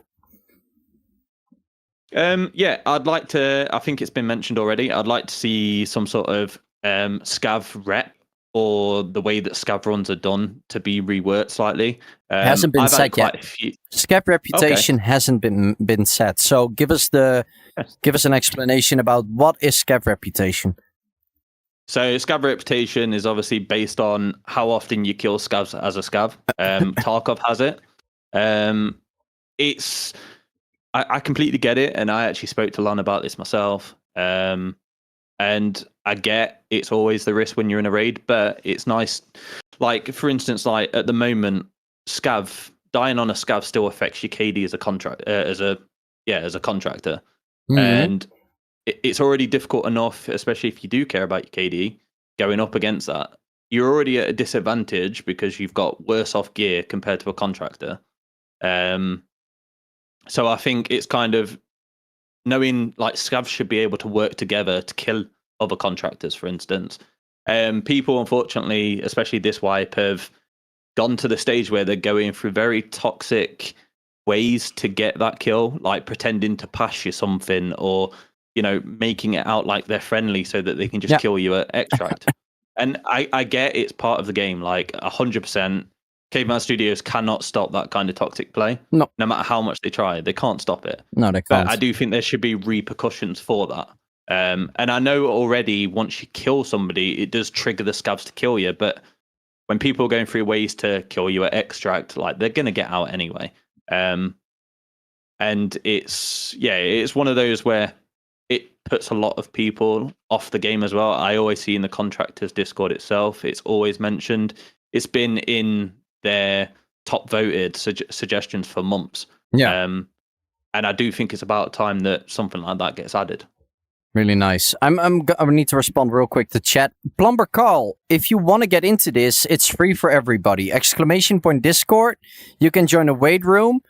And if you want to hop into this interview, you can get into the waiting queue. And once it's your turn, I will ask you some questions. And you can share your thoughts with me.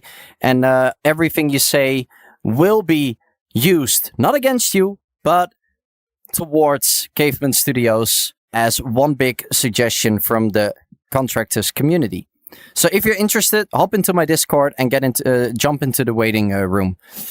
Was that your last suggestion, or did you have another one, Prix? The only other thing that I'd like to add is I think as well, like we see it in, you know, the chat itself, and obviously it's always happening in Contractors Discord. Like, let's face it, the chances of somebody, like, I know you try and talk to people in the game, but the chances of somebody like not killing you as a contractor compared to not killing you as a scav, it's a good way for people to meet other people within the game. Yeah. Whilst they're on a scav, because it's not your loot until you get out with it. It's a great way for people to engage with each other as well. So I think that's the other thing as well. Like, if people weren't killing scavs as scavs, like maybe they'll start communicating with them and make friends to play the actual contractor runs with. The whole thing that you said about a quest being interactive with an ambush, you could actually get scav ambushes then. If scavs would actually be friendly with each other and they have to work together, there could be moments in a raid where just like 4 scav players just hunt you down, and it just gives a really good vibe to the game, in my opinion.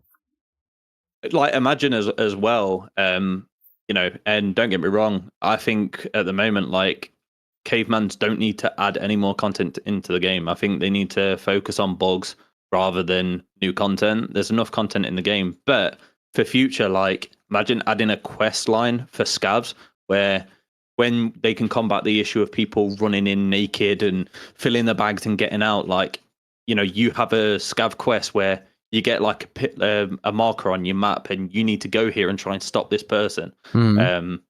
Like, because, you know, they've got negative scav rep or something like that, you know.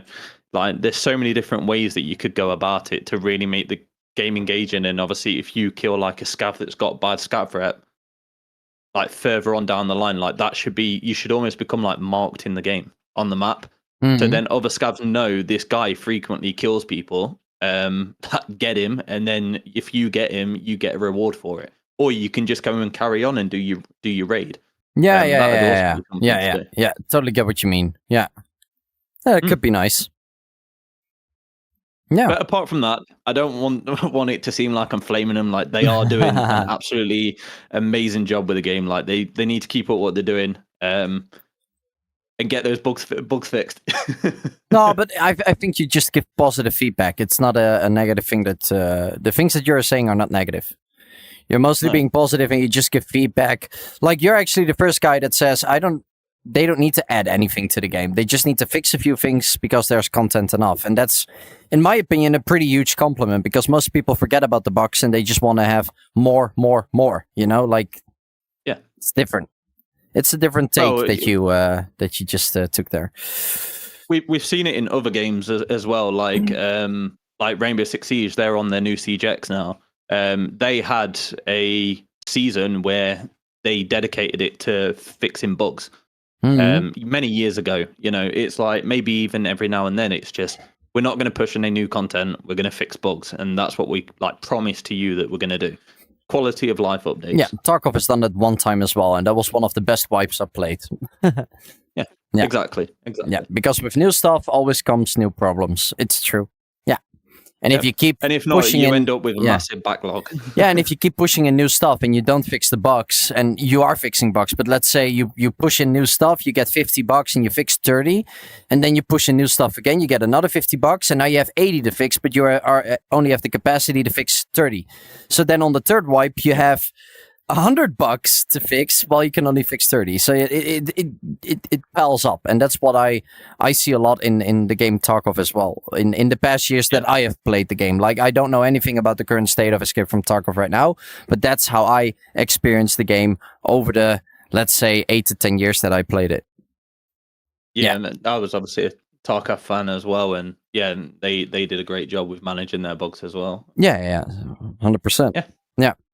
Well, then I want to thank you for your time. You're more than welcome. I'm here all day.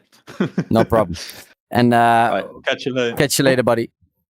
Catch you later, man. Bye. All right, we're gonna get the next. I don't recognize this picture. Who is this? I only see the letter P. He's still muted.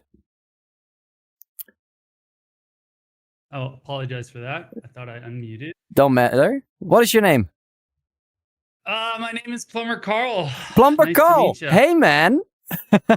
How you doing? It's about time. Good. I'm doing good. Yeah, how you liking the stream so far? I'm not sure when you hopped in, if you were lurking already or just hopped in. I don't know. Honestly, I just hopped in that last interview. I was looking to watch some Exfil while I'm chilling here, and I saw that you were doing some podcast, so I tuned in. Yeah, it's actually a community talk where people can like share their thoughts, positive things, negative things, and at the end we're gonna make a big video out of that, post that on YouTube, and at the same time we're gonna gather all the data, put that in one big, let's say, a Word document or whatsoever, and all of that together will be sent to Caveman Studios so they can look into that, because that's the actual feedback of the community and not just the three big streamers, right? Like, I hope that they will not do stuff that other games have done before, that they only listen to the streamers and not to the community. So I was thinking about, let's do a community talk or podcast where the community can try to let their voices be heard for Caveman Studios. that's that's really good. I think it's good for the game and helps out the progression of the game, hopefully. I hope so as well. So I would like to start off with a few basic questions. And the first question is, so your name is Plumber Carl. How old are you? I am 35, actually. 35 years old. And what kind of equipment do you use to play the game? So I use a Quest 3 PC VR through Steam. Wireless or wired? Yeah. Wireless. I use Wireless. virtual desktop and I use a gun stock as well. Oh, and a gun stock as well. Okay, cool. And when did you started playing Contractors? I started playing, a little backstory. I started playing VR roughly about a year ago now. And so I played Contractors. I played Tabor first until December's drop of Exfilzone. Okay, and what made you switch to Exfilzone, if I may ask? And we don't want to put Tabor in a negative light, No, but you're good. is there what was for you like the main reason to hop over to Contractors? It's a simple reason. I'm just a gamer at heart, and I want to play almost everything. Okay. Extraction shooters are my favorite. I come from Tarkov. I got like 3,000 hours in Tarkov.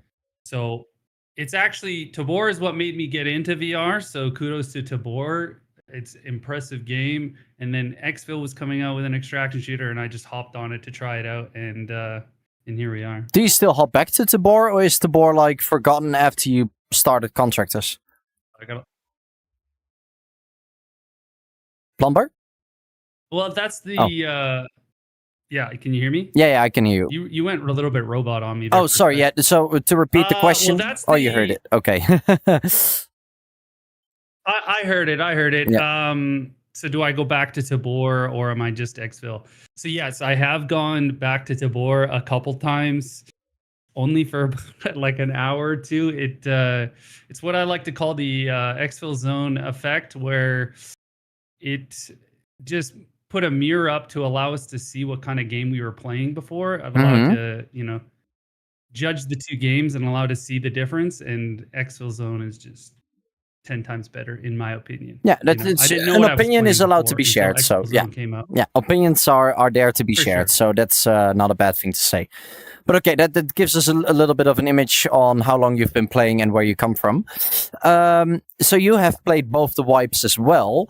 So the first question that I would like to ask is like, what are, in your opinion, the most unique and the best changes they have done from wipe 1 to the wipe that we are in currently now?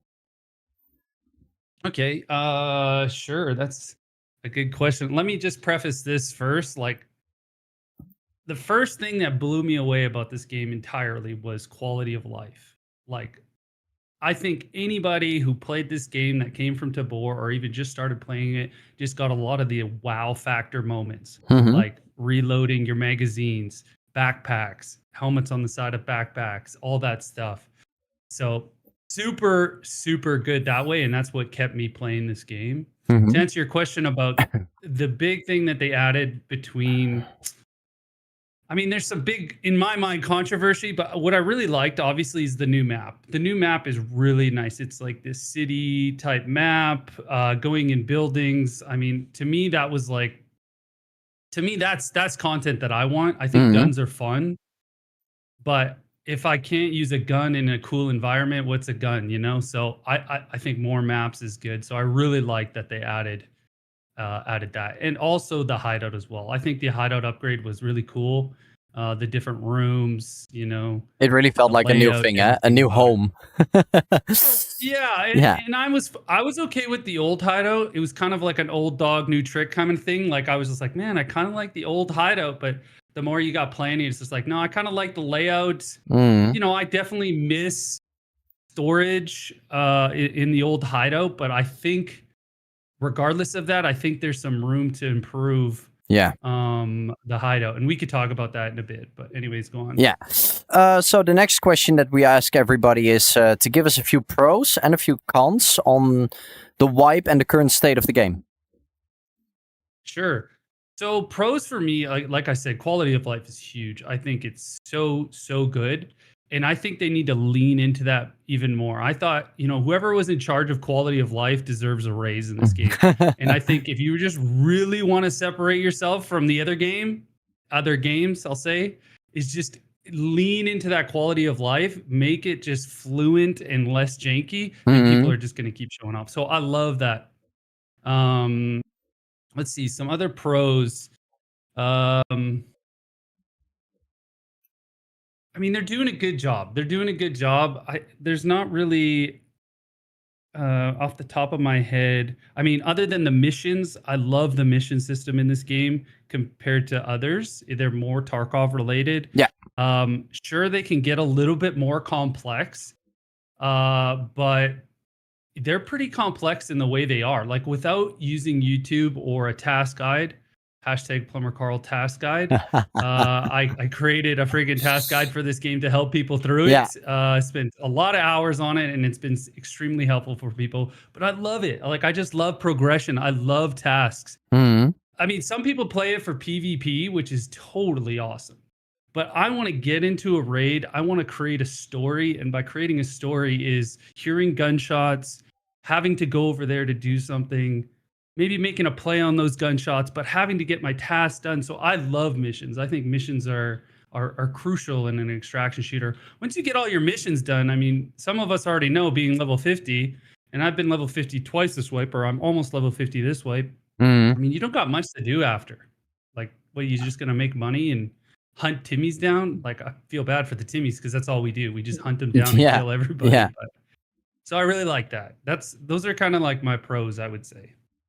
All right, now with the feedback. Okay, this one's a bit of a hot take because I'm very passionate about this game and I'm also very critical about the game. I mean, whoever watches my stream already knows it's a hot take, but I'm not a big fan of the secure containers. I think it's... You're not the first to say it today. No. Oh, really? No, you're not the Okay, first. You're not the first. No. That's actually, I mean, I'll look forward to the YouTube video and see what some people have been saying. The thing is I think Caveman really does a lot of just copying and pasting, and I'm not trying to be rude, but they've seen what's been done already, and they're just kind of making an extraction shooter based on that. Yeah. And I just don't think secure containers was an idea that came across some dev's desk and was like, this is going to shape extraction shooters. No, I think it was more of a money grab. I think it was, hey, this game is extremely hard. Let's give the ability for people to buy a container, and I'm talking about Tarkov, and get loot out of the raid so it's not so bad. Yeah. You know, it's a really hard game. And so that's what I think it was. I think it was a financial scheme, but regardless, and at the same time, you know, this is a loaded thing, but I've thought about this thoroughly. I don't actually think it helps the gameplay. I think it creates a lot of what we've been seeing this wipe, a lot of Timmy naked runs. It kills, in my mind, PvP reward. You kill, you hunt, you lose up so much ammo, All so the much good stuff money is to gone. kill. All the good stuff is gone. Stack, Yeah. and then the good stuff is gone. And now some would, from Tabor community, and I'm not ripping on Tabor, might see that as normal because when you usually kill people in Tabor, all you have for values is gear. But in this game, I mean, it only goes so far. You get more excited about opening a backpack and seeing high values than walking up to another backpack and spear and Alton. It's just like, oh, just another one of those. I want to know what's in the backpack. Exactly. Oh, there's nothing. Oh, frick. You know, that kind of sucks. So I think it kills the loop that way. It kills the extraction loop. The whole idea of gearing up, going into the raid, grabbing those items and getting out. Well, now 30 seconds to 5 minutes, items are just leaving the raid magically. They're just they're gone. They're absolutely gone. You can't even contest for them anymore. They're completely gone. So And I if you just don't like them. and this is a nice part, like, because an interview has the static questions, but we can always like go deeper into everything, right? So you literally say this, and I've been thinking about this a lot as well. Like, the first thing that I already liked was that you can't put keys in the container, because if keys would be able to fit in there, oh, dude, I would have gone mad. But Tarkov has already added a lot of features to the containers that you can't put certain items in there.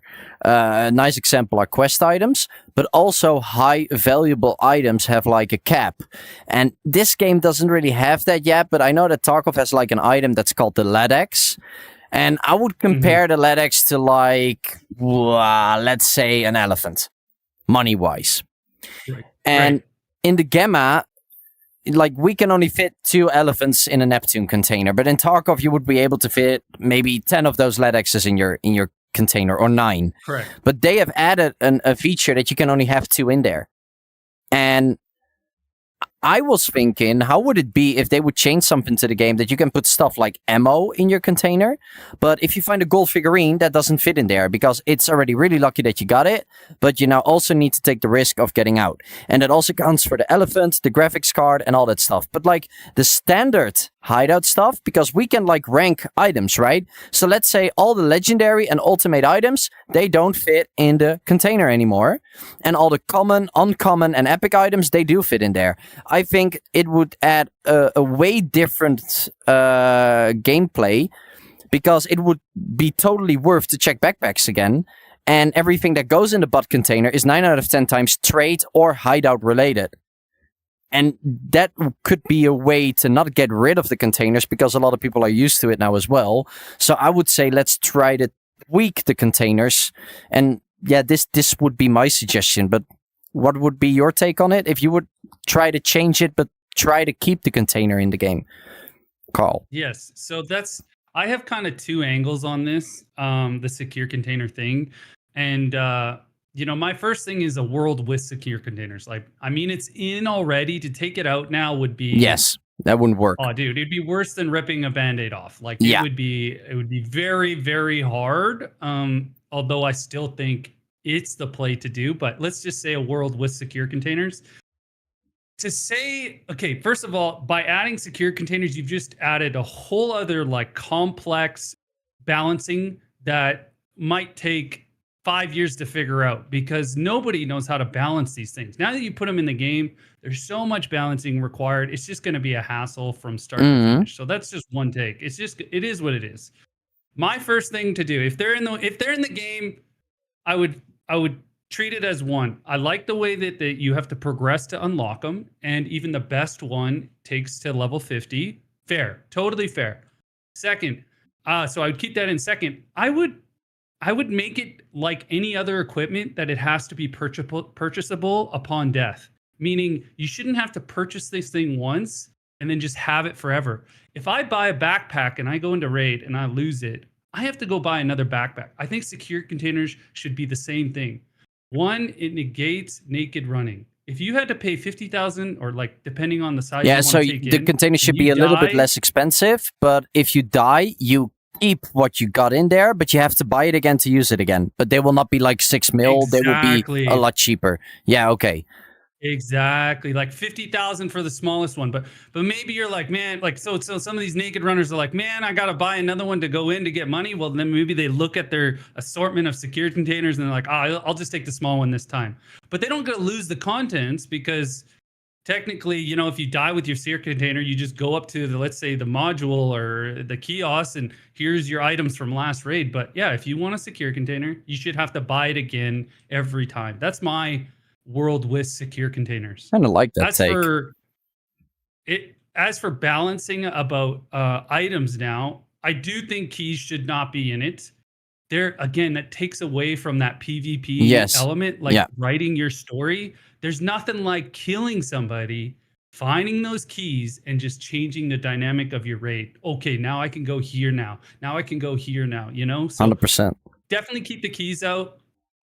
I mean, we could talk about this high value. I do like the idea of making the items bigger so you can fit less in your items. I have killed, like, all my takes are from a solo perspective too, by the way. I think squad play is super easy in this game. But like, I have killed squads where I open their backpacks and they have a genie lamp and a whole bunch of other high values. Yeah. And I'm like, okay, either one, you're a freaking Chad and you don't use security containers like me, or you already filled it up and you can't fit this genie lamp and the sheriff badge. And I was like, I kind of know already that the genie lamp is what, a 1x3 or something like that. It's a 1x3, so it doesn't fit in most containers. So there could be like a level 40 chat that doesn't have like the container with the 3 rows. Yeah. Right. So I do like your idea of, either making it legendary or whatever, or just making it a bigger hitbox so it fills up your container, so that's a good idea. And I know they did the whole task item thing. I don't have a problem with task items. And I don't have a problem with, well, I do a little bit, but like, let's say you're running for floppy disks. There's nothing like, I still need like 10 floppy disks according to my tracker. There's nothing like knowing that somebody just ran into fire station, and that is like one of the best ones. And you just run in behind and just know that he probably already, it's already gone. Yeah. It's already shoved up his prison wallet and I can't get it now. I just hate that secure containers hurt progression of other people, and I have to just redo the raid. And if I want to make money, I have to redo the raid and hope nobody takes those high values out in order to make money. Because it's expensive, man. It's expensive to run ammo. Yeah. Like this, like Tarkov. If you're going to run good ammo, I should get rewarded for it. But, I just spent 500K on ammo and I sell all this gear for 200K. Not so good. So I get that. So that's my hot take on secure containers. I have one more. Go ahead. Let me see. Is that the con? Is the secure containers? Yep. I obviously don't like the DLCs either. I want them to make money. They made a great game. I think I they agree can on do that it part with as well. cosmetics. I wasn't agreeing on the I DLC don't- part, but I was agreeing on the way to make money. Like the DLCs came out when I already had the Neptune case and everything, and I immediately bought both just to support because I love the game. That's the only reason why I bought 100%. it. Yeah.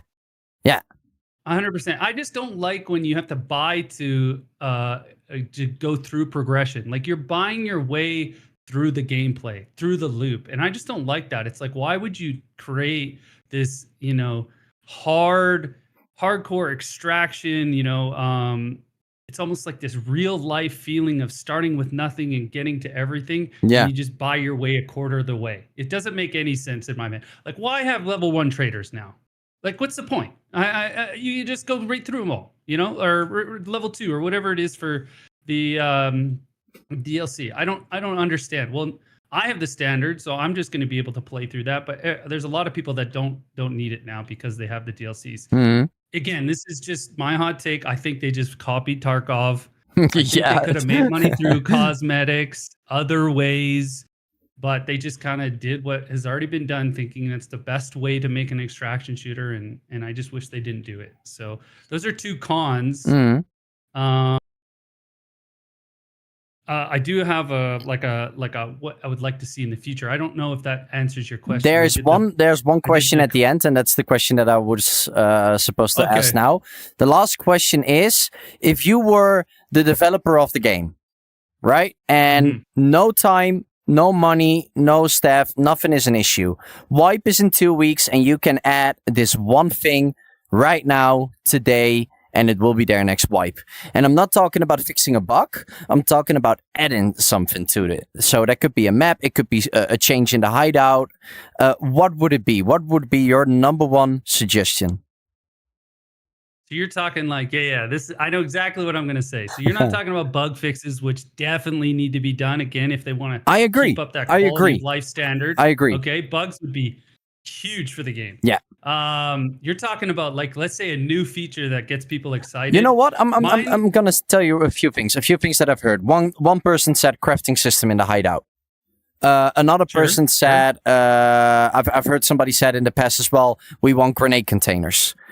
Somebody else said merge, standalone, and PCVR. So if you play PCVR and you go over to a friend's house and you take your headset with you, that you didn't lose progression and you can continue on standalone. Oh, for sure. Like 100%. we've gotten so many ideas. So a little bit in that category, And another guy said that's also a good one.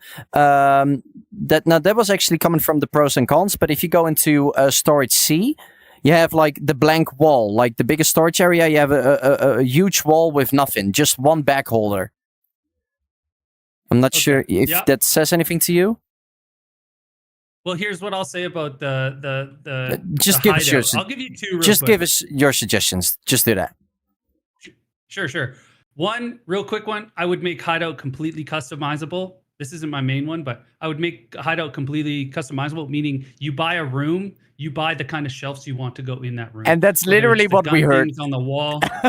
Perfect. Yeah. That's exactly what I would do for one. Yeah. Then you can customize your hideout accordingly. It's all personal. It's super cool. You know, people won't complain like, I want more shelves. I want to hang more armor. Well, do it. Just buy those. Buy set what you need. things Buy and- what you need, or Yeah, add items to the game. That's what was in that part of the suggestion as well. So, let's say you want to build a shelf. You need to find sheet metal. You need to find pipes, and then you can build it with there. a little bit of money. Yeah. Yep. Super cool idea. Yeah. I really think that separates yourself from Tarkov and the other game. Let's just say that because it's super customizable. Second, this is the hot take that's not very exciting, but I think actually helps the game. And that's all I think about. I just want to make the game better for people. I want to help people. That's why I created the task guide. Is adding a PvE mode. And yeah. And I'm gonna give it a little bit of a short version. I have a longer version on Reddit, but basically nobody's done this before. But I want a PvE mode option on the console. So, and I want it to be cross progression, meaning not required, but there is an option. So if you have 150 tasks, I want 50 of those tasks that can be done if you want in PvE mode. So what it does is it helps individuals that are learning the game or that want to, come in mid-wipe, is that they have the option to go into the PvE environment. Yeah. And then they don't have to worry about players, okay? So then they can work on some tasks.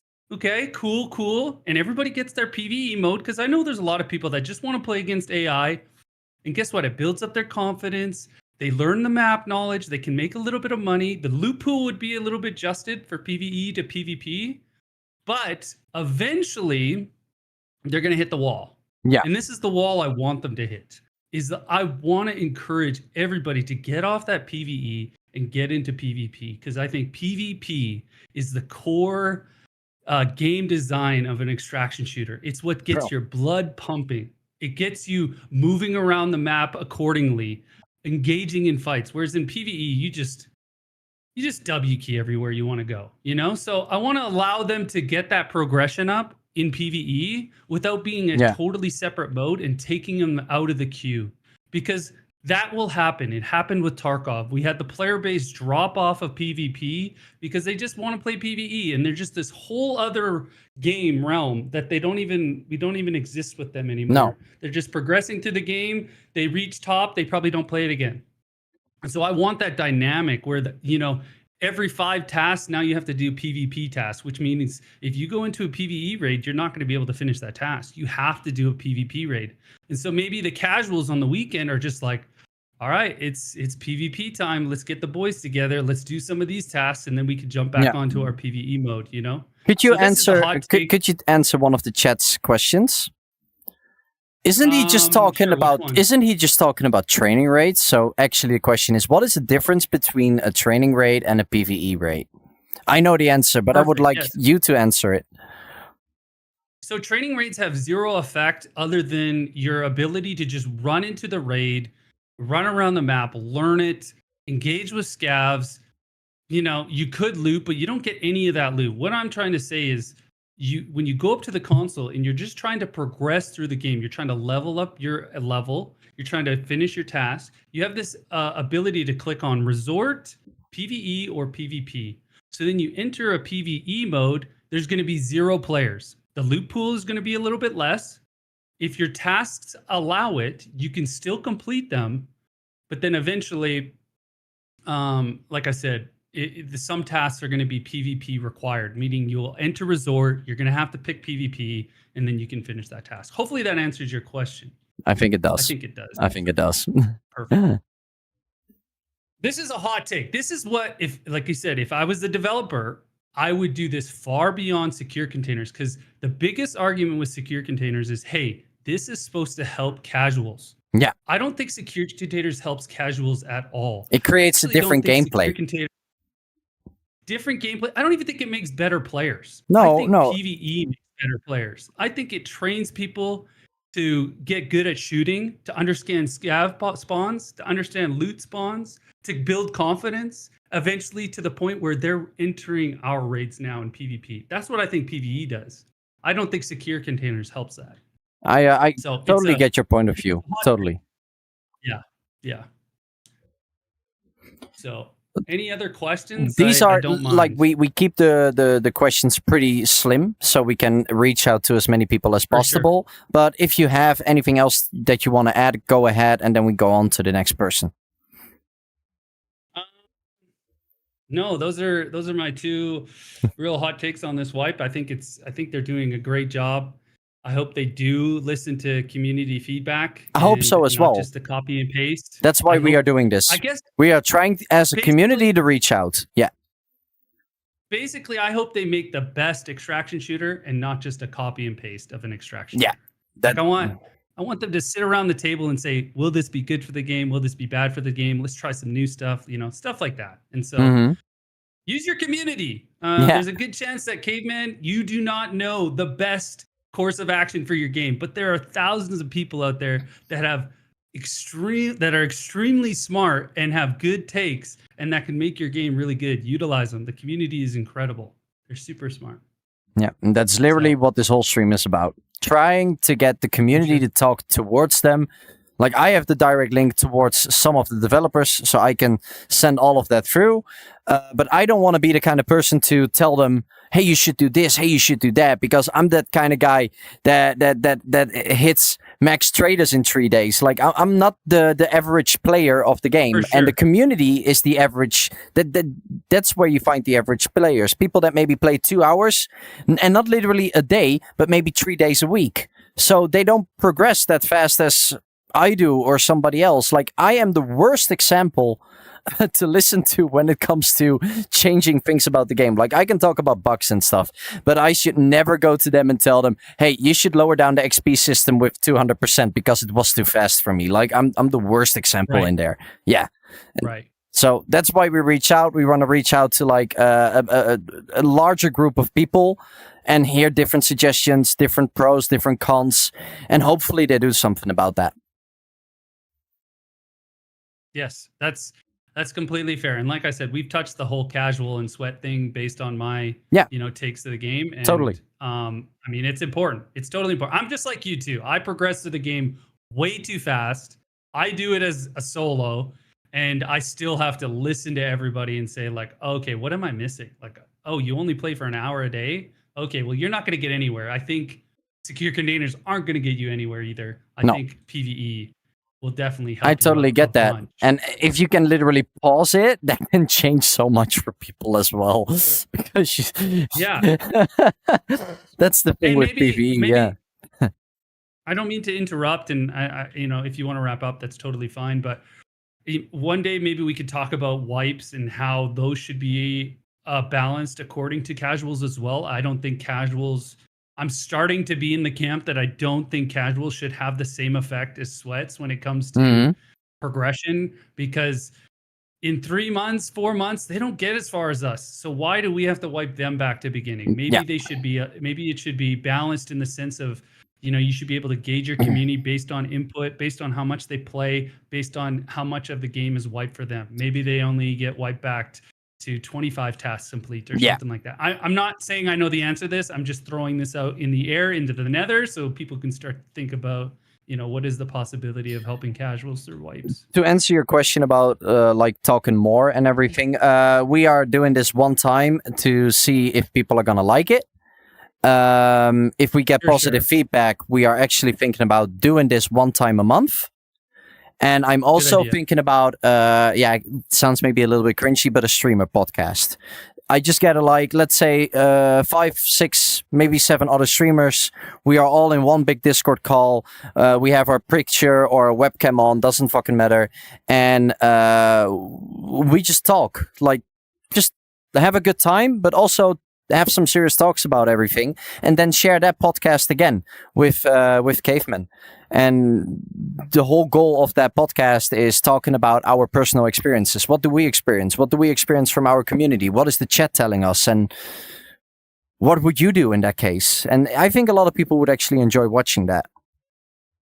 100%. I think it might take a little bit to get traction, but I think that's a brilliant idea. Even this podcast might take a little, or like this talk might take a little bit to get traction. Yeah. To see that that you're doing it, and that people can see, oh, if I want to tune in, or I get another video once a month about, what some of the streamers are saying and what the community's saying. I mean, it might just take a little bit of time, but I think it's good.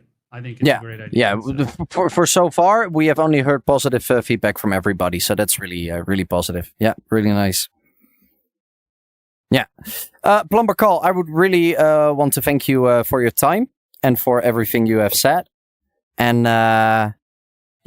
maybe in the future we hop on a raid together or do another talk like this.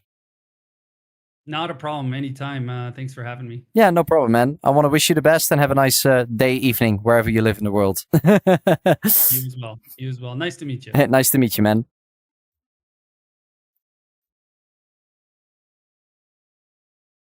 All right, Nagalfar, can you send the next?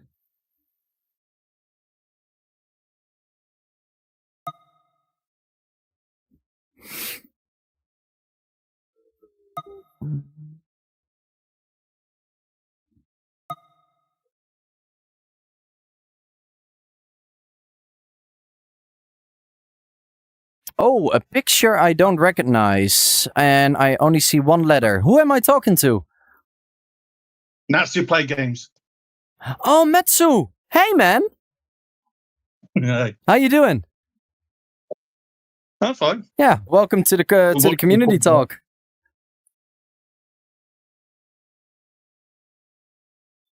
You still there? Yeah, I'm still here. Noted that you was a bit ill at one point. Oh. Bit of a chest infection, didn't you? Yeah. That's all gone. Like the whole lung infection is gone.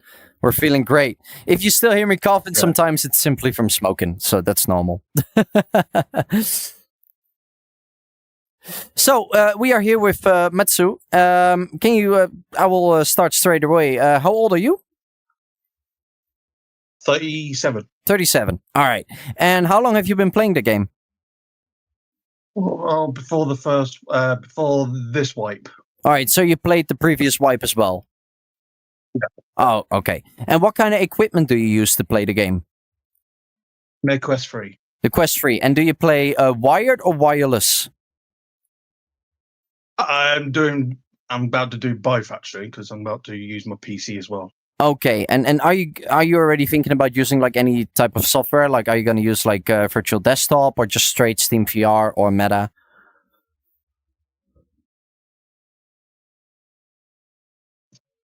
Meta Link. Meta, you think? Okay, okay. And so this whole community talk is based on the community, so you as well. And I would love to hear from you because you played both wipes. What is actually what are the positive things and maybe even the negative things in a form of feedback that you have experienced going from wipe 1 to this current wipe? Well, the first wipe, I got used to the storage area, but now I got used to the new storage area now. So, but I do like the new layout. You like the new layout. And do you have progression to the other storages and that? Yeah, okay. You and any other things like are you enjoying the new map, or are there also things that you don't really like? Like we've heard people being really positive about the secure containers. We've heard people that don't like it. What's your take on that? The new map, I like the maps. I think the maps they could add one more if they wanted to, but they don't need to. Mm-hmm. And it's fine with the maps that we got. The save containers, I kind of agree with somewhat other players are saying about it. Make as legendary and ultimate loot cannot go in the save containers. Yeah, so they have to put it in their backpack. They gotta fight to get it out. Yeah, that it's more being used for like hideout stuff, tradables, maybe ammo, but like the legendary and ultimate loot. Yeah, literally what we said in the because sometimes you got to take a task item out, and sometimes you don't get it out. And you have to go back in and get it out. Yeah, no, I get that. And it's still like really nice if you can kill somebody and he still has all that good stuff. So it makes kills way much worth It than. makes it fair. Yeah, it makes it more fair as well. Yeah, I totally get your take on that. Totally get your take. And if you would just look at this current wipe, like your progression, like what level are you right now? Do you know that? Plus minus? Level 20. You're level 20. Okay. So you have. I'm progressing quite. Sorry? I'm progressing quite nicely. Yeah, it's all good. What are, in your opinion, for those first 20 levels that you have played, what are like the top 3 or 2 pros that you have experienced, and what are like the top 2, 3 cons? Well, pros, the gunplay is really nice. I love the gun mechanics. Mm-hmm. Just the loading, unloading, sighting up. It's so easier. I have played Ghost of Tabor, and I find that a little bit. The mechanics are a little bit awkward. Okay. I'm not doubting the game, but it's just Exfilzone is a lot more better. When the mechanics, it's more smoother. Yeah. The other ones, the backpacks, I find I'm finding hard sometimes putting things in and trying to get it in place. So you can get you actually have issues with that. Okay. But I wouldn't mind if you got the small backpacks, and you got the medium, larges, and then extra large backpacks that you get. I wouldn't mind the medium can actually hold an extra gun on top, like the larger ones can. Mm-hmm. I get what you mean. Small ones, keep the small ones that you can't put anything on the sides or on the back. You only fit little bits in the middle. Yeah. But I would love to see more with the medium backpacks that you can actually put gun on the back and put it. Yeah, so actually what you're saying, like the lower level backpacks, that they actually have like some extra features so that they would be more worth carrying into the raid. Yeah. Okay. Yeah, I kind of get that. I totally get that. And how do you think about the current economy of the game? Because you're level 20 right now. A lot of people are also already a bit ahead of you. How is it for you faring in the raids? Like, are you like getting killed a lot of the times, or are you playing like really safe and tactical? Like, what is your experience? Like, is it easy for you to make money, or are you having a really hard time? I'm not making a hard time. Actually, I sometimes play safe, and then I look for the PvP mode, going for a fight. And sometimes I don't win, but that's the game for you. Yeah, no, 100%. But yeah, I play it more tactical. Keep an eye on my back and front and left and right. What is your favorite map? Oh, do you have a favorite? I've been playing. Actually, don't really have much of a good favorite one, but I've been playing a lot of Resort. And is that then because of a particular reason? Is it because of the PvP or specific spawns for the hideout, or is it easier for you to make money there? It's small. I can get around a lot more easier. Yeah, like the thing that I like a lot about Resort is, indeed, the map is small, but I can literally have like 8-minute raids on that map and still have done quite a lot. That's what I really like about Resort. Like, if I play Suburbs, I have a really hard time to not play a raid less than 35 minutes. And Resort is just like, let me just hop on a quick few games, like that's really what Resort gives me. I really love that. That's like Metro, isn't it, really? If you don't want to do Metro, you do Resort. It feels like then Resort is your next option, yeah. Yeah, I totally get that. All right, then we actually get to the last question that I asked everybody. What would be your number one suggestion Caveman Studios should add to the game at the next wipe? That's a good one. What would they put in? I think they could. They're putting new maps in because the maps are fine, but they could if they want to. But because that'll cause more problems having a new map sometimes. Is maybe some new guns. A few new guns. And if I'm gonna say now, and I love to make people think. So no new maps and no new guns allowed. If they need to add something, let's say a specific type of mechanic, something to the hideout, maybe something to the quests, anything that would come up to mind? Well, there's two actually.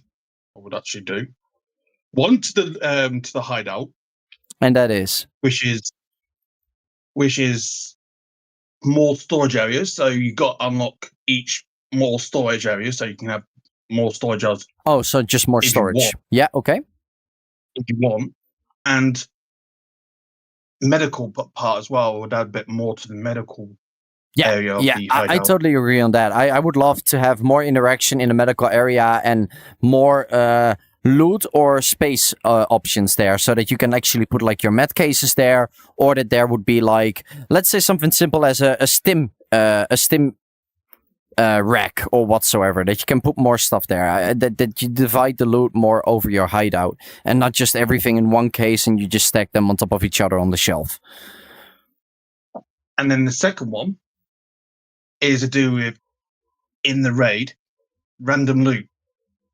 You go in there, you find it, you take it out, and you go back to the same spot you found it, but it's not there, it's something else. Just randomly different areas, it spawns different parts of the area. So you have to go around looking for it instead of just going to the same spot when you know where it is. Yeah. It makes it a lot more fun and a lot more, what do you call it? In contact with other players, because you're not going to find it there. You could find it somewhere else. You could. Yeah, I totally get that. You know. Oh, I like those two ideas. Yeah. Well, like I said, everything that's been said in this video will be sent to Caveman Studios. We're also gonna like write it down on text, so it's like probably easier for them to read and everything. We can list like all the suggestions down. But like the raw video, the raw material here, that is something that we're gonna share on YouTube and share with Caveman Studios as well. So I want to think. One more thought about it right now. Sorry? They could cheating. I've noticed there's been cheating in the game. Cheating. They could add like an AI cheating thing where the AI actually picks up on the players who have been duplicate playing. Yeah, So you mean the prevents, dupers, that items that are duped, that they will be deleted or the person will be penalized. Or like you, where you got hit, you had the really good arm on, and the bullet just went through when it shouldn't have gone right through that point. Yeah, true. So because of they cheating. Yeah, I get what you mean. Was it 993? Yeah. Especially with the 993. Yeah, M993 So they is need to- the best ammo that penetrates everything. Yeah. But they need to use something where if they're going to cheat, they're going to be penalized on it. They're going to have consequences of cheating. Yeah, and you know what the big difference is? You have cheating and you have abusing. And duping is a bug or a glitch of the game. And if people abuse it on paper, if you want to be like really serious about this, it's not considered cheating. It's literally abusing or gaining a benefit out of a bug or a glitch. So it's really hard to penalize somebody for it if you don't have anything like written down in your game policy about that. And as far as I know, they don't have that. So the only thing that they can do is fix most of the problems, hit a wipe so everybody gets reset, and then kind of just pray that there's not another way to dupe again. That's, as far as I know, the only thing they can do. To help with that situations of what you said about the abusing and that, they can use an AI system where it stops them doing that. Yeah, it picks up from people how they're playing, what they're doing. Well, it is definitely something that will be, you have said it here, so it's something that's going to be sent over to them. So maybe they will do something with it, and maybe it's something for the future, because I don't know what their plans are for next wipe. So maybe there's also a chance that most of the things that we say here now could be used for not next wipe, but the wipe after. So we can only see and wait. My next door neighbor, he's a programmer and everything else, and a programmer and a coder, and he does a lot of stuff. He does a server on Scum, where he's also using an AI system to pick up on anyone who's cheating or abusing the system on their servers. So it prevents them doing things like that. I know it's possible, and it could be something that they are already working on. It could be something that they haven't thought of because they used a simple anti-cheat system. But it is definitely something that they will hear because you have mentioned it. So thank you for your suggestion. And a lot of games use a simple cheat system. Yeah, a lot of them Call use Duty, basics ones. Yeah, true. Call of Duties, Rust, DayZ, they all use a simple anti-cheat anti-cheat software. Yeah, but it'd be nice if they use it, integrate AI into it, because it would be nice. It'll make it. It would be nice, but it should be a polished thing, of course. Like AI is also something that still has a lot of flaws. So I know the game's in an alpha, so it's a game in alpha, so we can't even. We are not even allowed to complain. We can only give feedback and share our thoughts, and that's literally what we're doing here. Yeah. Yeah. And then the game's on, where it is at the moment. You're going to expect bugs and glitches and that. Yeah. It's not a fully out game yet. No, it's not a fully out game yet. It's an alpha, so that kind of stuff is something that we have to accept. But it's also something that we can help the Caveman Studios with by writing feedback towards them or doing something like this and making sure that they hear our voices. And maybe we give them an idea that they haven't thought about yet. And everyone's got a voice. Everyone's got their opinion on. Everybody has a voice and everybody has an opinion, indeed. Yeah.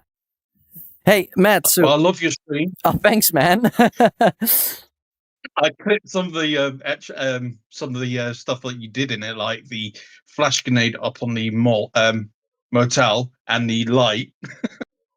Flashlight pointing at the teammate. It was funny. Yeah, we actually have that in a video now, and that's coming out in a week or two. So, yes, clips that you have made as well are being used in YouTube content videos now. I do love you streaming, and just wait till you start streaming again. When I get paid, I'm giving you over 200 gift subs. Nah, don't be crazy. Don't be crazy. And don't promise anything. Nah. I don't do promises. Okay. Hey, but then I want to give. It's something I wanted to give. I would really appreciate it, but don't feel yourself forced on doing that kind of stuff. Only if you really want to do it yourself. I'm not forced. And if I can actually ask you one thing, get one of our charity products, because then you also help a charity. Okay. That I would appreciate that a lot as well. Yeah. I help with the charity and help with your channel. I really appreciate it, man. Then I want to thank you a lot for your time, and then we can hop over to the next interview. And I'm not sure how many we have left, but it would be nice if they are not with too many, because I also want to play a little bit. Yeah, it's two left. Yeah. All right. The Golfar, can you send me the next interview? Oh, hey, it's my lovely friend Sean. How you doing, man? How we doing today, buddy? Good. How was work? It's going. It's not too bad, but almost done. Oh, by the way, stop this whole interview, man. Just look at how beautiful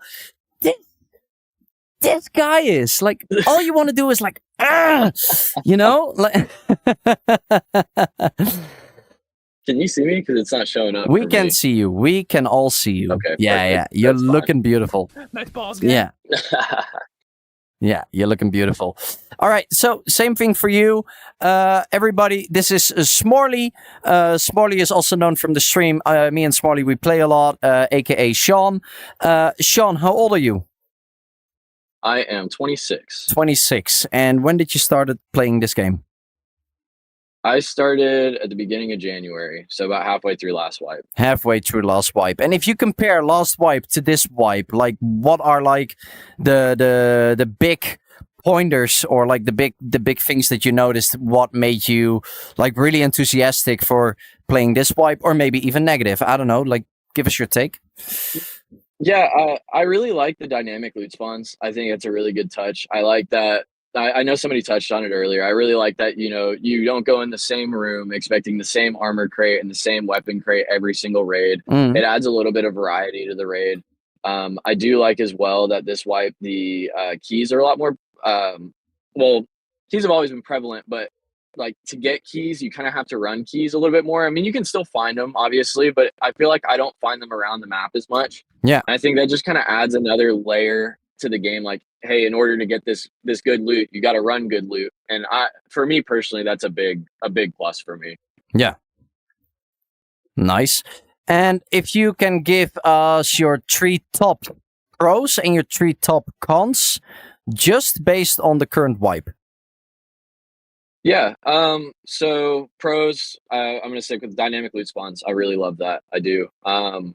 I really, really like Resort. I like that it's a smaller map, that you get the close range fights and you get a lot of fights, but it's not as small and compact as Metro. It doesn't feel as much of a cluster. You know, you can kind of have a tactical fight, but like, you know, you're not running a vertex site at max zoom and you're looking at a dude this big across the map. You know, it's still close. You still have to really think about what you're doing more so. And then third, I really, really like the G3 builds this wipe. I know a lot of people have their complaints about them, but I think they're fun. Nah, I think they're awesome. I just like that.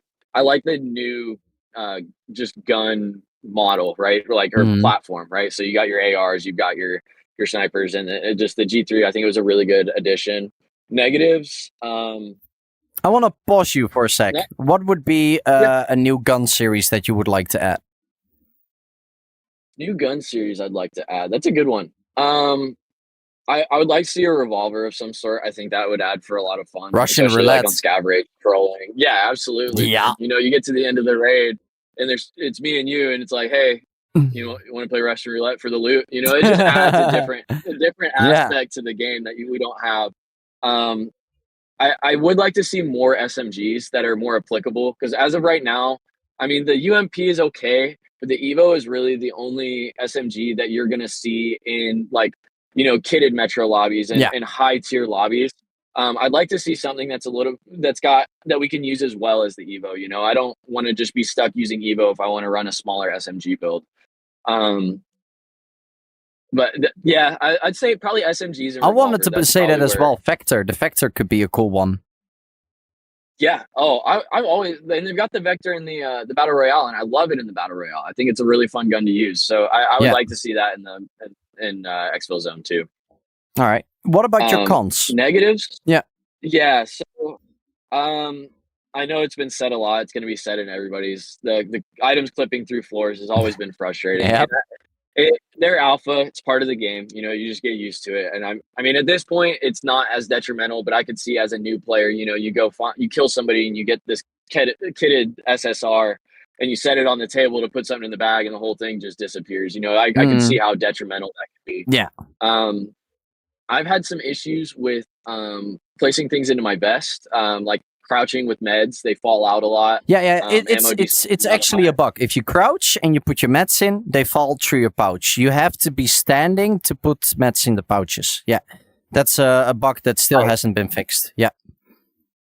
Exactly, and I know it's just a bug because I remember it wasn't an issue last wipe. So I mean, that would be something that's been frustrating for me, especially when I'm running low on meds in raid. You know, you're in a tight fight, you heal behind a rock, you get out, and then all of a sudden you reach for your med and it's gone. And I mean, that's probably really my only 2 negatives. I don't even really think I have 3. I mean, I've had such a positive experience this wipe for the most part. That's only good to hear.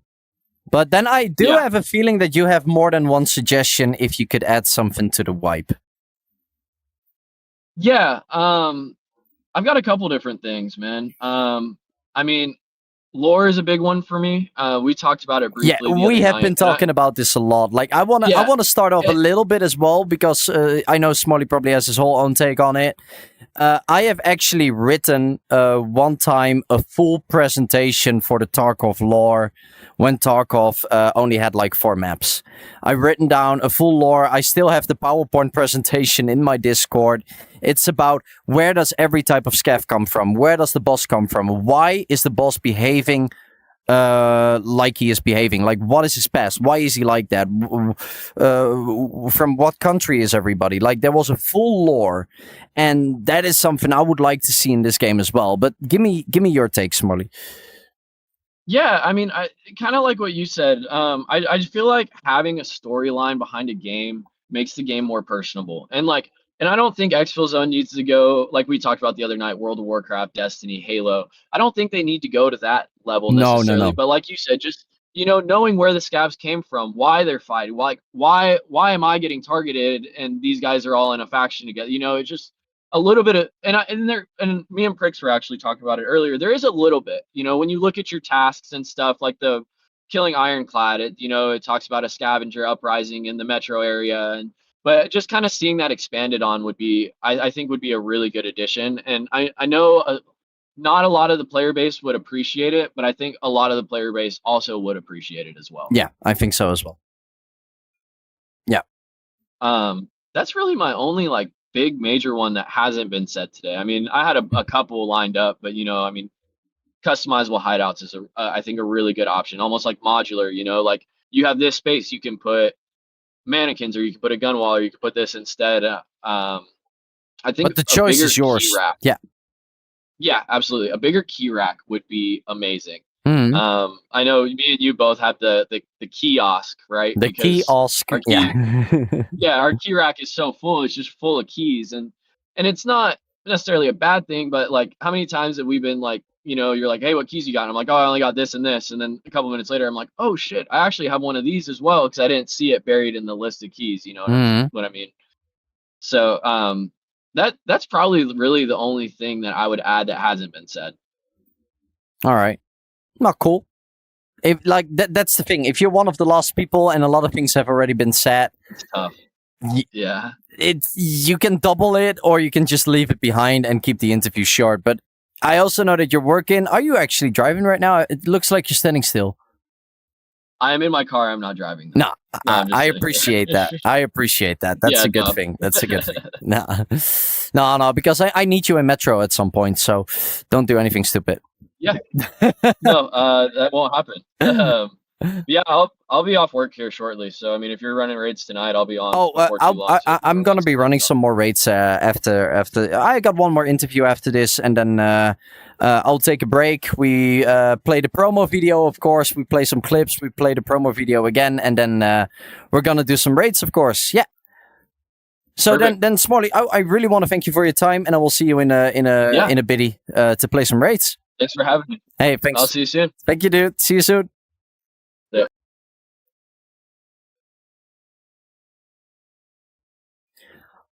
All right. And the next one, and this is actually, I'm going to be real honest about it. This is something I want. Because people can have some comments about it. Like, why would somebody give feedback on a game that he doesn't play? I think that Nagalfar, my hand this way. Nagalfar is actually one of the few people that doesn't own a VR headset, but has watched his crazy amount of hours in Contractors that he can share his thoughts and opinions based on a viewer's perspective. And I think that is really worth something as well. You're also part of a community if you just like watching the game. I know that I have a lot of viewers as well that lurk my streams that don't even play Contractors. But they also have a voice. They are also part of the community. So, Nagalfar, aka Dale, how you doing? I'm doing good, man. I'm having an absolute blast so far, this whole community talk. Like, I've had the chance to talk with most people coming in before the stream. everybody's been so super nice, man. Everybody's so appreciative and complimenting, and I fucking love you guys. I really do. Yeah. Big shout out to Nagalfar. He is one of my editors and responsible for a lot of things, same as this whole OBS overlay that we're using right now. He is making a lot of the videos. He also made the promo video for this charity. Huge shout out. And I know that Dale is, only serious, open for work. So if you're a streamer and you need somebody to edit videos for you or make an OBS overlay or whatsoever, this is the guy that you can reach out to. If you go to my Twitch page, click on my name, go down to the information, there is a button that says create a video or get me an editor or something like that. If you click on it, it will bring you to his website, and there you can get in contact with him. And for the right price, he will do the perfect work for you. Wow, that's one heck of a shout out. Dude, that's because I am really happy with everything you are doing for me. And it's been crazy, this whole journey. And we've only started this journey 8 weeks ago. So I'm really happy with that. It's been crazy. Yeah. Right. So we're gonna. I cannot emphasize on a lot of things that are like contractor specifically, but I'll have some extra time to do some, to talk about some other stuff that I would like to see in the game. Yeah, so let's just start first. I'm not going to ask you how long you've been playing the game, because we all know you are a viewer, a moderator, and actually a Contractors video editor. So you actually do see a lot of the game. You know a lot about the game. Like you made you made a key run video for me where you did like all the map explanation and everything. So I know that you know stuff. So my first question is, and that's just because we ask this question to everybody, how old are you? I am 37. 37 years old. And for as far as I know, you are probably Contractors active viewer for 8, maybe 9 weeks, right? Yeah, pretty much. So pretty much. I mean, I've been hopping into your stream a couple of times, but you've been playing other stuff like, about half a year ago. So, I've been mostly been watching for you. But I do have to admit that I love everything about I don't even play shooters that much, but I just love everything about the whole community. I've been involved in mostly Pokemon community, Fire Emblem community, Minecraft community. I think everybody in the chat will know how toxic some of those environments can be. Yeah. And it feels really different coming into the contractors scene. For that matter, and especially all the people that have been like in the chat earlier. Everybody's so appreciative. Everybody wants to help out in some way. Yeah. I love that. I love that, and that's why I'm having such a good time sticking around. Really nice. We cannot compare from the past wipe. So, viewer perspective, what would be your 1-2 pros and 1-2 cons of what you have seen on this stream? Based on this wipe, like the gameplay that you have seen? Well, I can only think of negative things right now because I have a couple, but it's mostly from a video editing perspective, I guess. Okay. But as like the positive things, from a viewer's perspective, I think it's in a way it's sort of like easy to follow, like I know nothing about shooters or this specific genre of games. Mm-hmm. But I do remember when I was watching your Talker stream back in the day, and it's just easy to follow, and that might also be, a compliment to you for, taking your time to, go over some of the things that you're experiencing or what you're exactly doing, your train of thought of how to approach a certain fight. That really helps me understand what the game is about. Your webcam quit. Did you maybe minimize something? Oh. Yeah, you need to turn it on and off again if you want to keep using it. Because now you got a really sexy smooch face. Yeah. Is that, yeah, okay. He's back. Working again. All right. But that would be like the positive thing for me. Like it's pretty easy to follow. Mm-hmm. And aside from the financial part, that would really get me interested in actually getting a VR set and actually getting this game. Yeah. All right. So then just name. We can name it negative stuff, cons. What would be some feedback that you have seen based on viewing the game and editing the game? Yeah. So my biggest irritation with basically how you're viewing the game is the alt-in. Like if you're editing the videos, it's really limiting your field of view. Yeah. And I get this a lot. The shorts are probably the least worrisome in that category because I can cut out quite a lot. But for like the full, like the widescreen versions on YouTube, it does cut out a lot of a lot of your view of what you can actually see. But that is more. That's more like an editor's perspective, right? Like that when you try to make content for contractors and somebody wears an alt-in, that the actual amount of content that you can create is less because like 70% of the screen is blocked by the alt-in. Yeah. No, I totally get that. I understand that. It's not something that they should change, in my personal opinion, because the alt-in is the best helmet in the game, so it should have downsides. It has the hearing downside and it has the visual downside. So I agree on that. But maybe they can create a spectator mode that the spectators don't see the alt-in, or maybe in a transparent way, but the player through his headset sees the full alt-in. That could be content-wise and editing-wise, could that be really interesting? But absolutely. I think that's a huge thing to implement into a game, but I totally get it. Yeah, and to be honest, it might be a little bit of cherry picking, because I do get that for like the person in the actual VR, like in the set, it's really different, and it's not that much of a nuisance. But for like a viewer's standpoint, it does, it's not always super helpful. Yeah.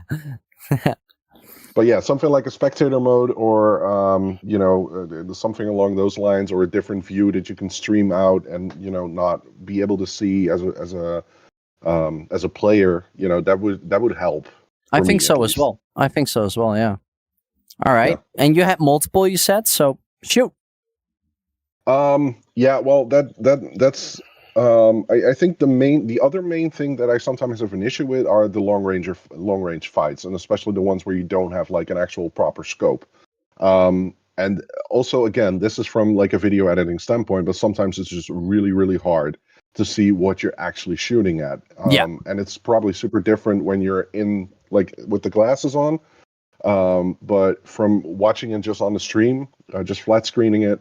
I think especially on a mobile phone, it's really hard to see if somebody would be using a red dot for a 300-meter kill. I think on a 36-inch monitor, no biggie. Especially if you're sitting with your nose against it, But if you have a mobile phone, I think you're literally trying to find a dot, Yeah, and there's not much you can do against, like, that is just how VR in general works. Mm-hmm. But yeah, I mean, there could be, I don't know. I know the game is really anti, nameplates kind of thing, or other ways to see somebody, obviously. But yeah. But maybe that's also that's something from for spectator mode, I guess. It is from spectator mode, editing perspective. So I totally get that. Yeah.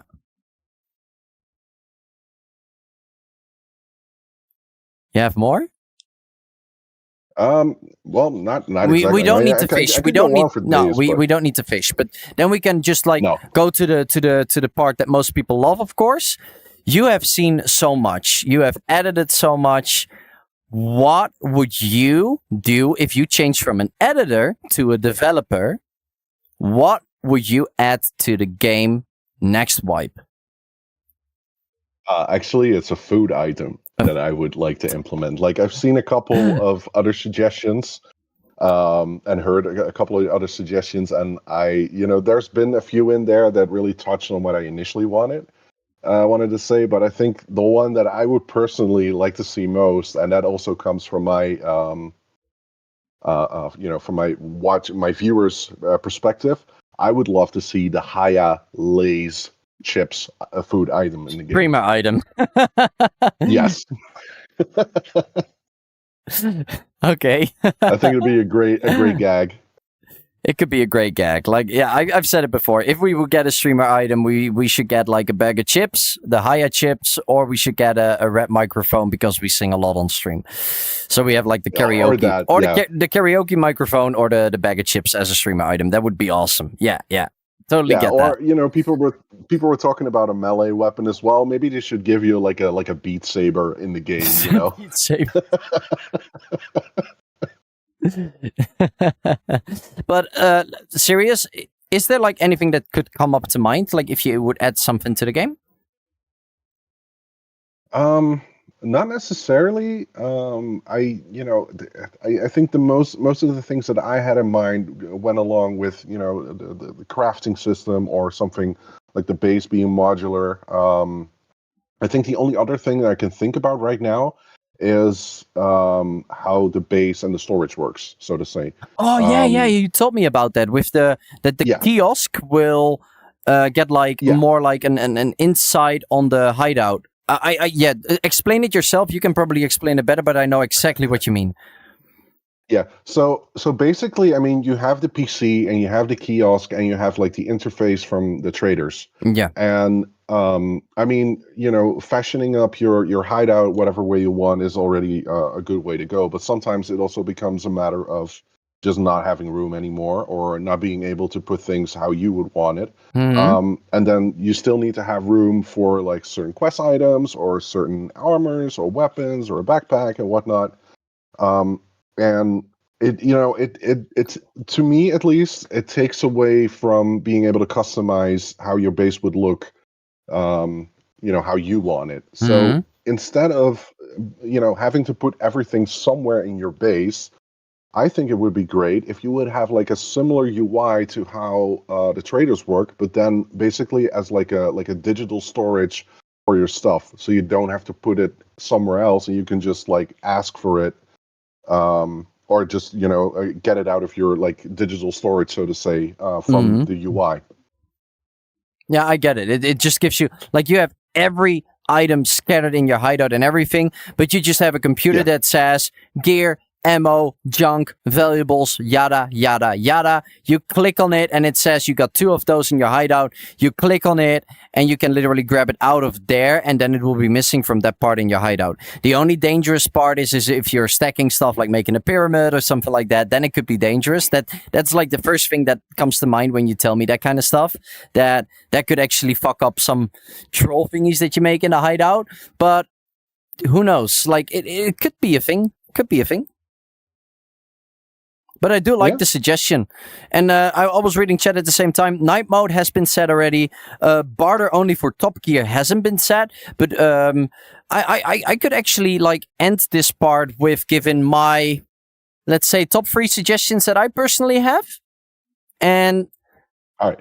Before you do, I will drop out. And so you can get ready for like a metro and whatnot. But before I go, I just want to say just my heartfelt thanks to everybody that's been involved today, either in the chat or in the voice chat, supporting the channel, hopefully also supporting the charity that's coming up. And I love you guys. You guys are absolutely amazing, and I can't wait to see what's coming up in the near future, experiencing with everybody, with you in the chat, in the stream. So have a good one, guys. Bye, sexy. All right, so to just give my own personal 3 suggestions, and then I will actually check Discord real quick, because I think I have 2 people that have sent me their suggestions on Discord. So I will read. Wait, I will just read them out loud real quick. Maybe I can find them real quick. It could be a bit hard, but I will check. I think I got one from Cuddly Gargoyle, 34 years old. Plays the game PC VR via link cable with the Quest 3. He has been playing since the 20th of January 2025, and he has 245 hours in game. He has played 2 wipes. And then I asked him, what are the main pros for this wipe for you? His answer is, I really love the secure container, the new map, and the bank bosses. What are the main cons of this wipe for you? His response: I am not a huge fan of the bank vault being easily accessible at the start of a raid on Resort. And then on the last one is the biggest suggestion. He says, I would like to see a way to open the bank vault that promotes some kind of risk reward, timed door or bomb-like metro wall has that could trigger an alarm before or after explosion, rather than it being open for unkitted players to snatch and run at the start of a raid. So that could be, I totally get that. Also got one from Epic. Epic Goalie. Epic is 15 years old. He plays the game on a quest-free standalone. He has been playing Contractors Showdown since the Battle Royale fully released. This is his second wipe. This wipe has a lot of more keys, loot, and more PvP for me, so that's something that he likes. The main cons are the amount of nakeds. You can make nakeds less common by, if you don't have the gear, that you can't access your safe container for the rest of the raid. And how scavs either want tap tier 4 and 5 helmets or blackout limbs instantly. My suggestion for next wipe is to make scav karma a scav karma system where you get bonus points if you kill a scav player that is shooting scavs, or by extracting by not killing any scavs. So really simple, you get points for killing trader scavs or contractors. The more points you have, the better spawn and scav gear you spawn with. And a way to prevent lag meta, like maybe adding full lag protection armor rigs or like a shin guard. Guns that I would like to be added are all the weapons in the Battle Royale, like the Vector, the Desert Eagle, the double barrel shotgun, and that one powerful sniper I forgot the name of. And I remember that one more guy sent me everything. So I am looking if I can find him. I also got a message from Cloudwalker3. This guy is 16 years old. He plays standalone Quest 3. Since he plays since the game came out in beta. He played technically 2 wipes. He loves that they added a lot new stuff to the game, like weapons and items. The cons are a lot more glitches and the duping. And his biggest suggestion is to add more LMGs and maybe another underground map like Metro. So those are the 3 filled-in forms that I've received. I also got another message, I think, just right now by somebody. And that's from Ghost Lord. He says suggestions, if you can pass them to Cavemen, accounts to merge so we can play standalone and PCVR with the same account, dog tags of kills that we can place on a wall, and friend invites in your personal hideout. And he put that in the order in which he finds that most important. So that was actually everything from the send-in information by the viewers. Really like that. But if we would talk about my top 3 suggestions, I would say my number 1 suggestion, and maybe you guys are like, ooh, is that your number 1? But I'm really sensitive for it. My number 1 suggestion is lore. I really appreciate a game. I'm coming from World of Warcraft, guys. I appreciate a game 10 times more when the story adds up. A simple thing. If we need to dress up like a policeman with a beret and a gun, I would like to get some more feeling to it. Like it shouldn't just feel like, all right, I'll take the gear and I'll just kill those scavs. No, I want to read a story why I want to get mad at those scavs and understand why I have to take on those clothes and fuck them up. You know, I am really into the lore. That's a really important thing for me. Another thing that I would like to add personally is indeed, a lot of people didn't know that, and it hasn't even been mentioned. But since I am a grinder in this game, of course, I would really appreciate a prestige system. And I'm not talking about a prestige system like Tarkov, that you can take stuff with you to the next wipe. No, I would like to add a cosmetic reward to the prestige. So if you prestige, you go back to level 1. And the first cosmetic item that you get is an icon in front of your name, right? And the second, that's not by the second prestige, it's still with the first prestige. It's a cosmetic add to your gameplay. It could be multiple things. It could be a different set of gloves for your character that you can look at all the time, but other players can see it as well. But it could also be something like, if you are prestige 1, you can actually paint the walls of your hideout. So I can make them red. I can make them in the color of my stream. And if you prestige a second time, you can change the ceiling. If you prestige a third time, you can do the floor. It is... Nobody will ever say, play to win. Because the prestige will not give you a beneficial in better weapons, more damage, or armor, or whatsoever, you know?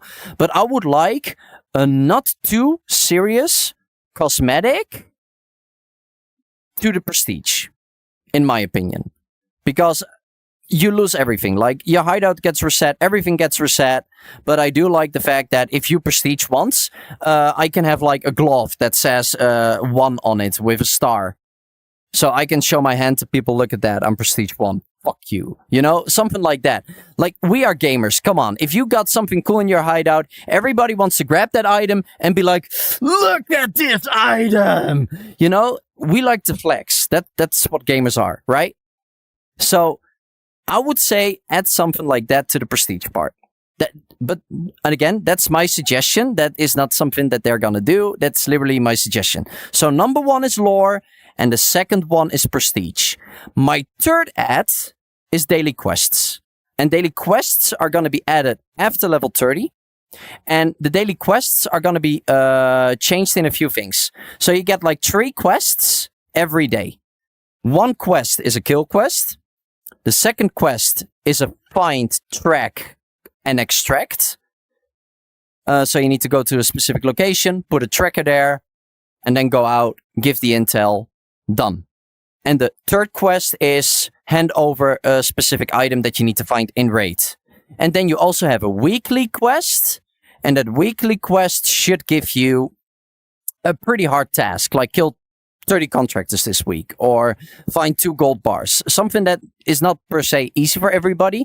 And then the rewards, the daily task rewards give common stuff like hideout stuff or a little bit of cash, and of course XP. And the weekly quest can actually give you good shit. That's something that I would have. And then added with those daily tasks, I would like extra progression as well. So you can prestige at level 50, but you can now actually go to level 70, because level 70 would be max level. So you have like some more content to do with the daily quests. If you don't feel like prestiging, you can just keep on going to level 70, but after level 50, you can prestige. That would be my top 3 suggestions to add to the game. So we're not talking about bug fixes, we're talking about adding things. And my adds would be number 1, lore, number 2, prestige, and number 3 would be daily and weekly tasks. And I think the prestige and the daily task combined would indeed be a really good thing. So we have actually come to the end of the community talk, and I actually hope that everybody loved it. By ending it, I also have one promise to fulfill, and that is that we are going to give away a golden figurine for contractors. So I will open the giveaway. I can actually do that right now. The giveaway is for subscribers only. Where is it? It should be here. So the giveaway is open. You need to type Revel to join, and it's for subscribers only, of course. And I will take a break. We are going to play the promo video of our charity that we started today. It's a new charity. Then we're going to play a clip. Then we play the promo of the charity again. So the break is about 10 minutes. So we give everybody 10 minutes, all the subscribers, to join for the giveaway. And then when I'm back, we're going to give away the gold boy, and we join a raid with that person, or I'm going to schedule a moment with that person to give him that gold boy, because if you can't go into a raid with me right now, no matter, we can like schedule a date to do that, right?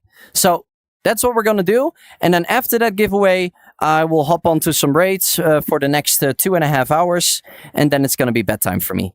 So I will switch overlays and everything, and I'll see you guys in a biddy.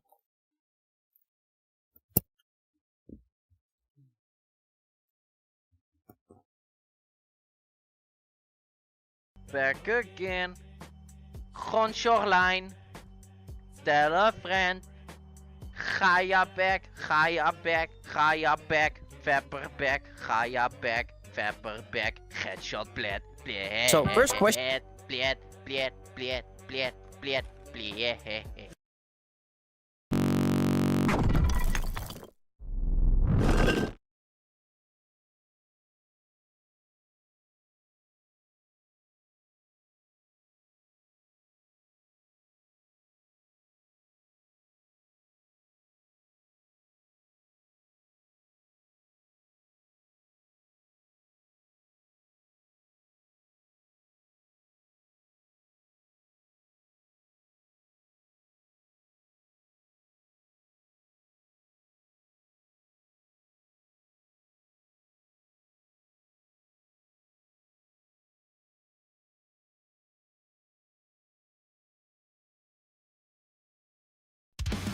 Yo, dude, what's up with the outfit?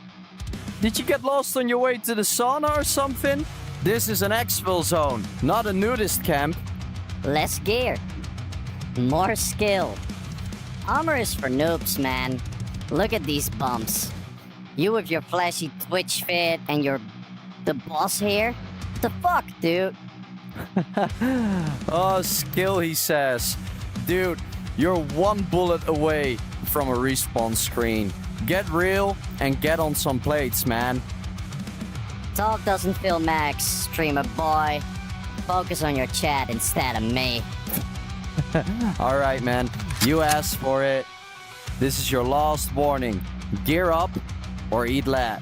Bring it then, content creator.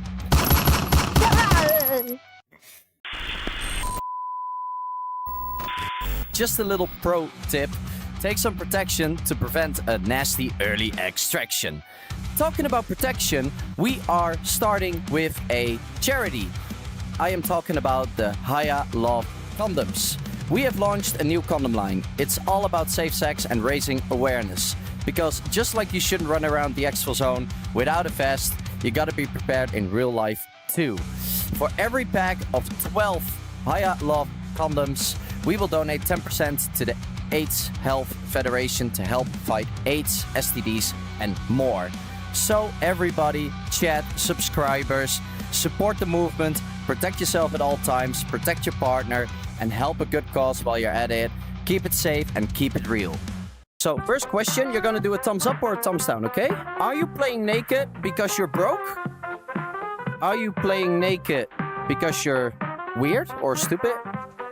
I get that. All right. Stand on that ledge.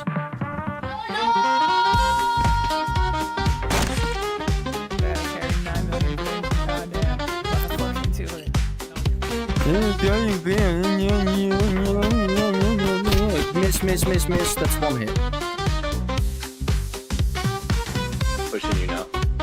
He's in the military room by the tank. Other one just walked in with you. See it? I'm just gonna go all or nothing. Yeah, I'm gonna go all or nothing. Just grab my bag off, probably get meditated.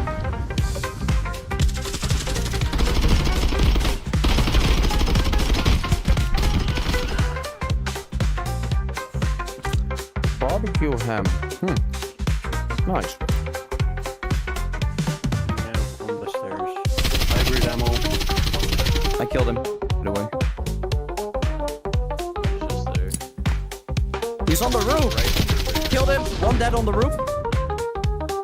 I haven't had this flavor in a long time. This is nice.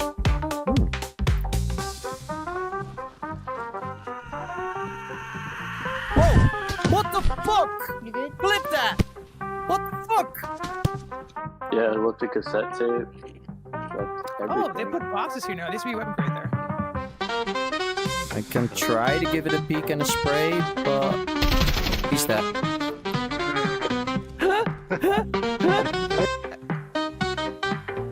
Yo, you got a mic? You got a mic? You got a mic? You're so bad. That's a scab walking on the stairs. Hey-o.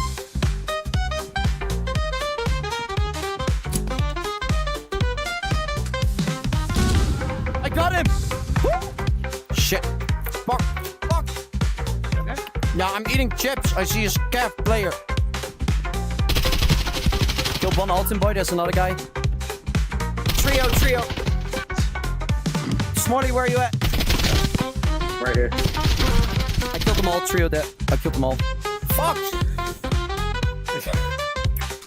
I didn't get my tech for the power room, by the way. Where is he? Oh, I see him. Oh, it's two guys. One Alton guy. Help me with the last guy. Both dead. Oh, thank you. Yeah, they're just kind of above us. You just had to pay attention, you stupid. Hey, you stupid. Gonna act tough with me? Ow. Miss. You stupid fucker. Miss. Ow. Fuck. You think that's funny? Dude, why are you such a fucking pussy? Dude, what the fuck? Jesus fucking Christ, man. Go back to the lobby. So let me know if you seem like walking towards the... I killed him. You cunts. Really? Who wants that? He's dead. Let's see if he actually picks that. Good shot. Good fucking shot, Thank Sean. you. Oh shit! I wanted to pick up the soap and I instantly got penetrated.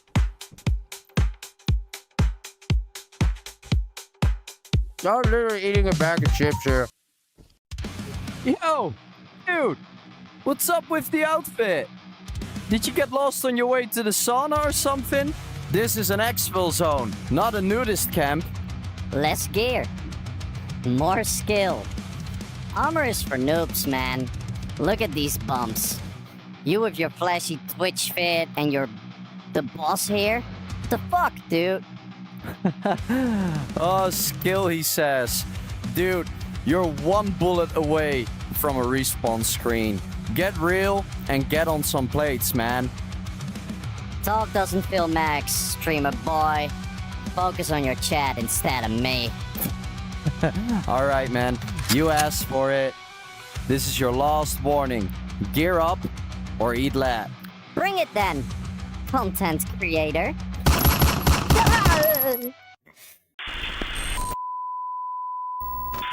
Just a little pro tip. Take some protection to prevent a nasty early extraction. Talking about protection, we are starting with a charity.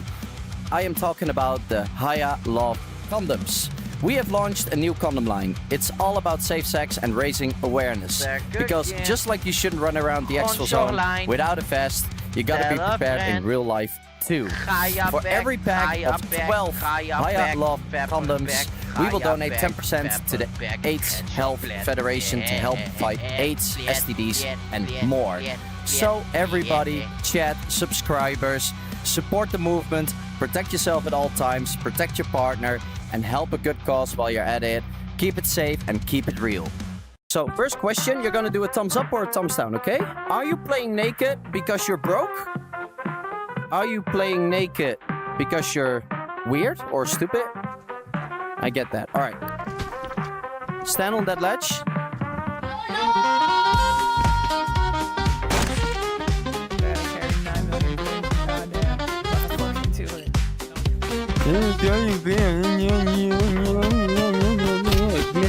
Miss. That's one hit. Pushing you now. He's in the military room by the tank. Other one just walked into you. See it?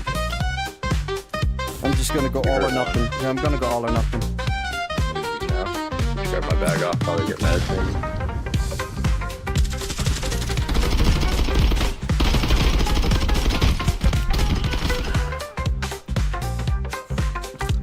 Barbecue ham. Nice. Yeah, on the stairs. Hybrid ammo. I killed him. Get away. He's on the roof. Killed him. One dead on the roof. I haven't had this flavor in a long time. This is nice.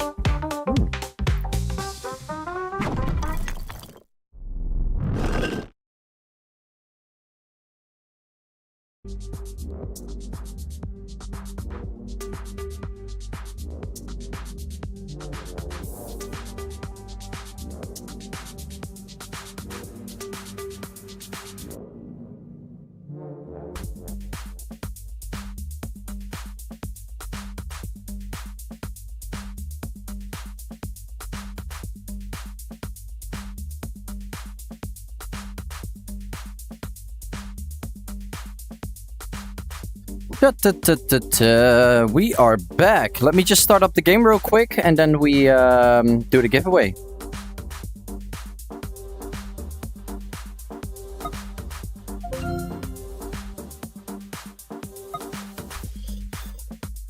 You missed the whole podcast, Alex. It was the podcast was a lot of fun. We're gonna post it on YouTube, but you can also check the Twitch VOD back if you want. It was pretty huge. It was pretty fucking huge. I'm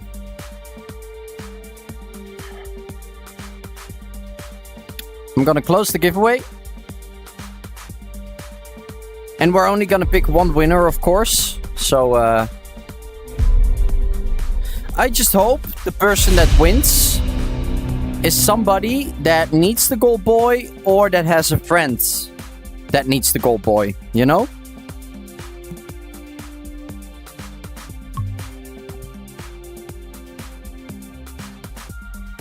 Alright, there we are.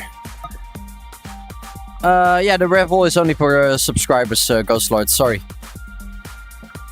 The winner! 10, 9, 8, 7, 6, 5, 4, 3, 2, 9, 8. Nah, winner is Mr. Tanuki.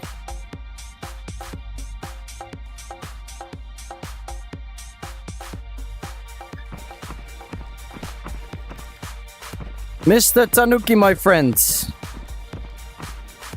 One of these gold boys is yours. Good shit. Are you here in the chat? Yeah, you are here. Awesome. Alright, Mr. Tanuki, do you want me to give it to you now, or do we need to schedule something that I'm gonna give it to you one of these days in the future?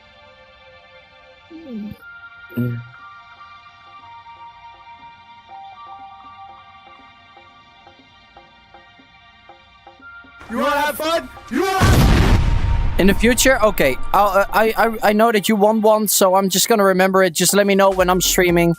If you're ready, then we can play a raid together and you get the thing. Nice balls game. There's only one thing I need to do real quick, and that's change the stream title since we're not doing a podcast anymore. So I'll be back in a sec.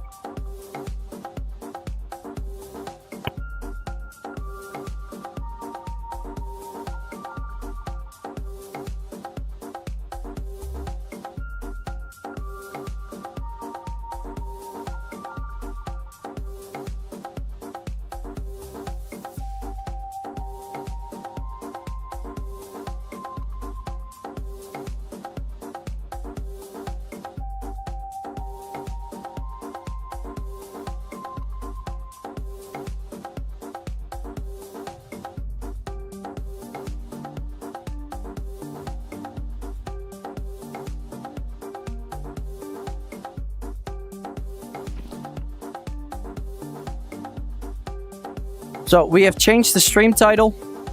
I don't want to be a sellout, but we have had it running this whole stream. I'm gonna say it one more time. We've had people yesterday going crazy with sub donations and shit. Today we actually have SubStacks, gifted SubStacks, discounted for 35%. So if you want to gift 5 or more subs, please do it this stream and not tomorrow or the day after, because now they are cheaper. And the next time I will do discounts on subs will be on the wipe, because on the wipe we will do a subathon, and I'm going to be expected to play for at least 30 hours on the start of the wipe to get as far as possible and as fast as possible. Alright, let's play some raids. And Smolly, I just wanted to say I'm not gonna play that much because I'm pretty tired. So I'm not sure when you're gonna join me. But just hop on when you're ready, and I will start at some point doing something else before I close the stream.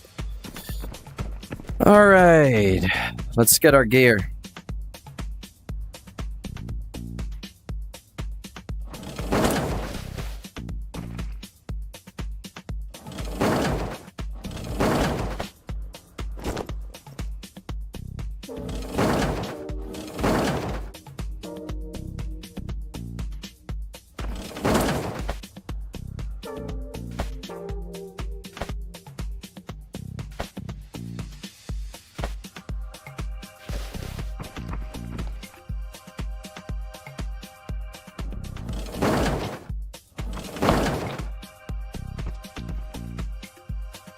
Oh no, is there a typo?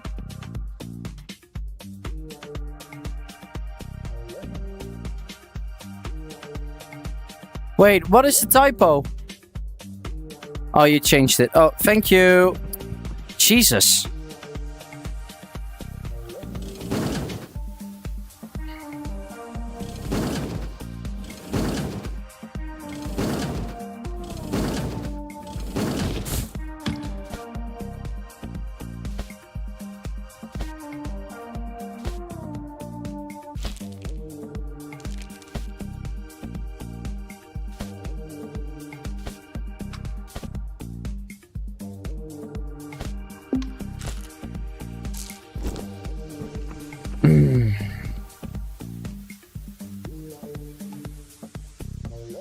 Let me get my friends.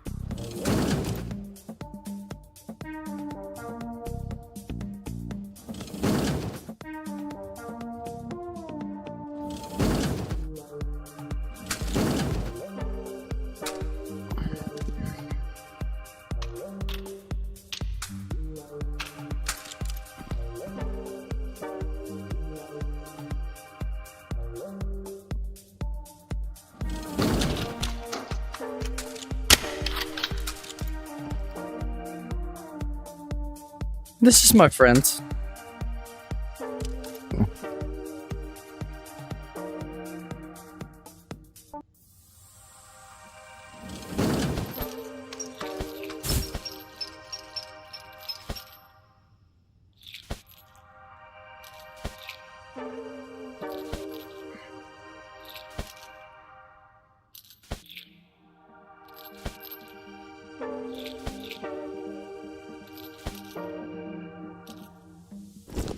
Cool.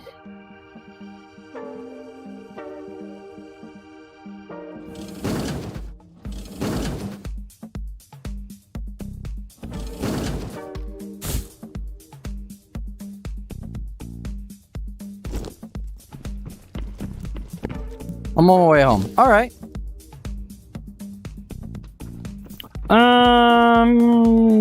We are gonna clean this tomorrow because this is a disaster.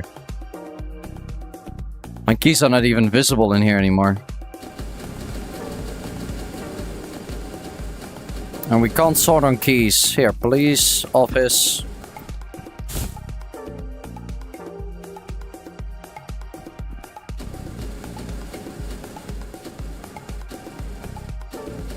I always have a kiosk with just keys, but right now... Bleh. By the way, why is there raid loot in here? What? Okay, I don't get that.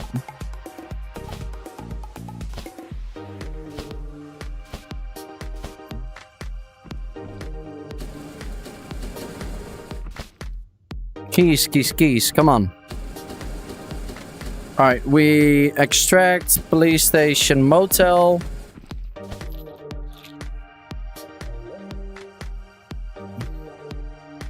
Motel.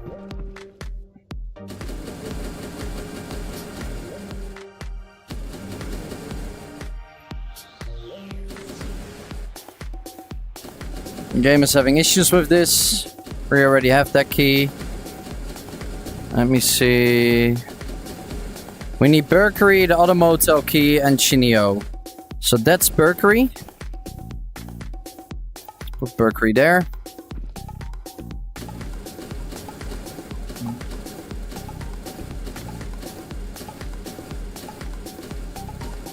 Should have that key. Oh yeah, here, there is that key. Motel. And then we're looking for Chineo.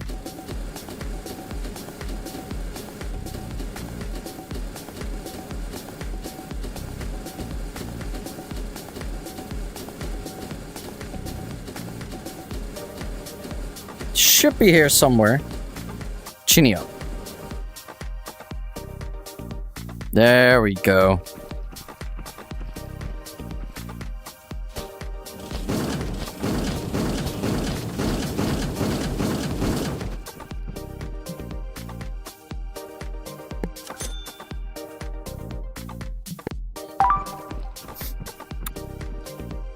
Hey, I'm your friend who speaks Spanish. I made a lot of progress lately. I've played with a couple of friends who helped me complete many missions. I'm progressing much faster. I was going to ask you what you carry in the safe because I put my military issued ammunition, a water bottle, stapler, food, use it in game container. Have a great afternoon. If somebody would be so kind, give me a summary of what he said. Copy, translate it. Just 2 stims. That's all I put in there.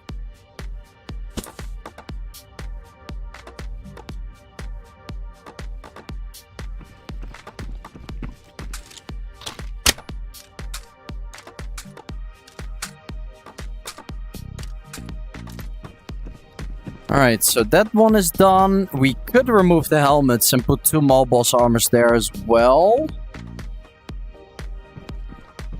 We need 1 more of those. And then we need to finish this wall. De nada, Ellen.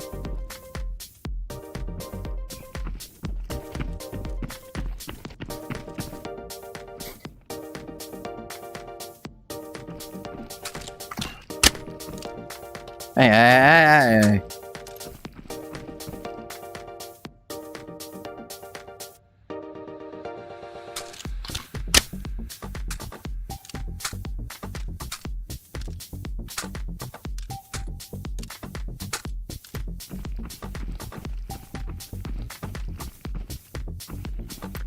Speed stims. Stims la rapido.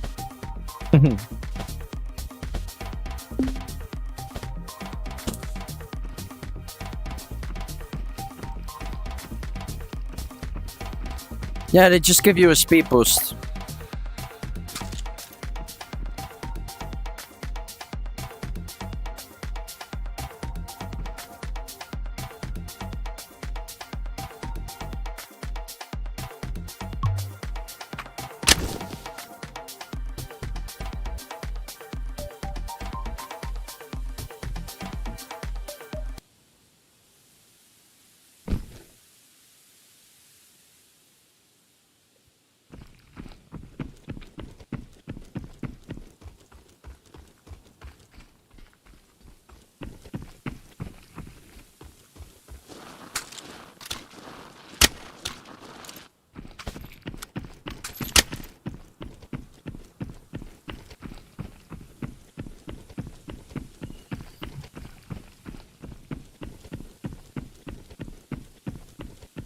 But yeah, not off topic, of course. But did you guys like the podcast? Was it a nice one? The community talk.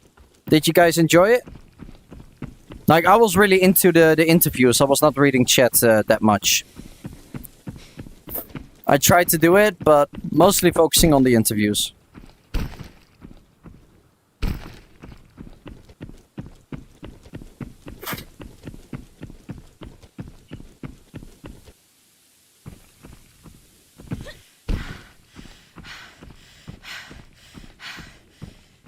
Nice.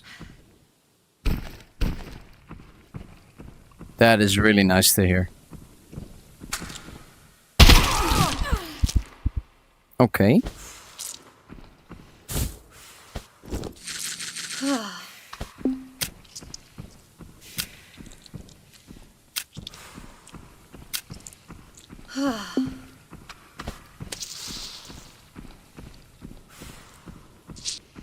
Yep. That's the gold boy, but not gold. Oh, we got another facial.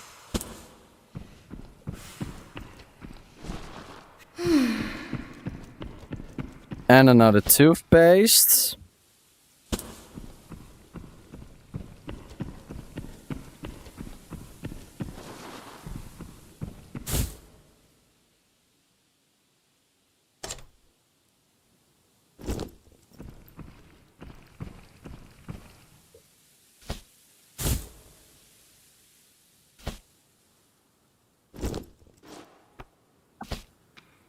Not a spear.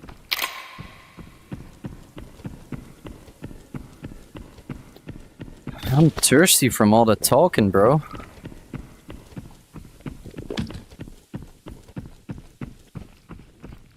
I had a positive experience. That's nice. With the Vague Show, the podcast, both.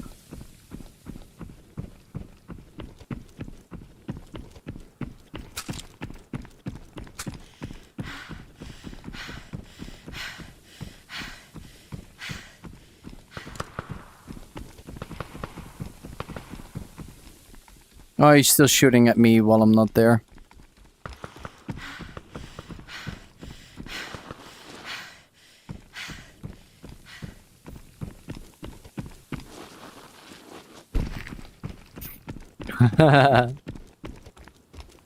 Wouldn't that be something, huh?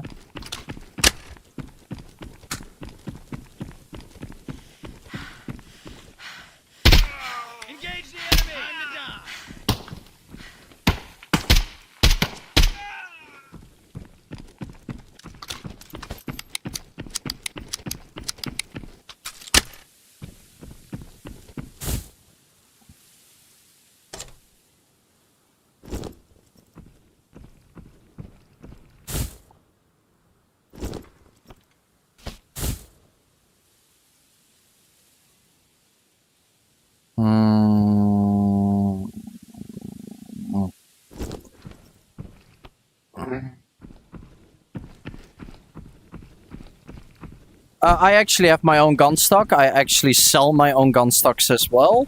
But I got a full shoulder chest tattoo done a few weeks ago. And because of that, I was not able to use my gun stock anymore.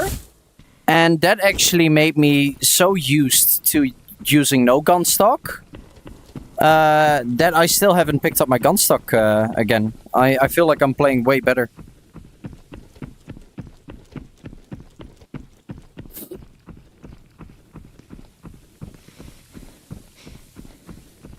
I don't know. Silver cups for a trade could be nice, especially if you're out of stock. I'm not sure if the spear is actually capped on like a few. I think it is, right? A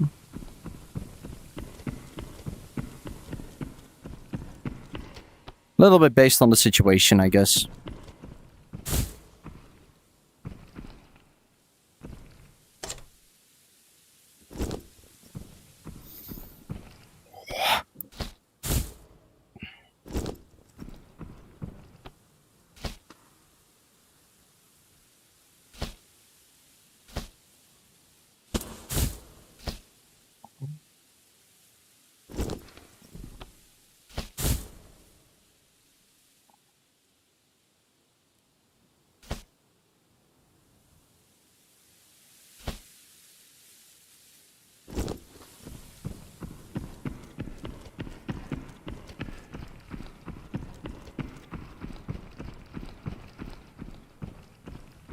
Honestly, the gunstock made me play a lot better in the beginning. I think a gunstock for beginners is a really smart thing to do. But, like, if you've been playing the game for a long time, like, you can decide wherever you keep using it, yes or no. Like, gunstocks don't have to be expensive, you know? They don't have to be.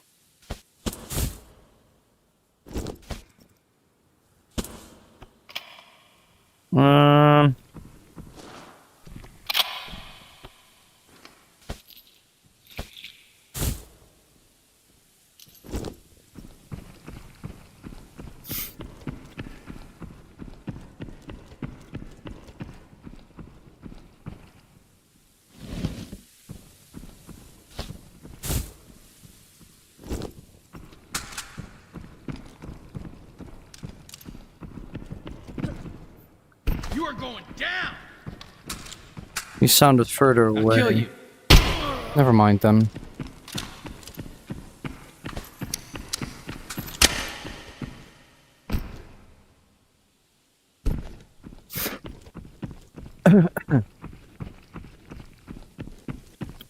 Yeah, you did miss the giveaway. Tanuki won the golden boy.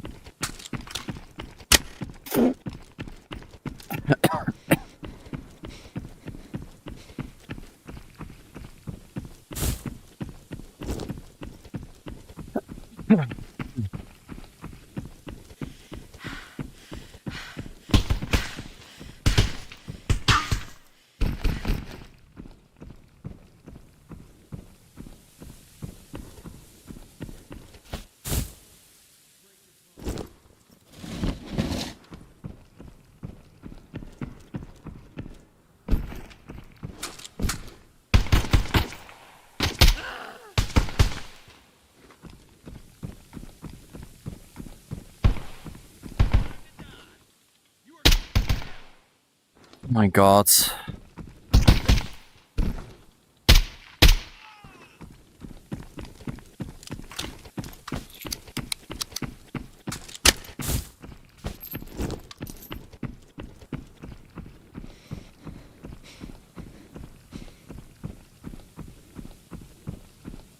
Interviews are fun. Yeah, good to hear, man. Nice. Did the stream just stop for me? Stream is still going, man.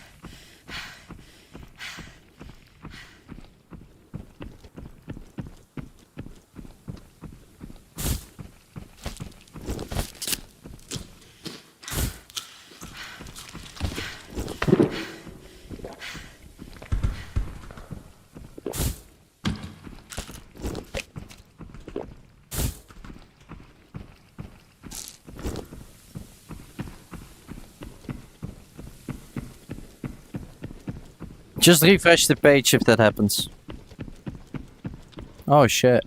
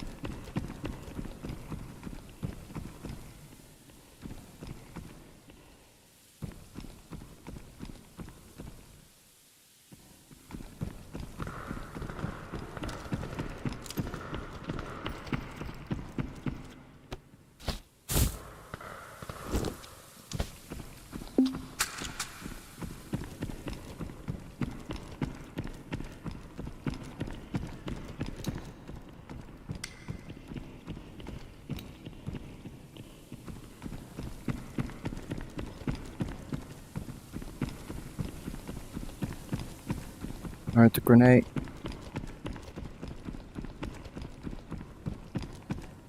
It's a duo or trio here. I'm in a bad position, so I'm gonna try to dip and play it from around, if need to.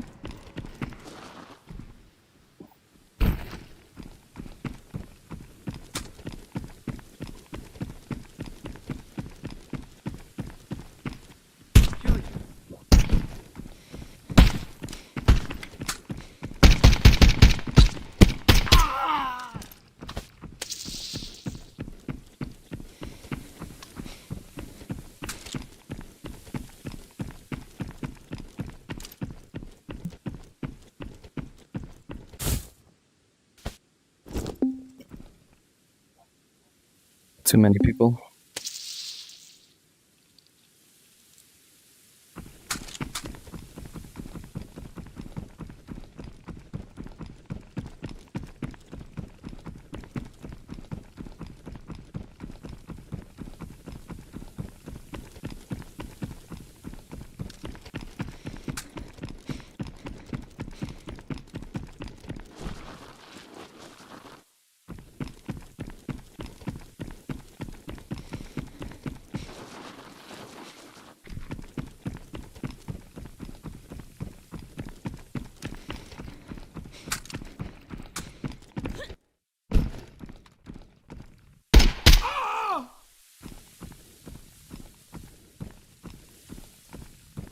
No. Are you turning on pay to play? What do you mean, Brick?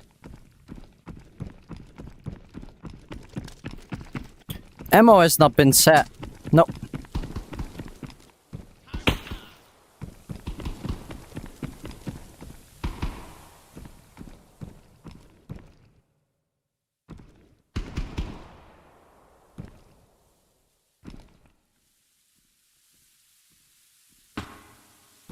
That could mean that we are being chased. I see him.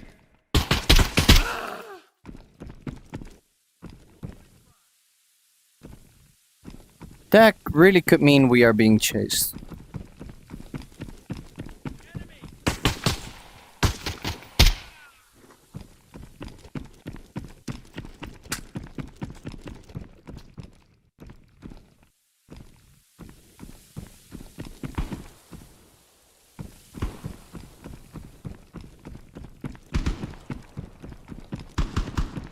I really don't know who that scav is shooting. And we got a silent shot at motel as well.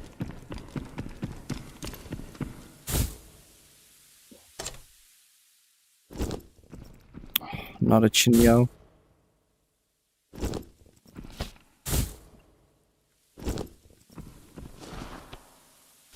Oi.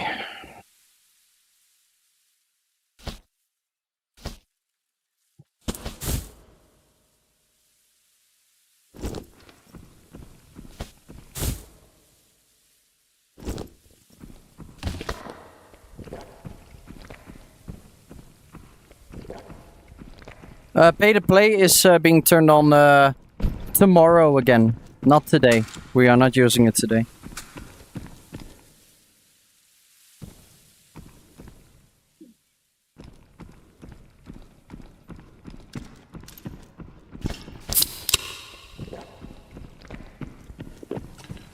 We just saw him. I'm not sure if he's alone, but we saw him go into the auto locked room. There he is. He's not opening it. Let's see where he's going.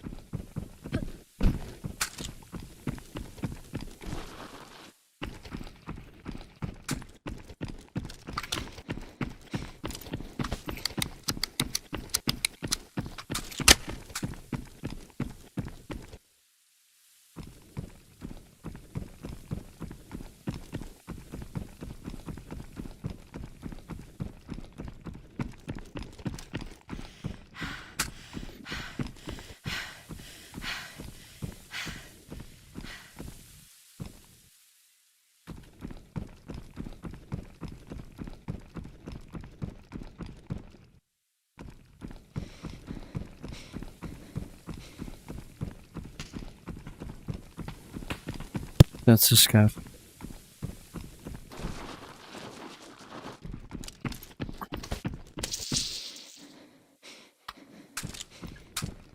Where did that player go?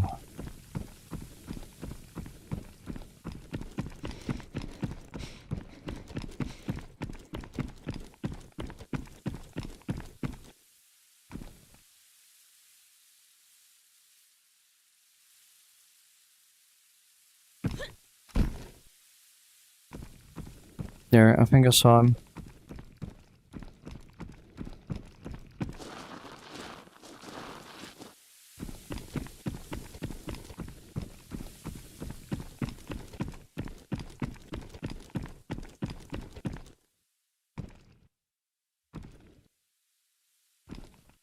I think I saw him there. But we are not sure if he jumps off the railing and comes away from us. Full auto, we'll see what happens.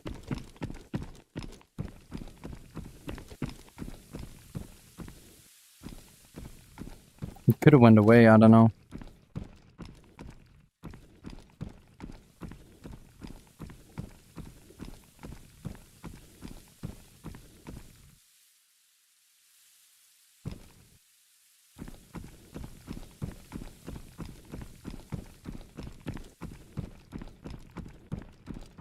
He's in here.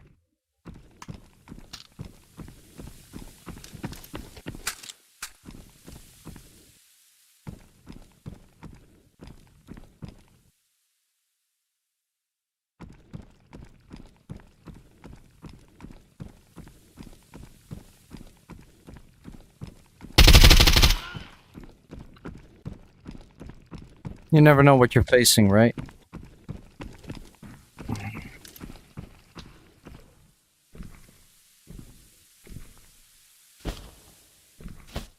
Two bulls?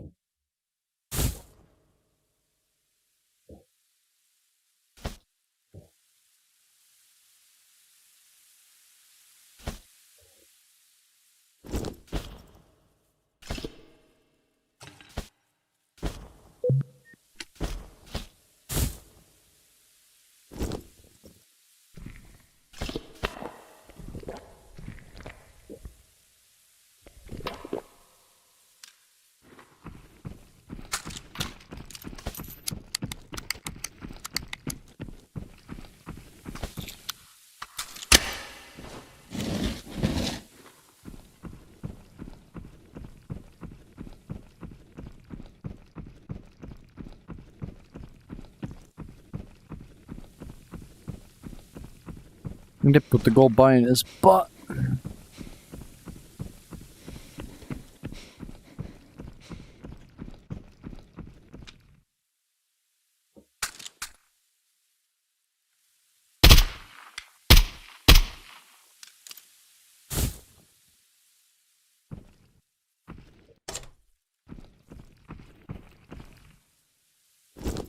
Another key.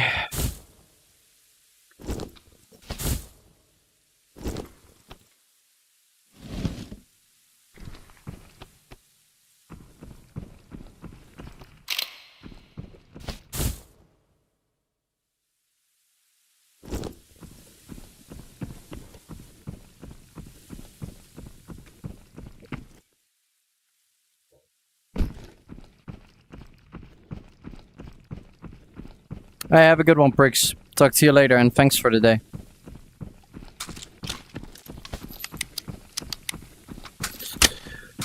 We're just gonna check the other two gold boy spawns, then we're gonna head to extract.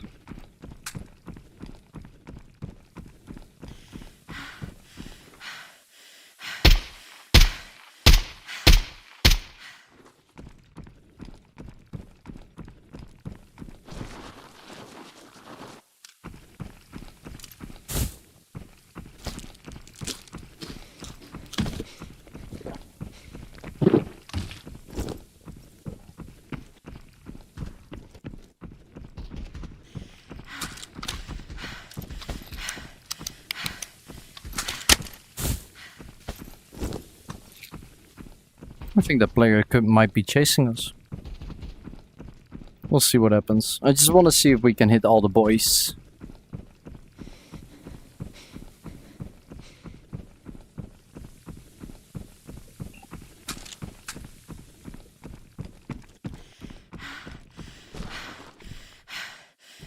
Not a good overview on this angle.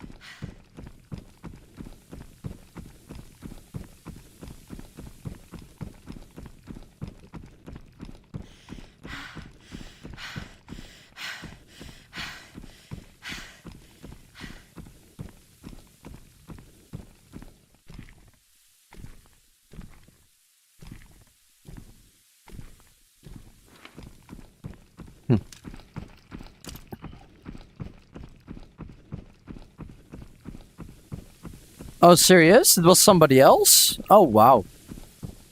Funny.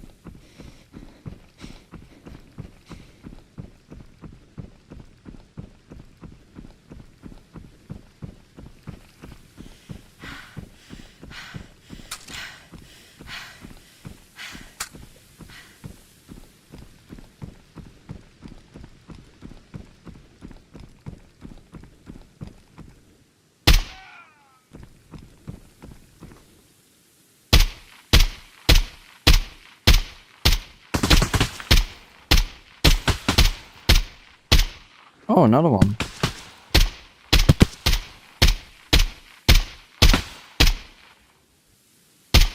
Skev survived 4 shots. I missed a lot, yes, but he survived 4 hybrids. Interesting.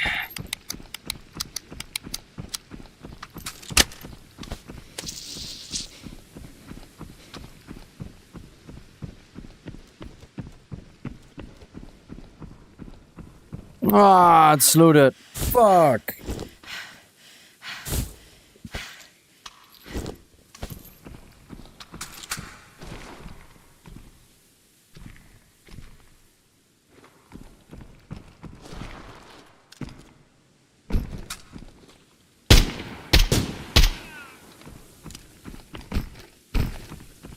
Nice, man. But you don't have to break.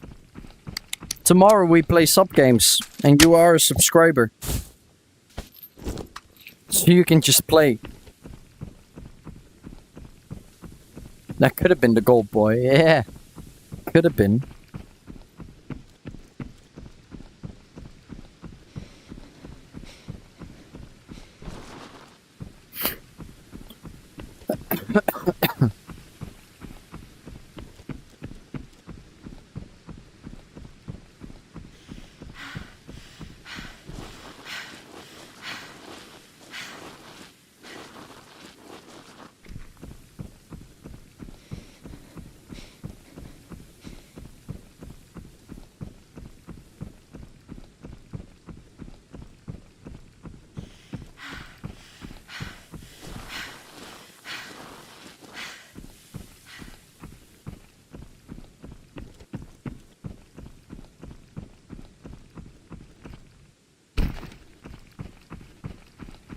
Metro.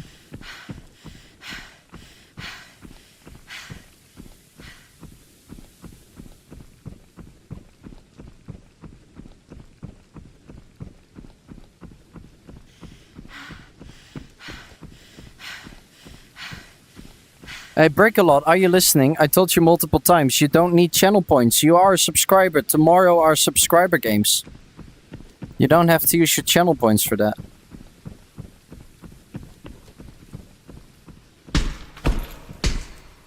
Break your bones.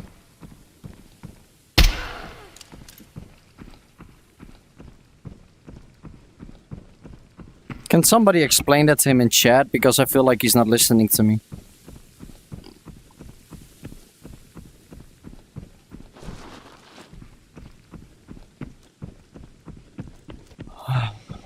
Mall boss, okay.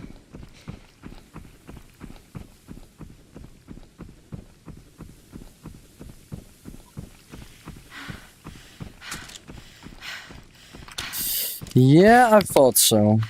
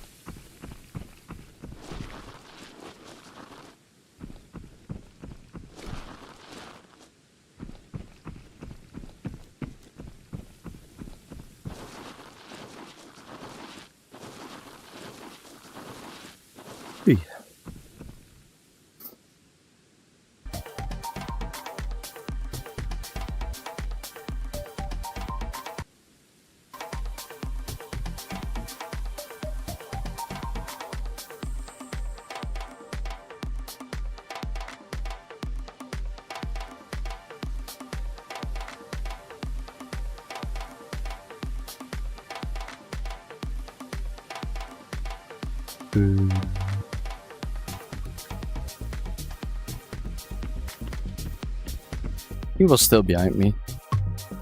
Yo, Dale, are you still in chat?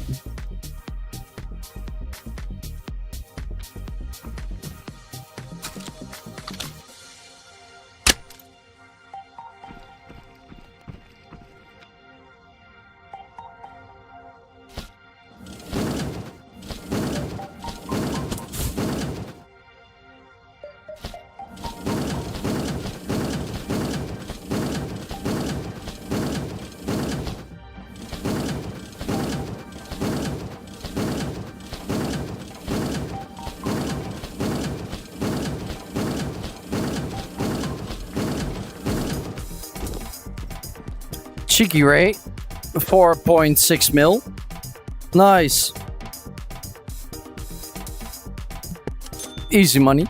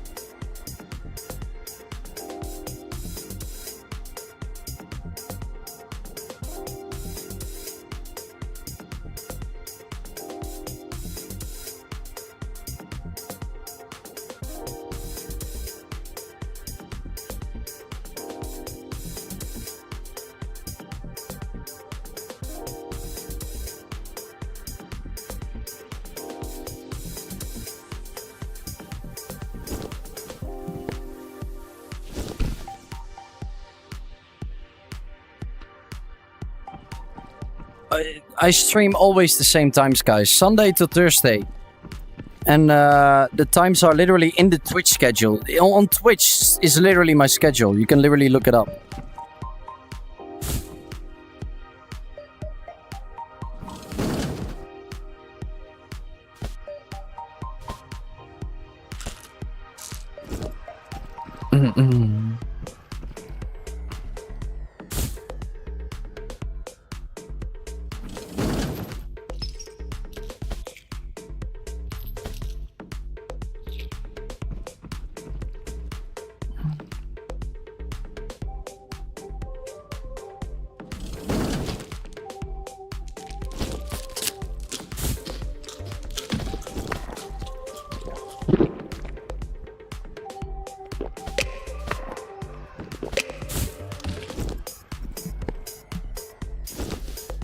Oh, doesn't matter.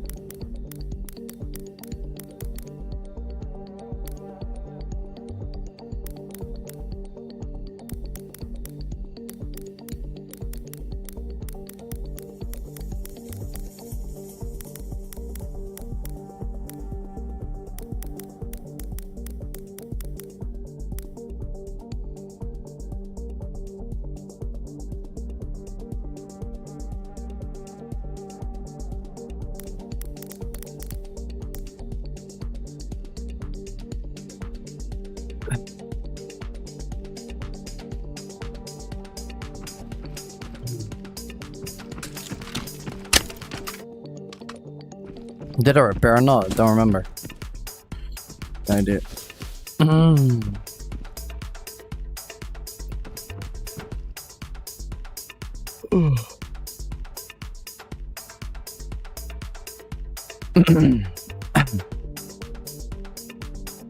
Enough people are in chat, Brick, but you're spamming.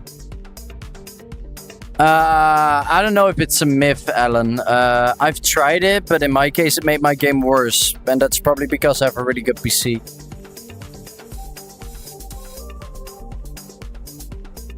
But I know that a friend of mine who uses Quest 2, his game is actually more beautiful and he can see further away.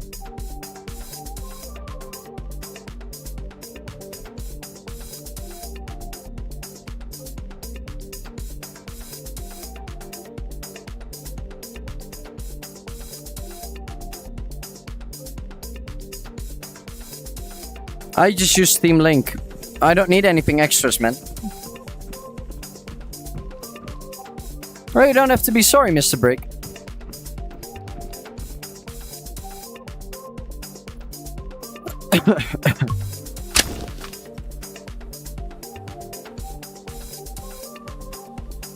Most conversations here are based on the situation.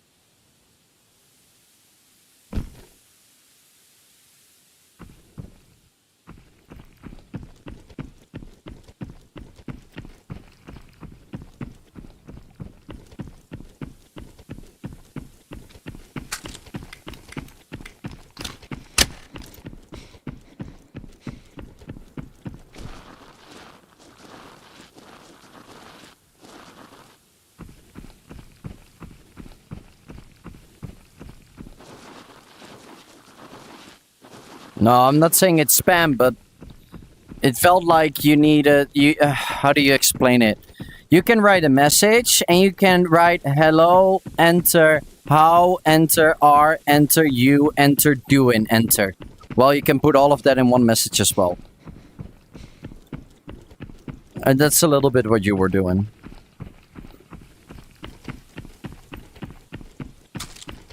Flexing off? Or just staying still in my hideout? Dude, it is so fucking hot today. The sweat is literally dripping off. After this raid, I'm taking another break.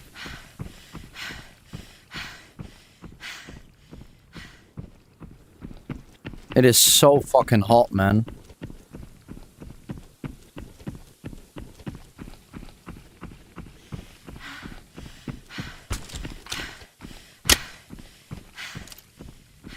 Whew.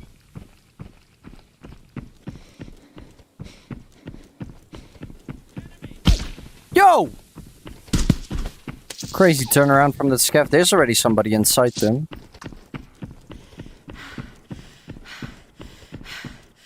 The Altiboy spawn is a little bit faster.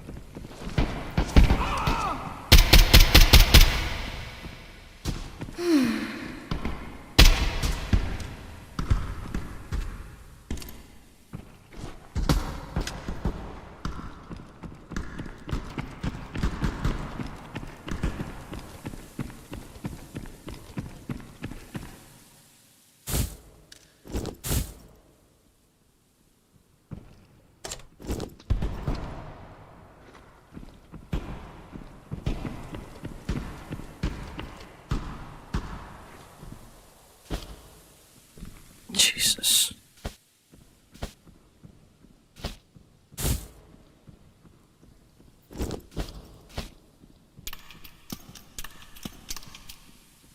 Nothing else that I like.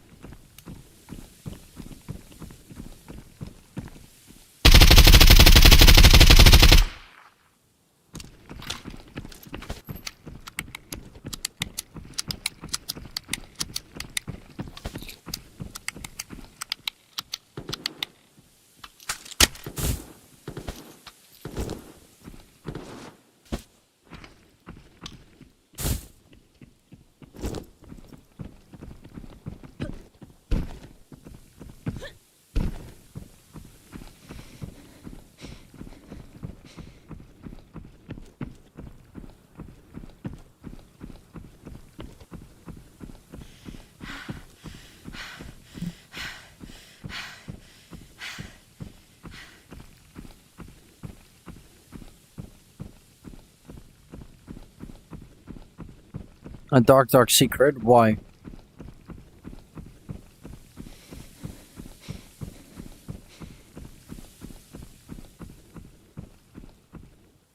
Wait, did I miss something in chat? What happened?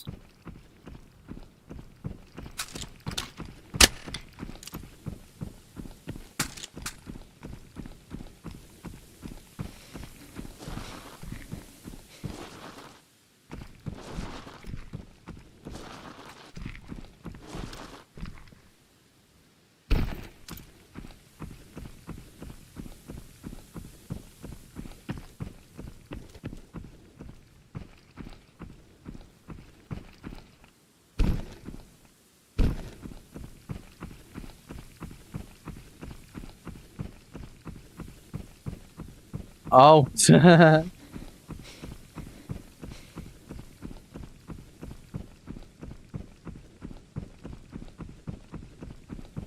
Also agree on what Nagalfar says.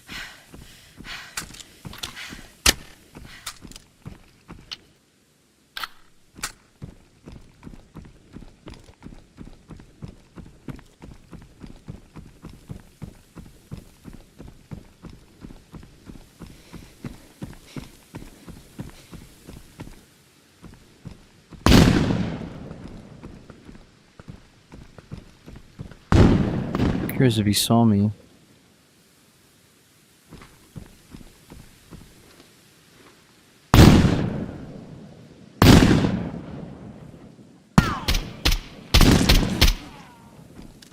Use the scaff in your benefit.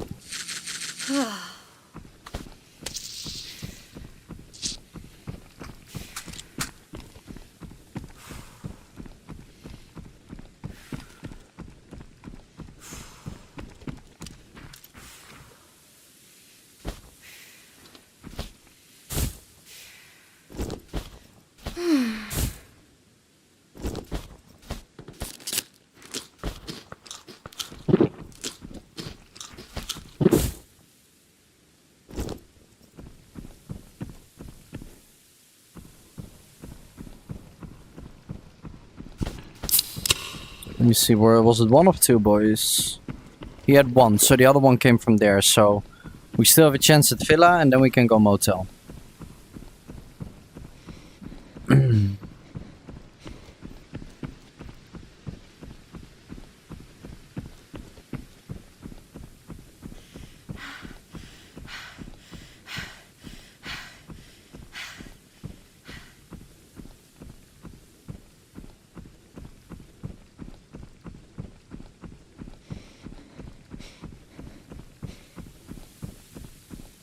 That's true.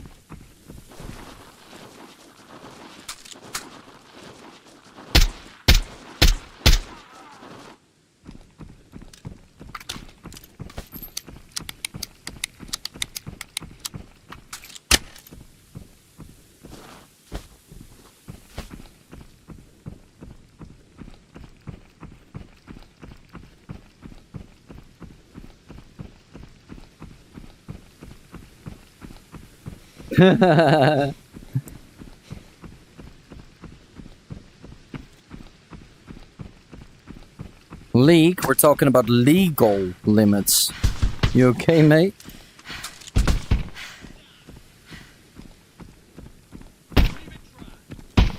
And if you read the whole chat, you probably understand.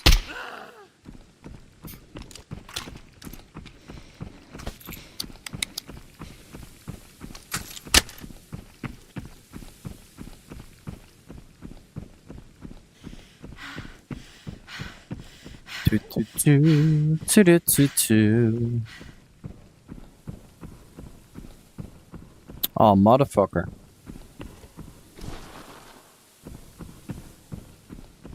I can spell leave me alone, Haya.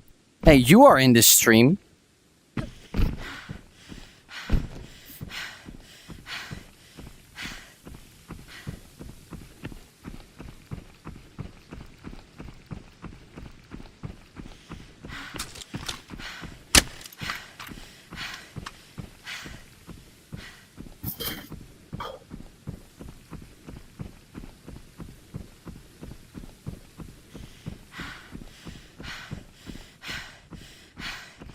How are the raids today? Oh, this is only the second raid botting. We done the podcast today, man. We have done the whole evening podcasts. Talking about the game, talking about the wipe, suggestions and all that. We've done quite a few interviews as well.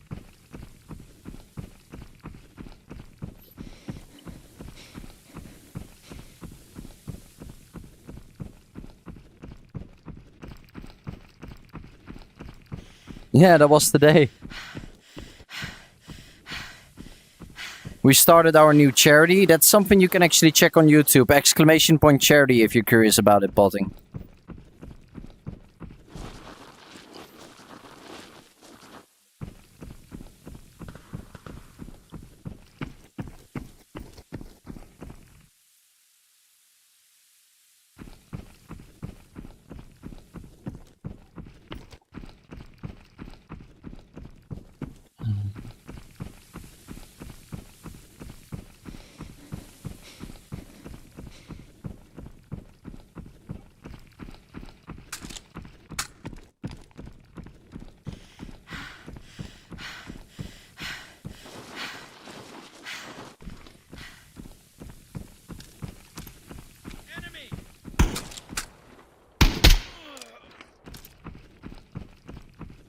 No. The bottom link is a YouTube video, and the top link is the website where you can buy stuff.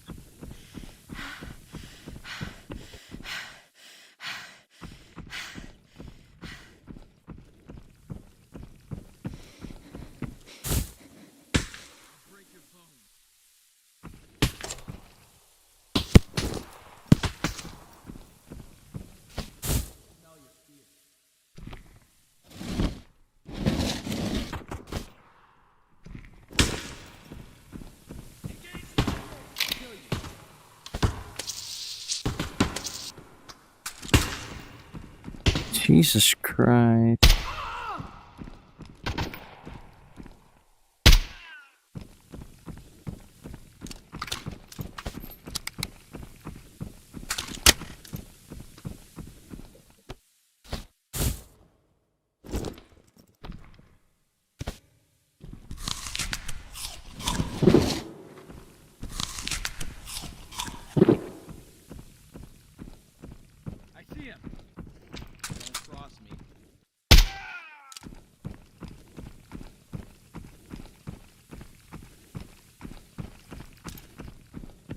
You can also buy them for the fun, eh? I got a friend who doesn't need them either, but he buys them to support the good cause and the stream at the same time.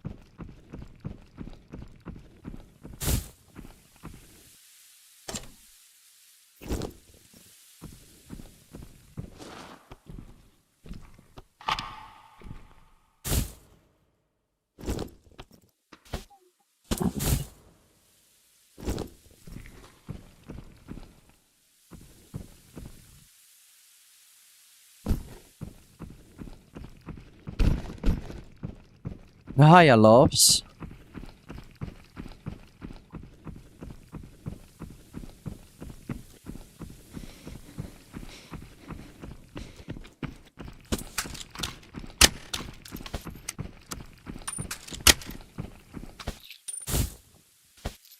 I will hit office and go for extract. Guys, I'm too hot. I'm gonna take a quick break, and then we're gonna end the stream with some Beat Saber. I am just too hot for this, and the podcast was more exhausting than I expected. There's one guy. Where's the other? Oh, I see him. I one-tapped his friend.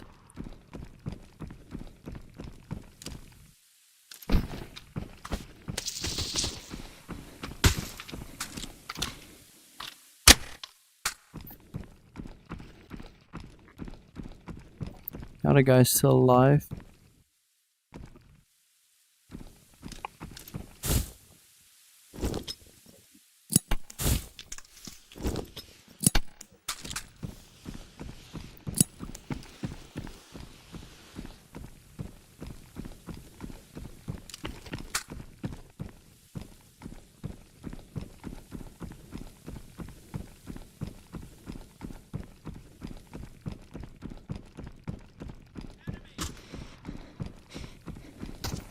Fucking scav following me, man. Stop doing that. Dude, stop it.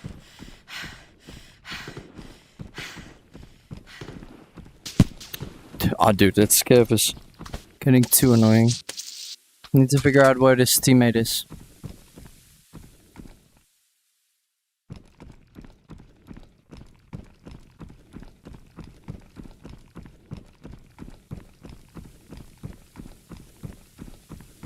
There he is.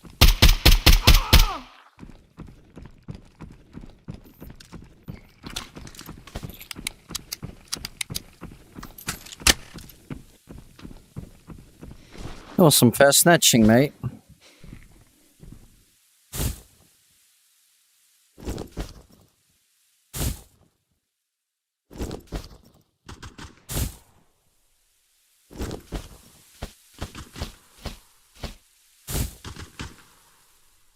Really?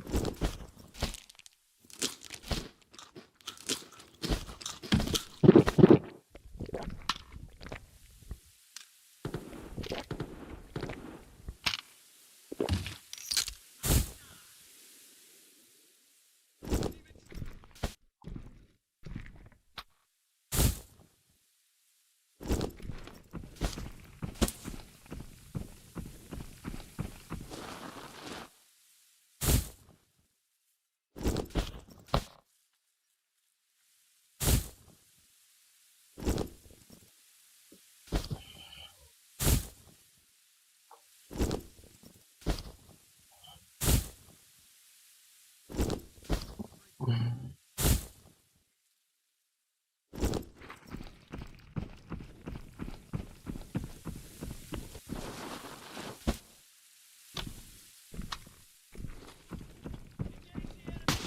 are the cunts that kept firing.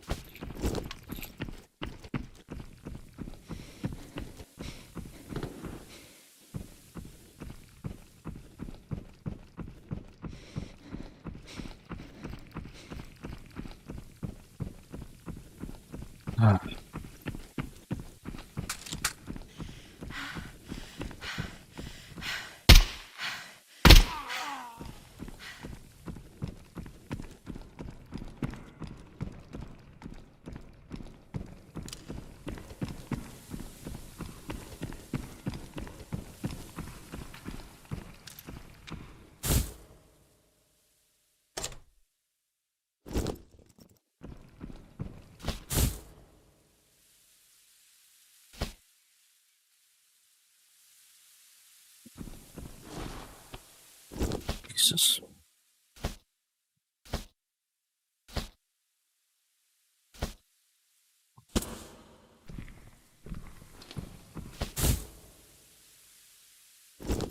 Oh, first rate 4.6 mil. This one is a little bit less because I'm not hitting all the rooms, but I am dripping sweat and everything. I'm gonna take a smoke break, and then we end the stream with a little bit of Beat Saber, and then it's finito for me.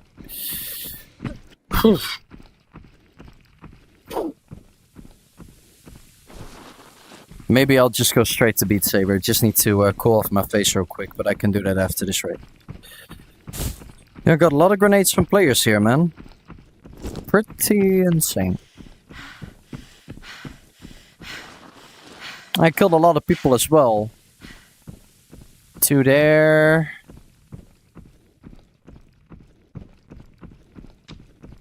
4 or 5 players killed. 5. I think I killed 5.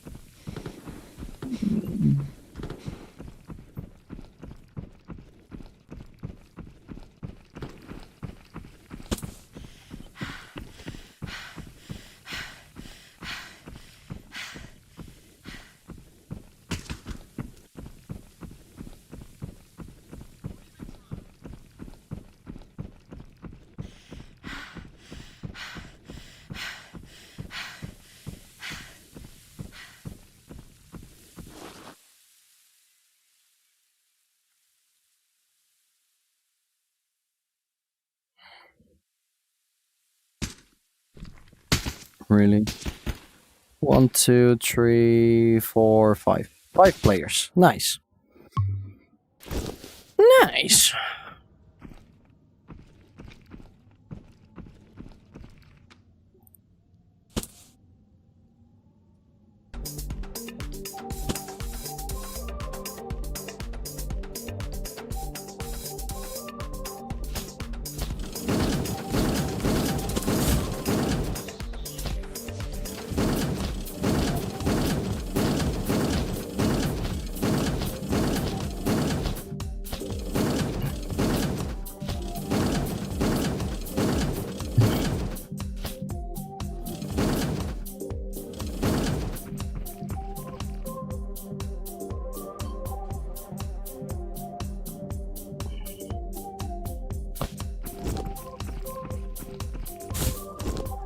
Ah, we also loaded mall boss. Totally forgot about that. Look at that.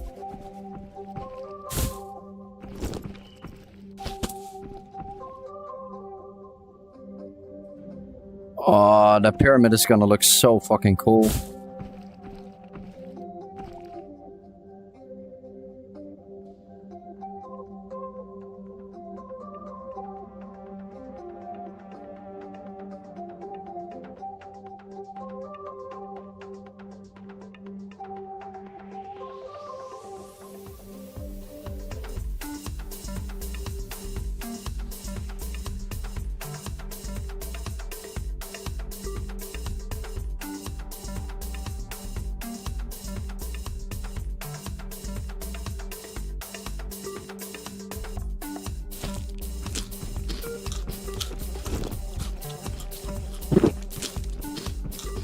All right.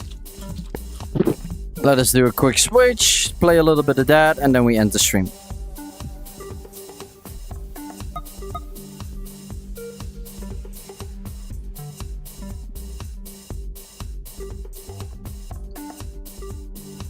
But I need to definitely wipe my face. Give me a sec, chat.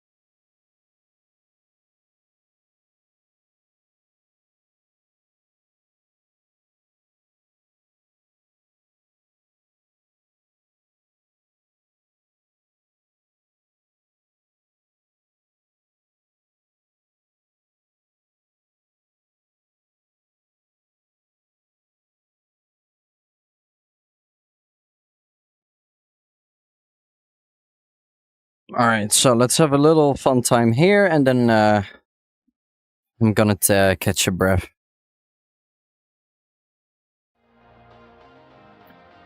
Whew.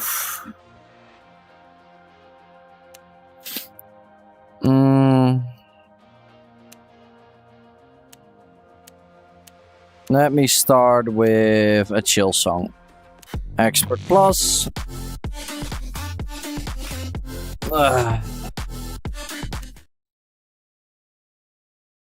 Oh, I still need to end that. Well, we'll do that later.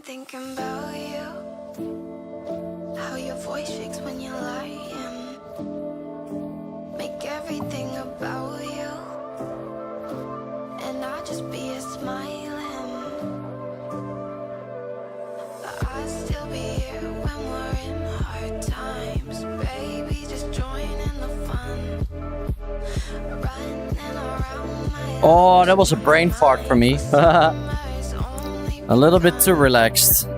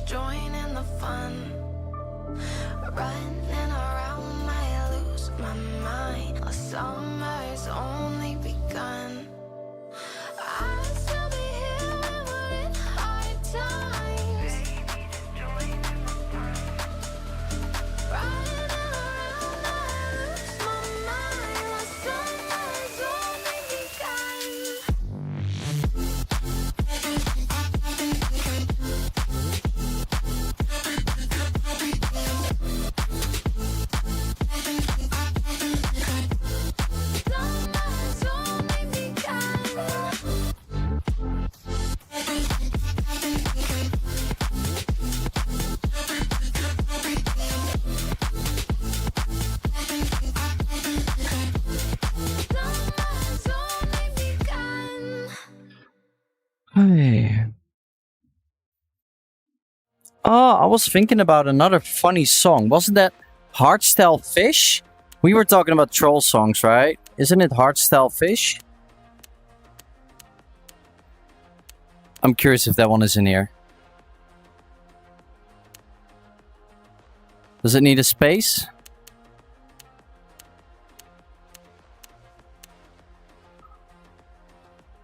I know it's a song. Abort. What? No! Dude, what the fuck? Why are you lagging out?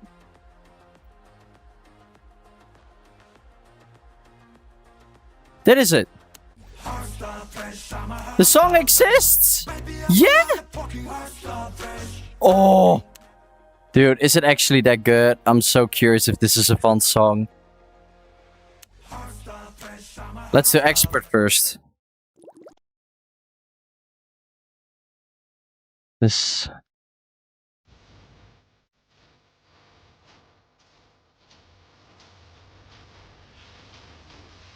Oh, this is so good.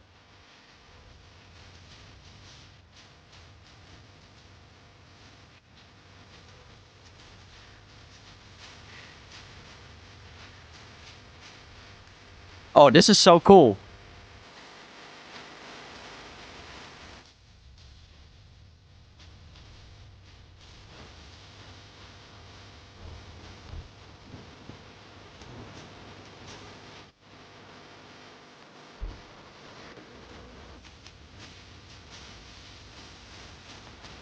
This is such a fun song.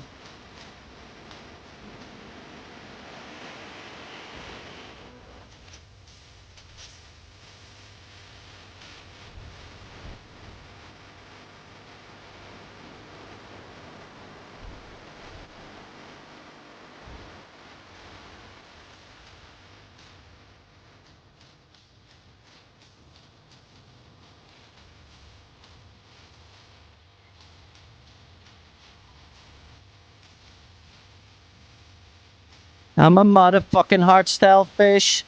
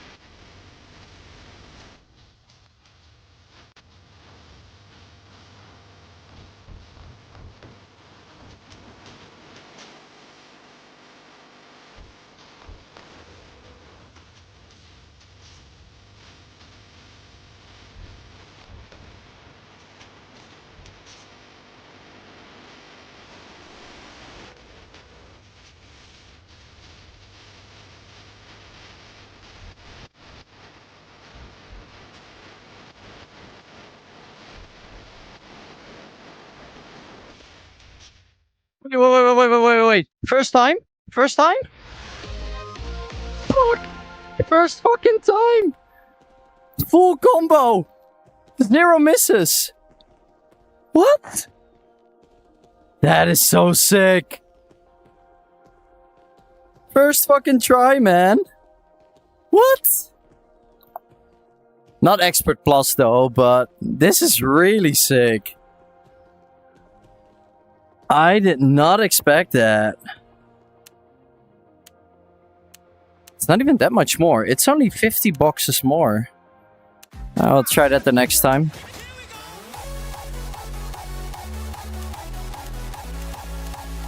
It's like Dieter's Love. It's without the Fitbeat part. Let's see how that is. Oh, shit. Wrong saber. Can I do this?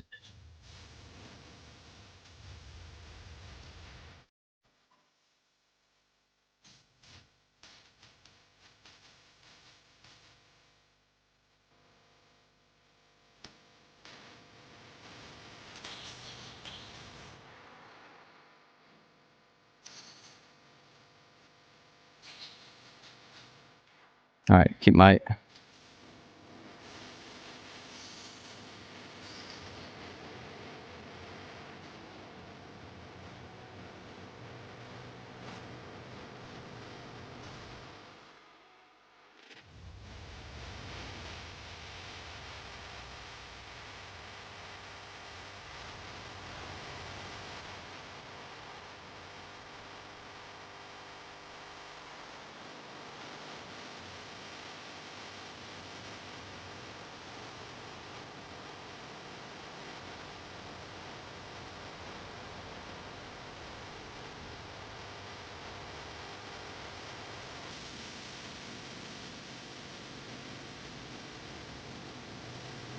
Oh!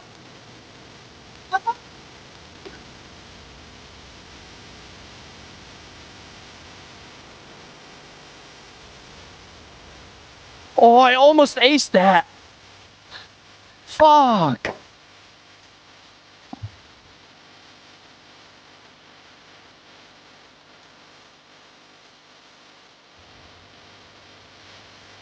Oh shit. Okay, now I'm getting fucked.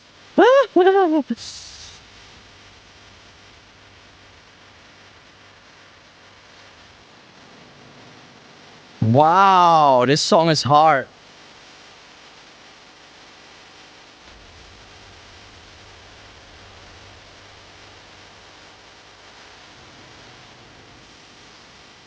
Jesus. Oh, fucking hell, guys. And I'm not halfway.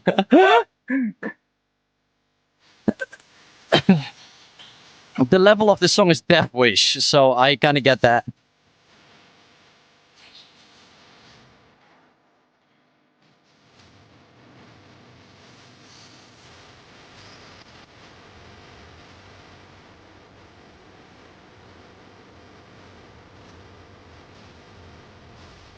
Oh, here we go. I want to see if I can ace that again.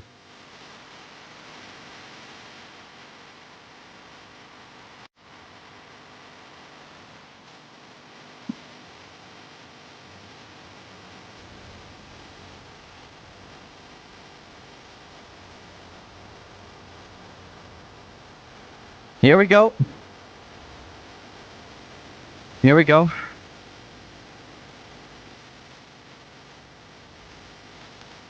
Oh, dude.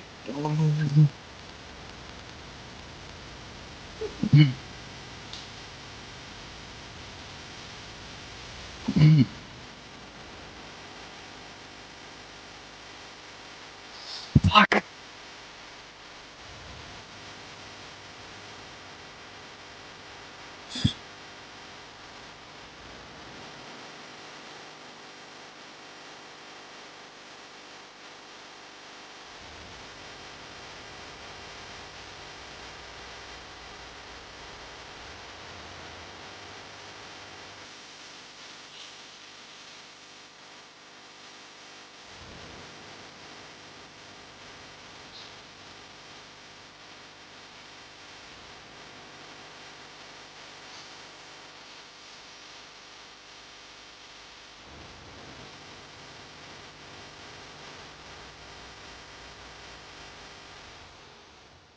Jesus. How the fuck did you do that? My arms can't move that. That first part, right? I fucking beated that. I fucking beated that part. I want to clip that. That was so fucking crazy. What the fuck? If I'm on this strike, I want to see if I can do Jinx. Jinx is one of my hardest songs.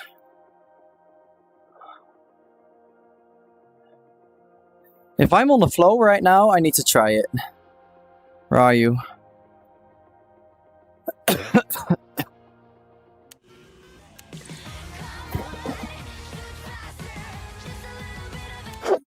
Ah, here we go.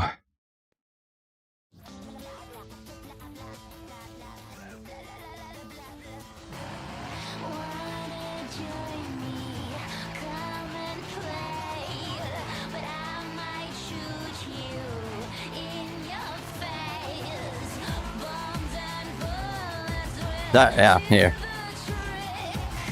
Look how fast that goes.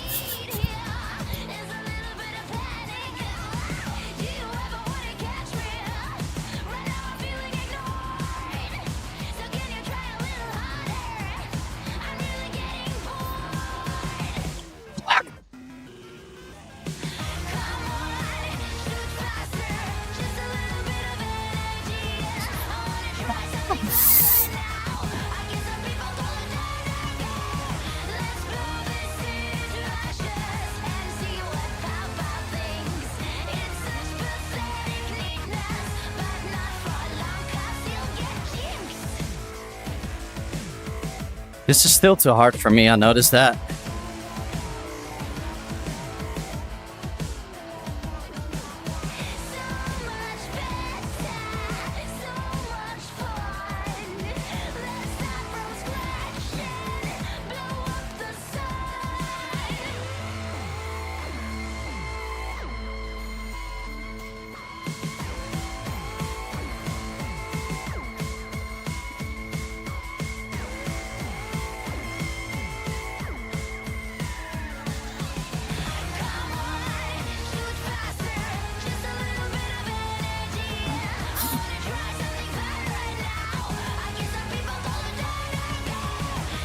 Ah, my fucking left arm is gone, man.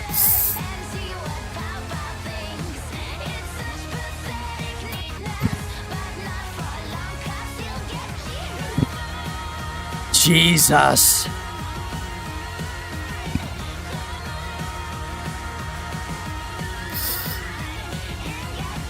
This song is so fucking crazy. It's just the left to right all the time that really fucks you over there. It's so fucking annoying. No, still not ready for that one.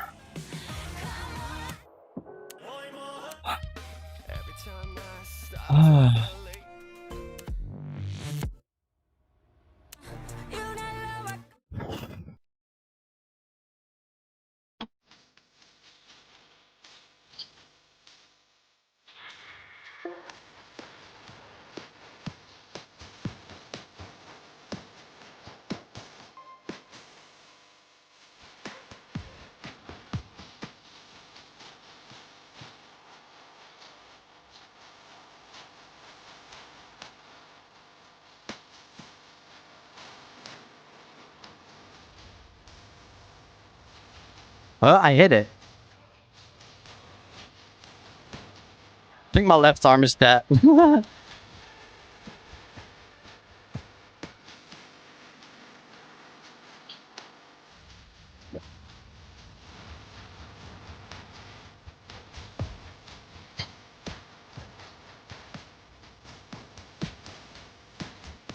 Too slow.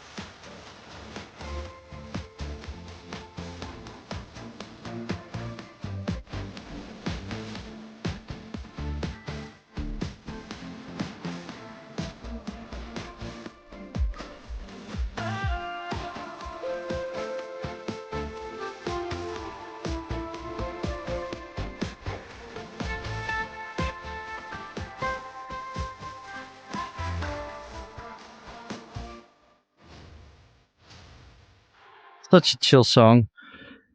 Hmm. Hmm.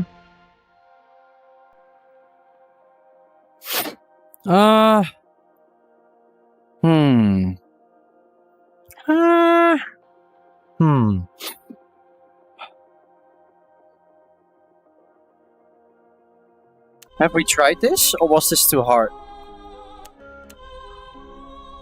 I don't know if this one was too hard. We'll see. Every parting. Oh, it's a slow one. No, I remember this one. This one is not nice. It's not nice. I haven't tried this one. Oh. Oh. Give me expert first. Let's see how this goes. This is Dutch music, chat.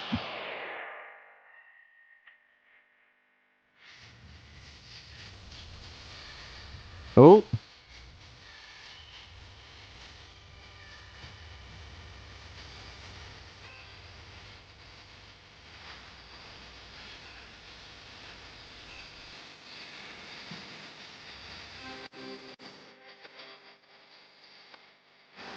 Oh shit.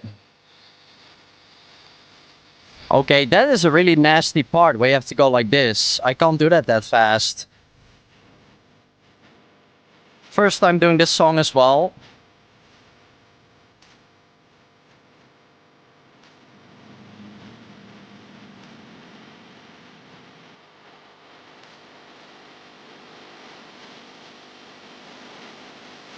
Yo.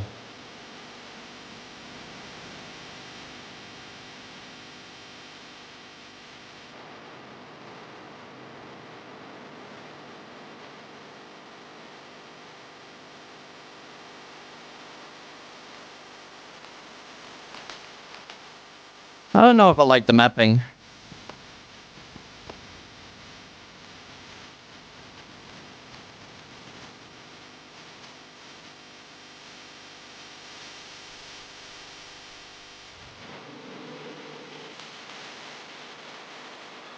Oh, and then the best part is the easiest part.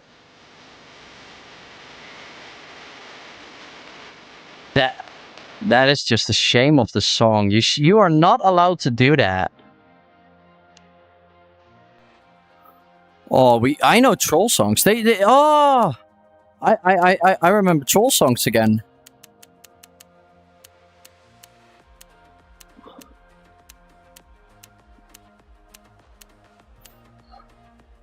Yeah. Come on, give me that song. Really? I forgot about Lonely Island, man. Totally forgot about them.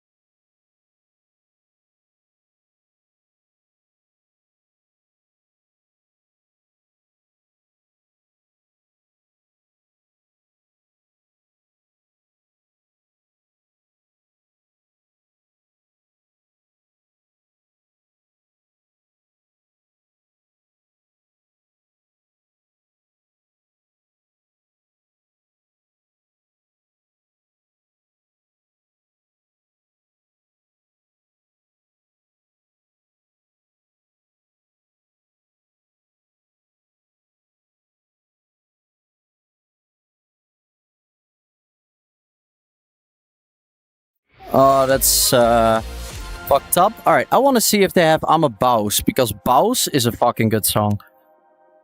The Lonely Islands, they should have that.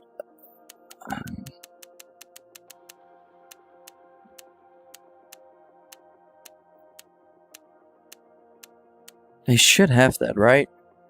Lonely Island. Why do I get like complete different songs now? Jack Sparrow.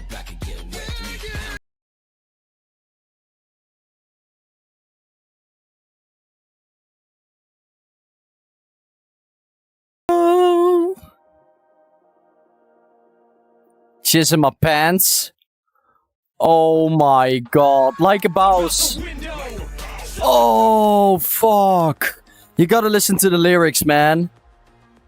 You guys need to listen to these songs. The lyrics hits. Let's start with Jack Sparrow.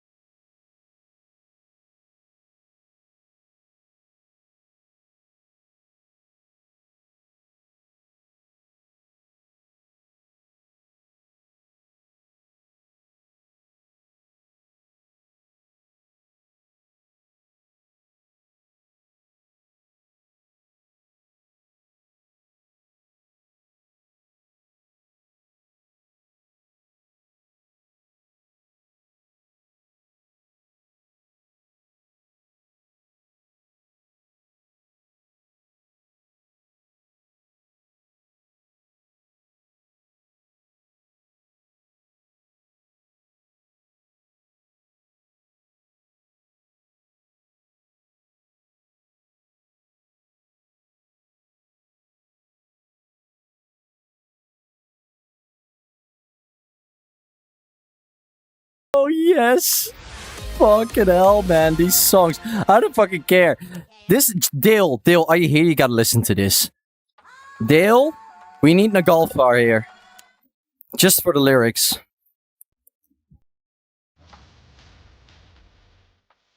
Listen to the lyrics.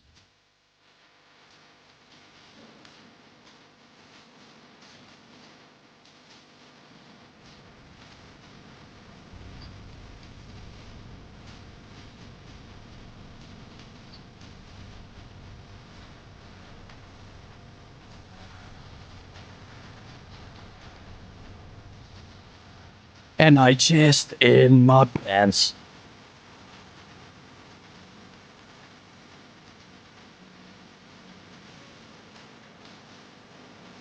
Call you sluts.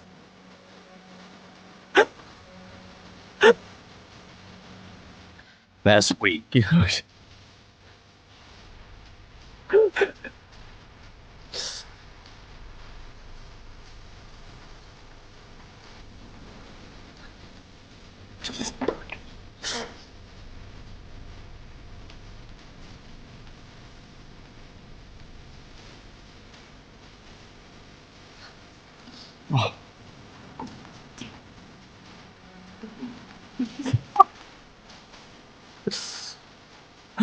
I can't. I just can't.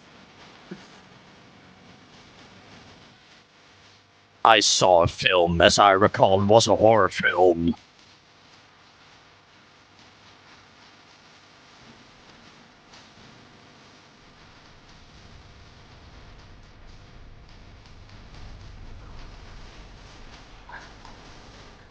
I love the chorus that comes in a bit.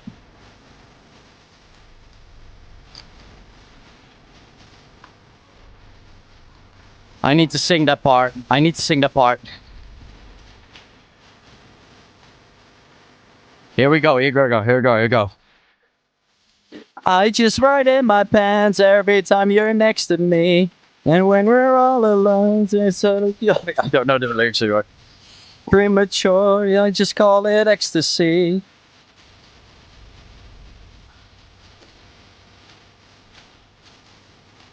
Fuck. This is so long ago.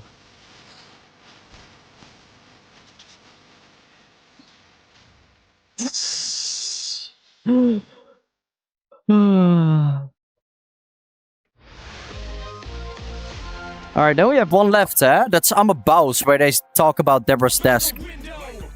Yeah. Suck a dude's dick. This is an intern.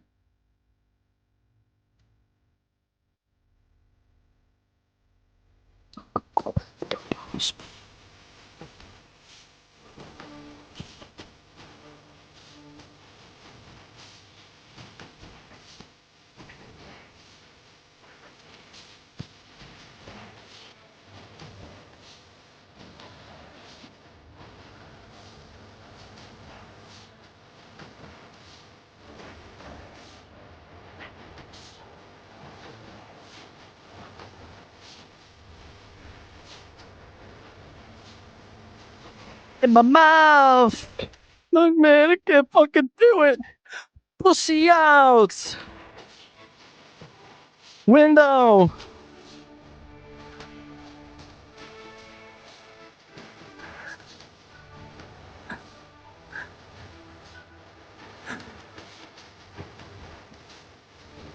Fuck his brains out!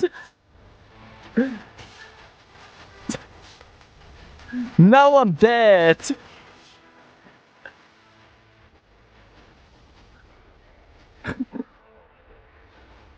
Hell yeah! Nope.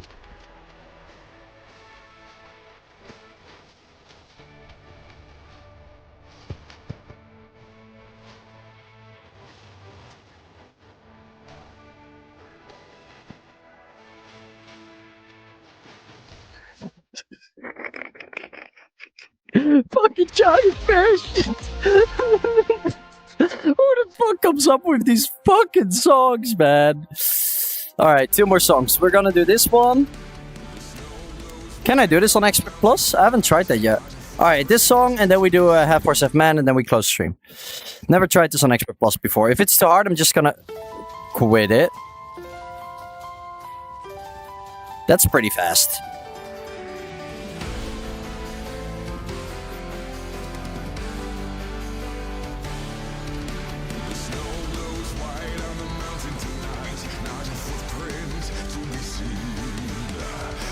Jesus.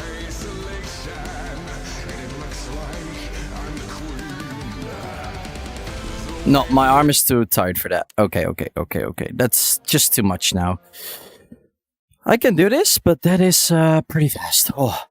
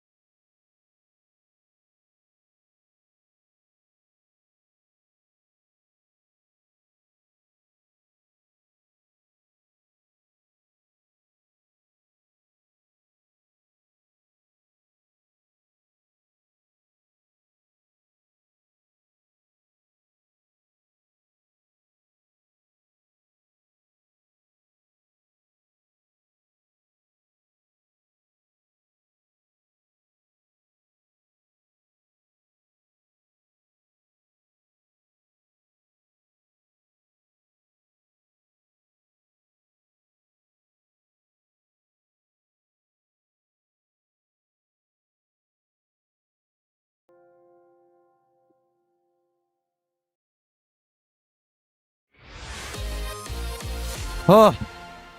Write it to me on Discord, Smalley, because I'm gonna do my last song. Like, I am dripping sweat. I need to end the stream.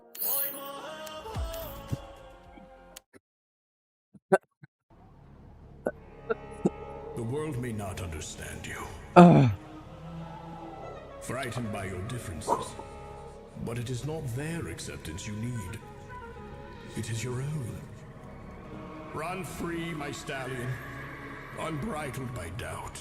And may the love you find along the way unite the halves of your soul. I met her on the internet. We haven't met in person yet, and that's how I'd like it to say. Cause I've been down this road before. They always end up wanting more. They take one look and run away. Cause I'm a creature of the night. How could she ever love me right when I am only half a man? She's coming over here tonight. To tell the truth, I'm terrified. There's nowhere left to hide the fact that I'm a half-horse. How could she ever understand that I'm a half-horse, half-man? I'm a half-horse, half-man. That's what I am. And so I told my love the truth, and she was actually pretty cool with finding out that I'm a horse. She introduced me to her friends and took me to her room, and then we made love, cowgirl of course. But someone's coming up the stairs. She said her parents weren't there. I'm finding out that was a lie. She told me, babe, you gotta hide. I told her where I'm half a horse. Her dad opens the door and says, is that a half horse? Lately getting my daughter's bed. That is a half horse, a fan. Someone try to help me understand. Oh, my mom, my dad's a horse. The two of them had intercourse. I'm traumatized by their divorce. That is how I'm horse, half man. I am one half horse, half man. That's what I am.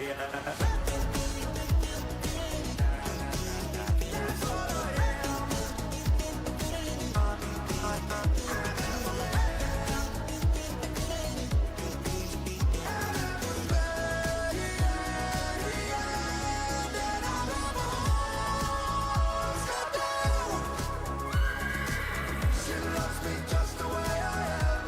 She loves that I'm half horse, half man. Oh, it's literally dripping on my face all over.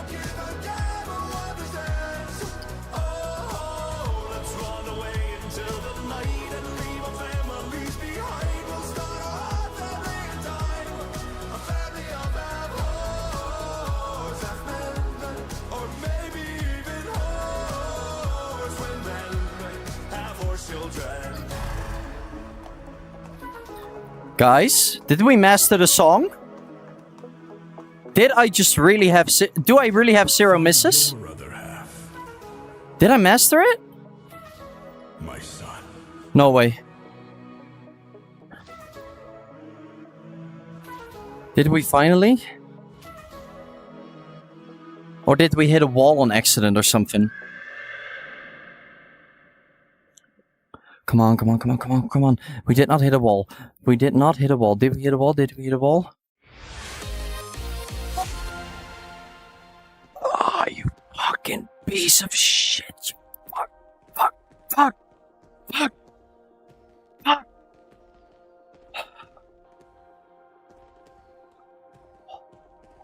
We are getting there, chat. We are getting there. Oh, you motherfuckers. But we had a really good one. We played Hardstyle Fish for the first time. And we did it perfect. Like, it's here. See?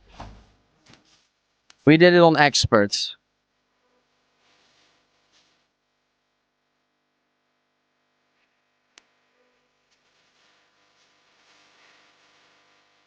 Alright, last song. I want to challenge myself. We did this one. First try, full combo. Can we do expert then as well? I'm gonna fucking cry. I already know this. This is gonna be so much harder. Now, I'm a motherfucking hot.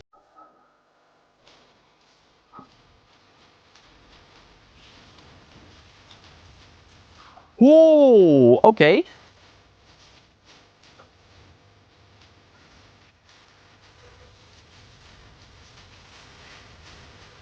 I hit that one. Okay, this is cool.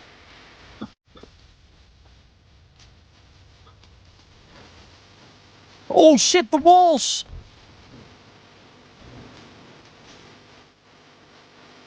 The walls make it so hard, mate.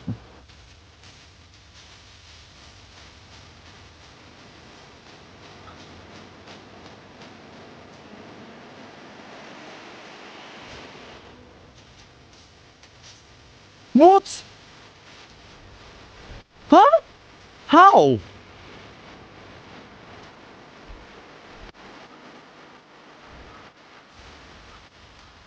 What the fuck is this song? It's so different compared to the other one. Just the directions of the boxes have changed.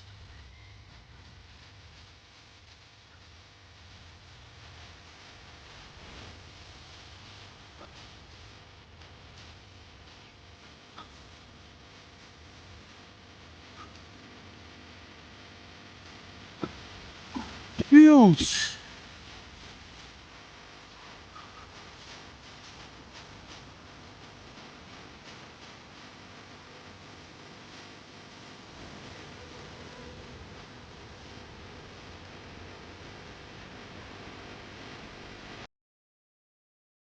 Nee. That's brain. That is just brain. Like, what? Alright, give me one more try on this one. We actually fucking had that first one so good. I want to see if I can do that one more time. Even if we fuck this song up, we will quit after this. I did this one so good.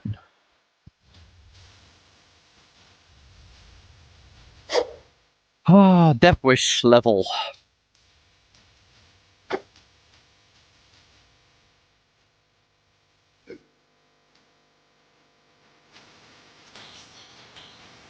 You're gonna love this one as well, Smarty.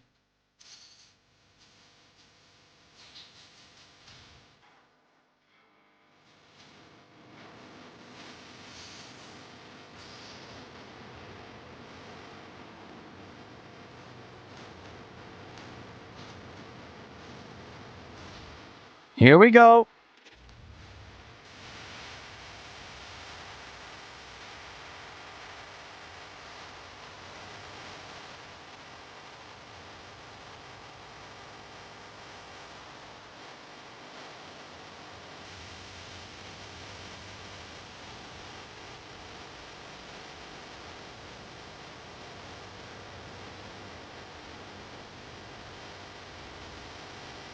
Now it comes. I beat this part.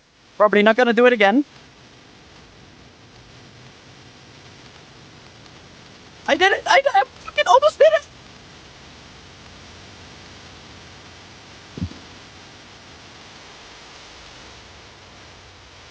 Oh! Hey, boys!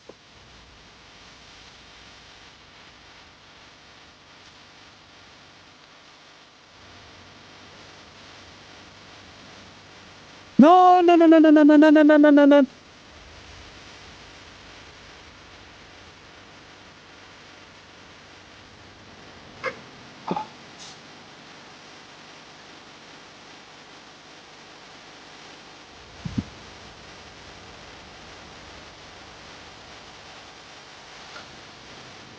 Oh! Whew. Oh my god, guys. And then you think like you did something good, and then you see you're only halfway. That's fucked up.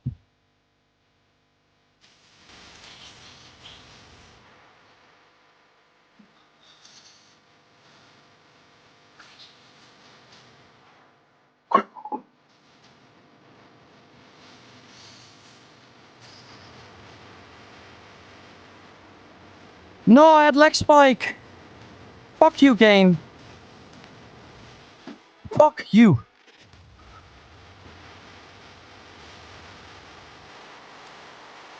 Pop, pop, pop, pop. Hoo, ha. Hua, hua, hua.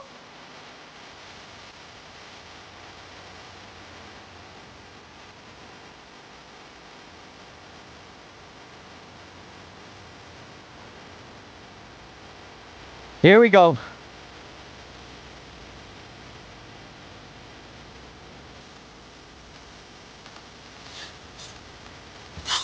Get arms and fire. This happened the last time as well. Second time is too hard.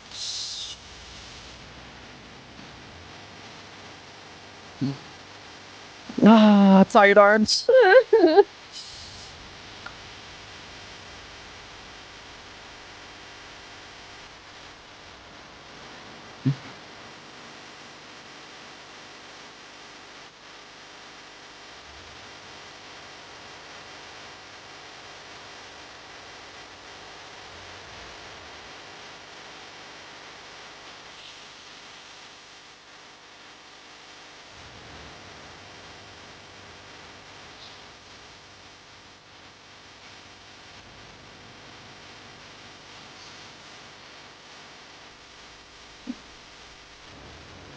Ah, no.